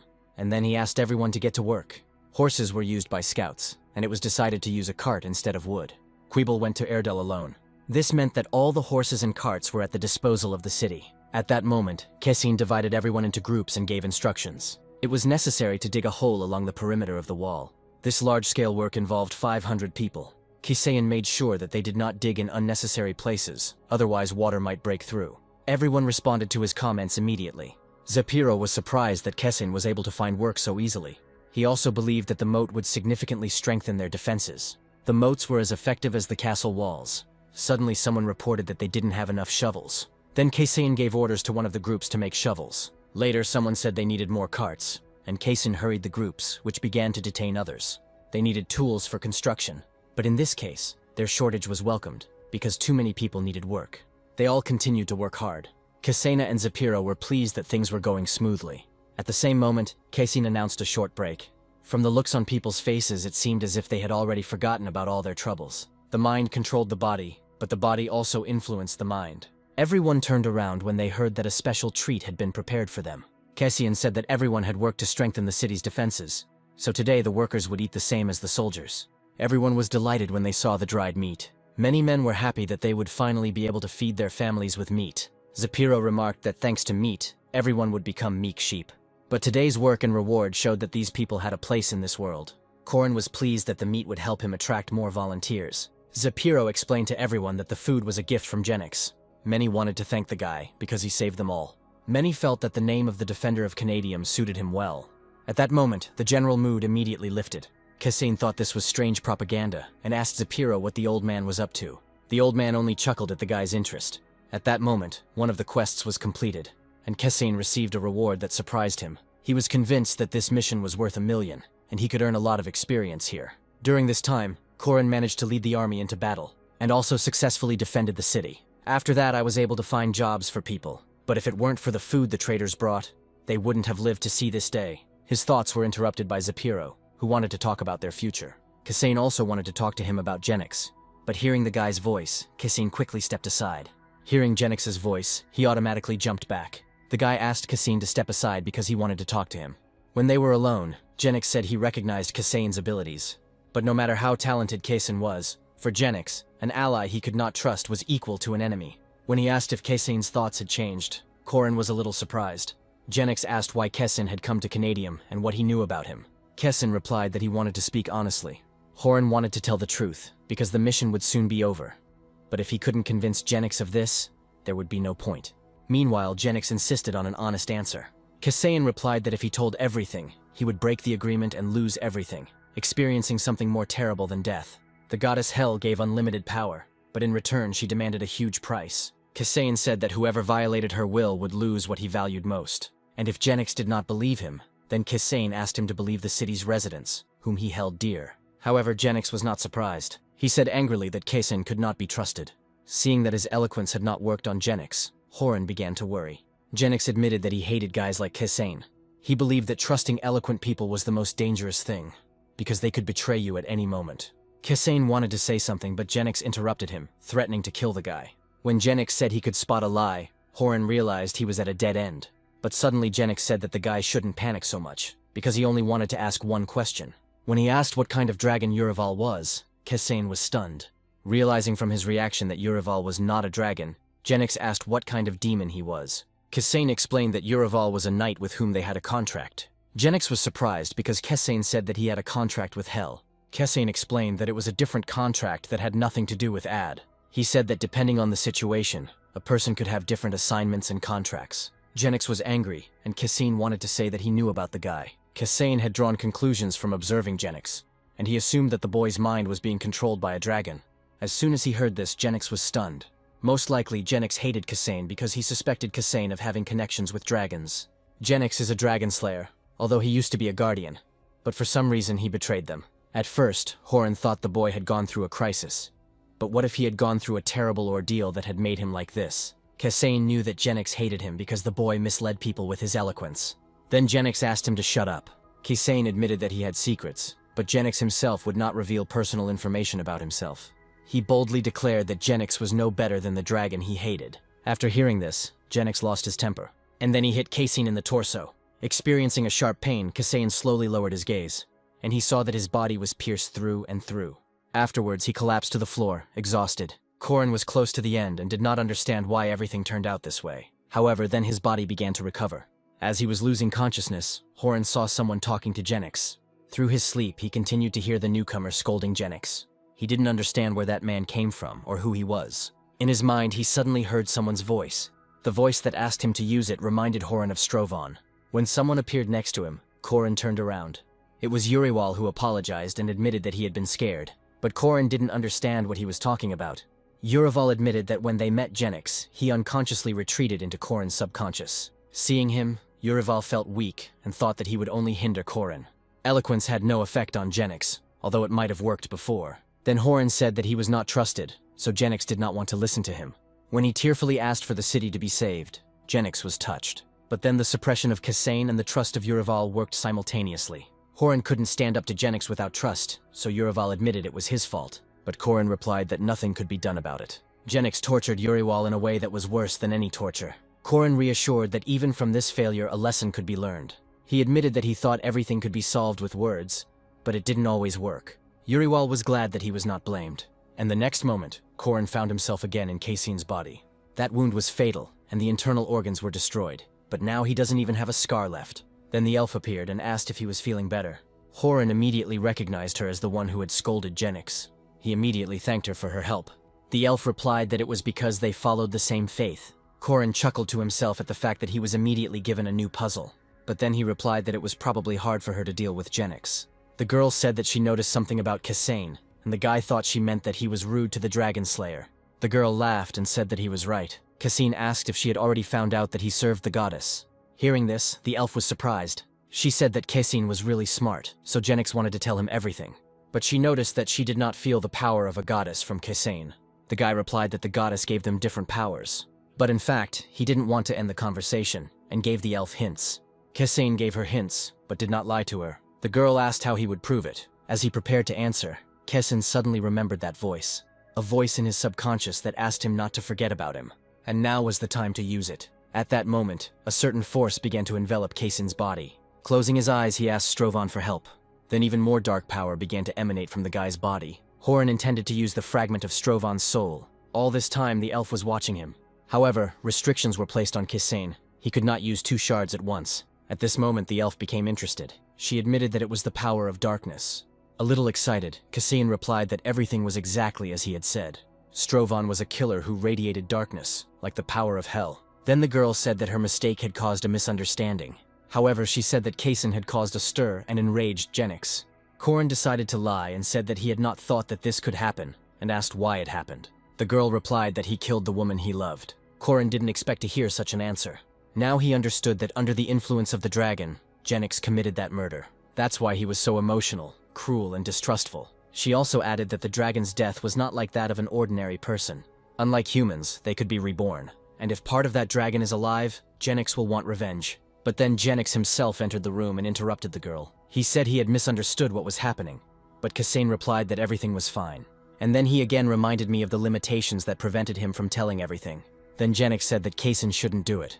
Unexpectedly, Kasain said that he used to be a killer and a knight. He said that his family was killed by the guild, and he was killed by the man he considered his lord. Slowly, Genix began to understand what Kasin was getting at. Kasin admitted that he knows what it is like to be betrayed. Suddenly, Genix asked if Kasin was a reincarnator. Kasin replied that he could not say more, but in fact he did not understand the meaning of the question. The elf agreed that reincarnation was one of the goddess's powers. A smirk appeared on Kasin's face as he finally won Genix's trust. Genix said that since Kasin had told the truth about himself, he should share it too. In fact, the dragon he served was a tyrant. Under his control, Genix was continuously trained to become an assassin. He confessed that under the dragon's influence his body did not age, but his mind was destroyed. And now he is ready to kill this dragon, no matter how many times it returns. Afterwards, they all began to eat lunch. The elf ate the most meat. Korin thought to himself that everything he knew about the fantasy world was a lie. Genix explained that Emiel was half normal, half dark elf. And he explained that she was not an elf who loved nature. The girl said that she loved nature, just in her own way. Suddenly, someone burst into their room. Korin wondered why Litra always came running with such a desperate look. The guy shouted that they were being attacked by orcs. Kessin's face changed immediately. Emiel turned to look at Genix, who remained calm. Afterwards, he said that he would go first. Finally, he told Emiel to take Kasin with her. But Litra was surprised that Genix decided to go out through the window. Turning to Kasin, the girl extended her hand to him. Kasin thought it was strange, but he extended his hand to her. After warning Kasin to hold on tight, she cast a spell, and the next moment they evaporated. Only Litra was left perplexed by how fast everyone was. Then Emiel and Casein found themselves on the wall. But Corin didn't understand how they managed to cover a kilometer of distance in just an instant. The girl explained that shadow jumping is one of the powers of her race. Suddenly, Casein heard Genix's voice asking them to gather. Then he looked down. There was a commotion down below near the wall. People started running away in panic. At some point, one person from the crowd tripped. He immediately turned around, alarmed. And he saw panicked people rushing towards him. Having prepared himself, he immediately covered his head with his hands. Corin had gathered a lot of people here, and now it was causing a crush. Suddenly, Emiel said that Genix would go crazy again. The next moment, it happened as she said. Due to Genix's loud scream, Casein had to cover his ears. He was familiar with these sensations. He had experienced this power 3 times already, but it was impossible to get used to it. After all, this was the power of a dragon slayer. Suddenly, all the noise disappeared. Casein looked down and saw that all the people had fallen to the ground. Emiel explained that what Genix hated most was when people abandoned their own. In the past, a dragon took over a village and forced everyone to kill each other, while Genix just watched. The strange thing is that only a weak girl survived from that village. The dragon told Genix to watch over her, waiting for them to fall in love. A boy who was alone in this world and a girl without a family were suitable for each other. And when this happened, the dragon forced Genix to kill her. Casein asked to stop because he already understood everything. Horan understood that Genix had everything from wealth to youth, but he was not happy. Genix was like Stravon, and if this continued, he too would be unhappy until his death. Buraval and Mordum asked everyone to let the old men go first. Watching this, Casein realized that now was not the time for sentimentality. After looking around, Casein said that he did not see any orcs. Then Emiel pointed far ahead. Alarmed by the dust cloud, Casein asked her if all the orcs were coming. But the elf replied that only 300 were coming. But it turned out that people were running towards the city. They all fled from the orcs. Corin was surprised when he saw them. But at that moment the other guards turned to him. He was told that the people were running away from the orcs. But the orcs were riding on wolves. Hearing about the wolf riders, Casein immediately became more serious. Meanwhile, the orcs appeared from behind the cloud of dust. The wolf riders were marauders and the terror of these mountains. He understood that in front of them was an army of 1,500 orcs. When they saw the orcs, all the guards thought they would die. But Casein turned his attention to the orc leader. It was a red-faced orc. He was far more fearsome than any other orc, and was the lord of the orcs. Casein was horrified that this orc was making the other orcs even more dangerous. But having come to his senses, he immediately began to turn around. It turned out that Genix was already in front of the red-faced man. Then the orc greeted Genix. Genix did the same, while simultaneously preparing for the fight. Tarok called Janus a dog who bit his master's hand and now serves people. But Genix, on the contrary, considered Tarok a cur. Tarok asked how Genix liked his gift. For a moment, Genix was silent. At that moment, people were panicking and breaking down the city gates. Their numbers only increased and they asked to be let in. But Mordum said that they were not allowed to open the gates. He believed that the orcs had deliberately driven people here so that they would open the gates. Buraval also said that Casein should not be given in to out of pity. Corin understood that his comrades were right. Fierce orcs riding on wolves also rushed towards the city, but anyone with a heart would be broken by such a sight. After all, among those people there were even innocent children. The mothers begged to take at least their children. Suddenly one guard said that he couldn't watch this. Without orders, he began to open the gates for people. But at that moment Buraval attacked him. He said that guy wasn't the only one who was upset about it. And then he declared that he would kill anyone who tried to open the gate. He reminded them that they must protect the city and their families. And he promised to throw off the wall those who try to help strangers. After all, if they wanted to die, they shouldn't have involved others in it. Then everyone understood that the situation was terrible. Corin was angry that the orcs had sowed panic even without bloodshed. The cries for help affected the soldiers' consciousness, and many people fell to the ground without strength. And at that moment they asked anyone for help, even a demon. Casein laughed nervously and said he couldn't take it anymore. And then he himself went to open the gate. However, he was stopped by Mordum's hand. He said it was madness, and that Casein should think about the people of Canadium. But Casein asked if he would remain a man if he watched these people being killed. As a knight, he could not allow the defenseless to die. After all, just recently the residents of their city were in the same despair. They will die if they open the gate, but Casein would rather die as a human. Then Buraval intervened and asked if Casein was sure about this. He nodded decisively and silently. Buraval knew that if he tried to stop him, Casein would chop him up, so he began to open the gate himself. Immediately after, Casein gave orders to 2 groups, telling them to protect the refugees. At that moment, there was a commotion downstairs. Casein said not to give up their positions until all the refugees had disappeared. Meanwhile, the orcs were approaching them. But suddenly the orcs stopped and silently stared ahead. And a moment later, they turned around completely. All the soldiers were surprised that the orcs were retreating. Buraval was amused by the fact that the orcs were afraid of them. At that moment, all the soldiers shouted joyfully. At that moment, Genix returned, and everyone asked if he had dealt with the red-faced man. But the guy just said with disappointment that they had been given a poisoned apple. At that moment, no one understood what he was talking about. Genix asked sternly how many people they had let in. Litra replied that it was probably about 1,000. With a sad laugh, Kessen said that this was the end. Tarok turned out to be cunning. He attacked a small village and drove its inhabitants to Canadium. These people became a time bomb for Canadium.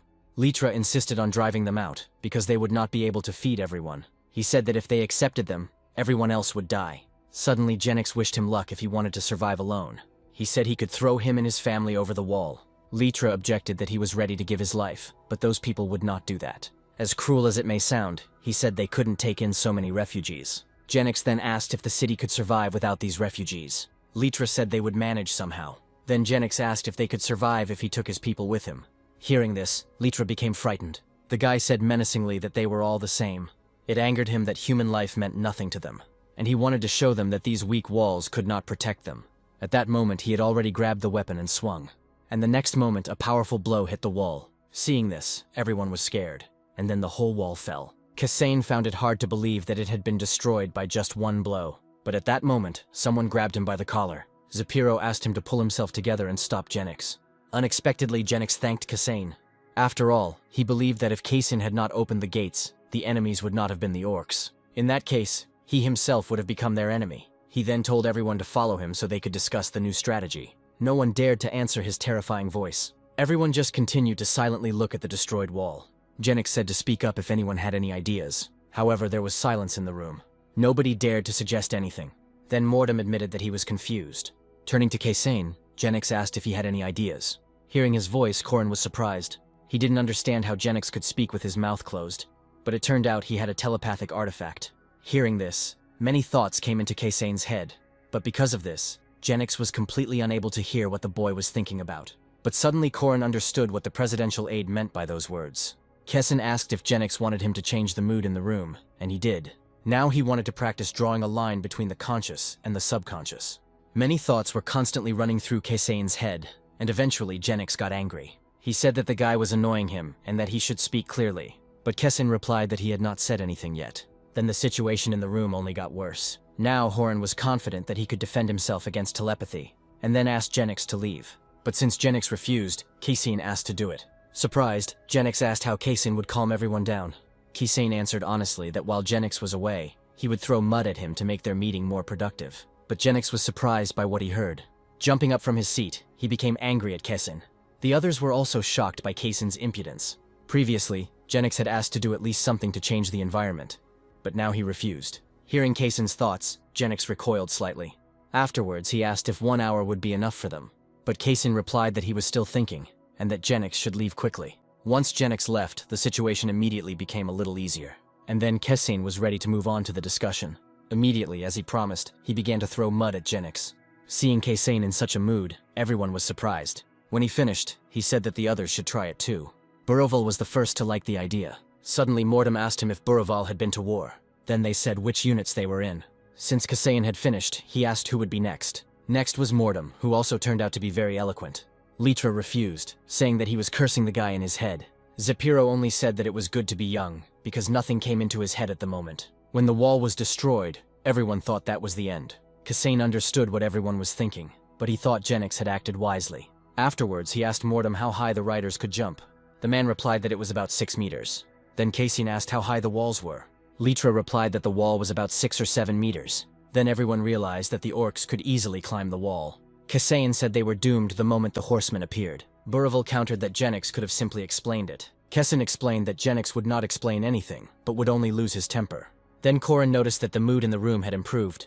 Kassane said that although there was a gap in the wall, it did not mean that their defense was weakened. He said that wolves were animals after all, and therefore had to look for easy ways. They will rush to the breach without exception. Therefore, he believed that it was necessary to gather all his forces in one point. He suggested that everyone make tower defense, but no one understood what he was talking about. After some time, Kassane met with Genix. He then asked if they had decided to do bunkering. Kassane didn't know what it was, and Genix replied briefly that it was a game suited to people like them. But then Kassane decided that he would pretend to know what they were talking about in order to get Kassane to talk.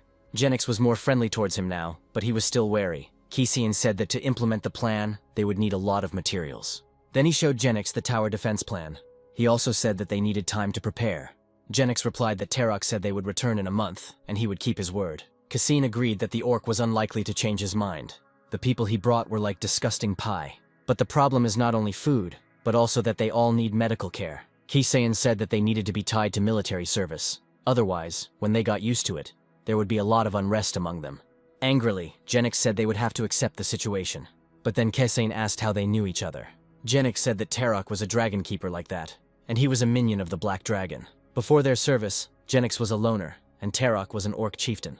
Genix wasn't sure he could defeat him, since Terok had an army, even though he wasn't that strong on his own. There are characters in games that are not very strong on their own, but the more allies they had, the stronger they became.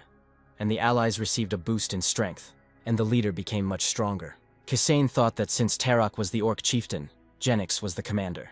Genix was alone, but he was stronger. Hearing that the advantage was on their side then, Genix thought about it. Then he continued that Terok was the dragon's shield, and Genix was his sword.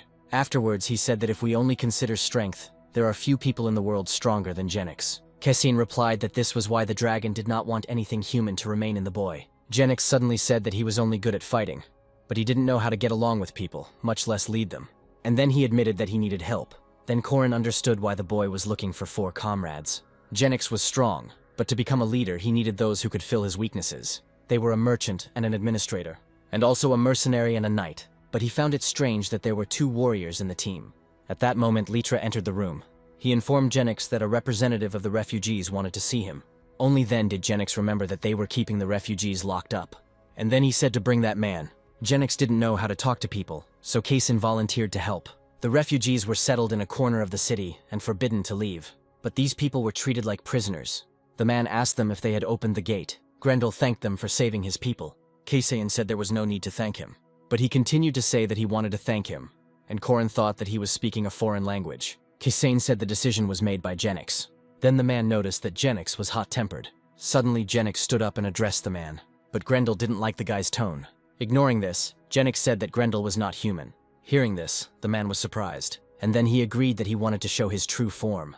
Immediately after this, his body was enveloped in light. Instantly the man's clothes changed. Watching this, Corin was surprised. It turned out that there was a dwarf in front of them. Grendel said that he was the leader of the dwarves.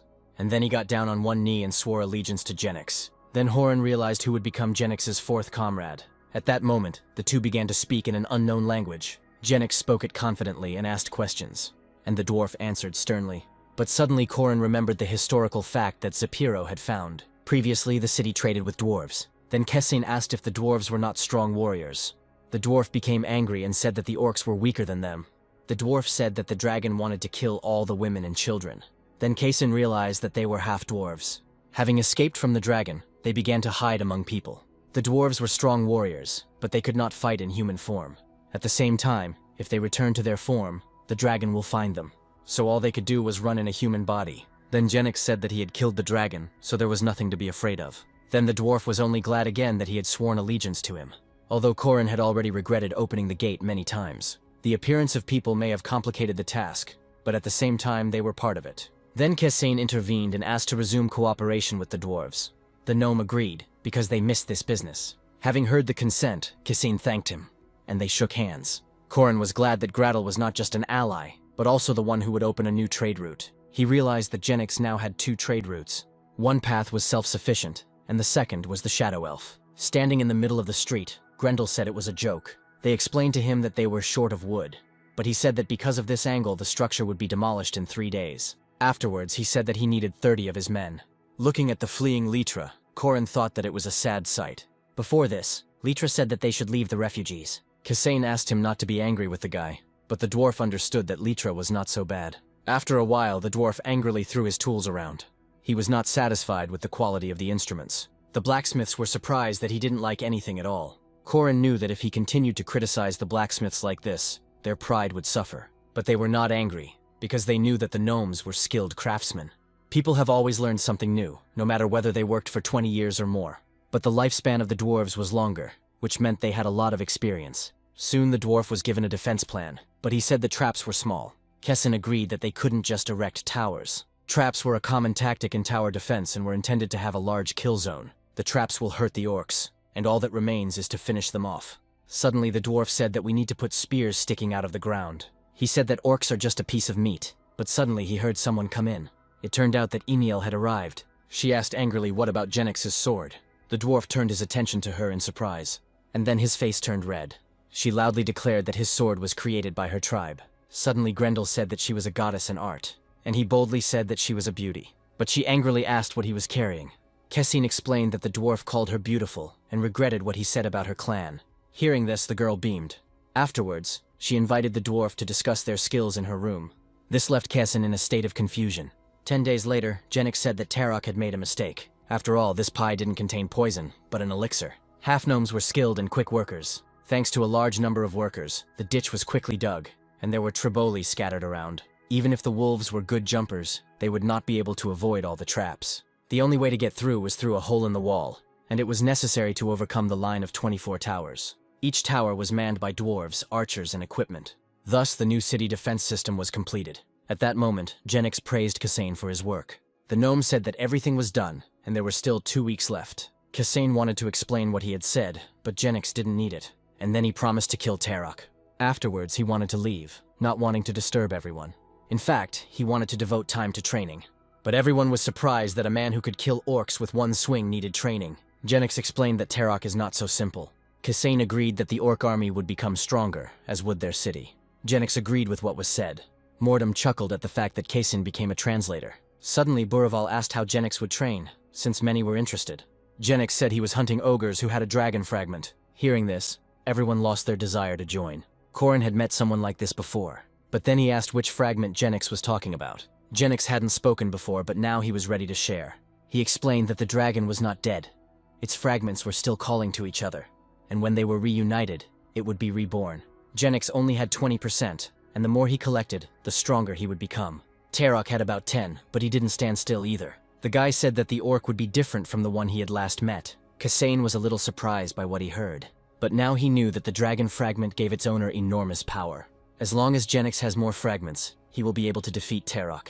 Buraval suddenly asked what if they also had this fragment. Genix replied that they would go crazy and then die, or they will be lucky and gain a power that is not of this world. When asked if they were jealous, Kasane replied that they were not. He calmly replied that he was not envious at all. He told Genix that with greater power comes greater responsibility, but Kasane would replace responsibility with the word pain. He believed that this power was only compensation for the pain that a person experiences. After listening to him, Genix grinned and said that he didn't like Kasane at all, but there was sympathy in Kasane's eyes. Genix became a monster driven only by revenge, and only the dragon's flame allowed him to feel alive. Crouching down on the ground, Horan thought he was worried about Genix, so Kasane asked him to be careful. He asked to protect what is dear to him, and if it is not there, then it must be acquired. Genix heard that this was the only way he could remain human. Having said that he could be human if he wanted to be, Genix looked up. Kasane didn't understand him, and the boy said that was the last thing El said. Afterwards, Genix looked at the others. Then he wanted to tell them something, but in the end he left without finishing. Seeing the message about automatic progress acceleration, Kasane was surprised, but now he was getting more information. Corin had completed all the main quests, and everything was going smoothly now.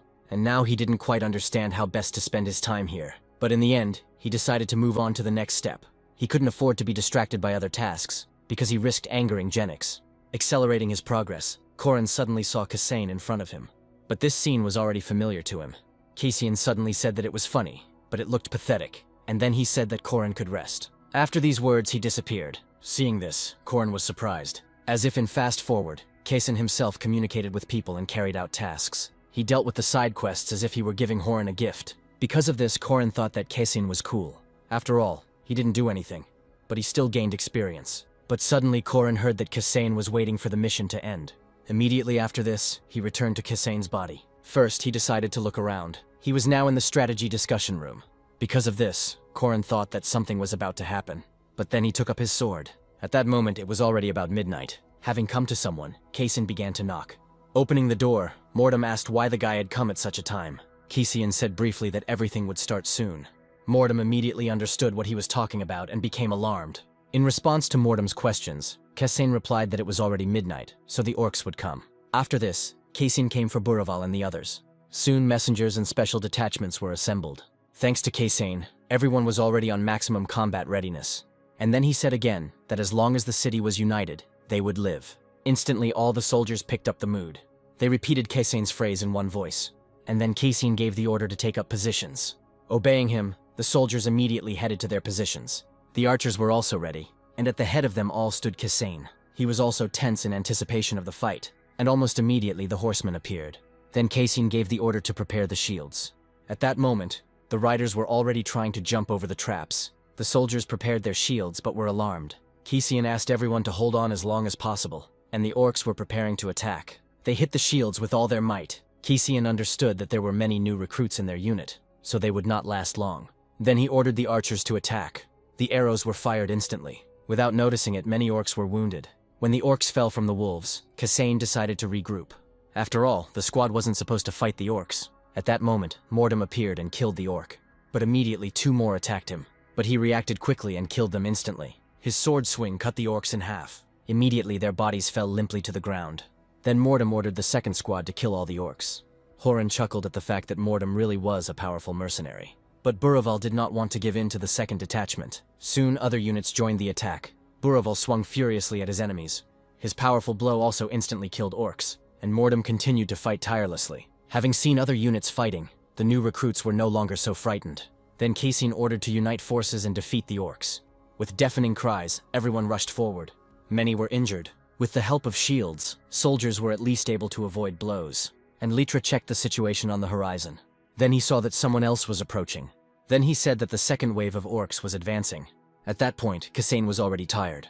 They almost dealt with the first wave, but also suffered losses. Then he ordered a retreat to the starting position. He ordered the recruits to hold their positions so that the other units could catch their breath. Suddenly, someone started attacking their equipment. The blow was directed at the approaching orcs. They were surprised when they saw the attack, but it was too late to take cover. That shot had a destructive force. Seeing her, Korin was only surprised. Afterwards, the ballistas continued firing, but the orcs also continued to advance. Then Horan began to look around for Grendel, and suddenly he was surprised. Horan found the dwarf alone on the front line. The gnome said cheerfully that the people had done well, but now it was their turn. But too many orcs were moving towards him. Horan thought the dwarf's arms were too short for a direwolf, and the gnome could have simply been trampled, but he only shouted something angrily, and his weapon was enveloped in mana. The dwarf swung and killed the orc. Immediately after him, he began to attack the others. When Korin saw him in action, he was delighted, and then their main force in the battle appeared. Grendel ordered the spearmen to pierce them with their spears. Obeying, they held their spears in front of them. The attack was serious for the orcs. Afterwards, the dwarf ordered to kneel, and everyone obeyed. As they descended, archers appeared behind them. They were immediately given the order to shoot. The orcs were unable to avoid the surprise attack. Zapiro also assisted in the command. On his command, the catapults began to fire. This also made it difficult for the orcs to move, and because of this, they lost their fighting spirit. At some point, they started to be attacked with fire, and soon they reported that the third wave was approaching. It seemed like Keisen was at his limit then. The orcs' strategy was to wear down the humans.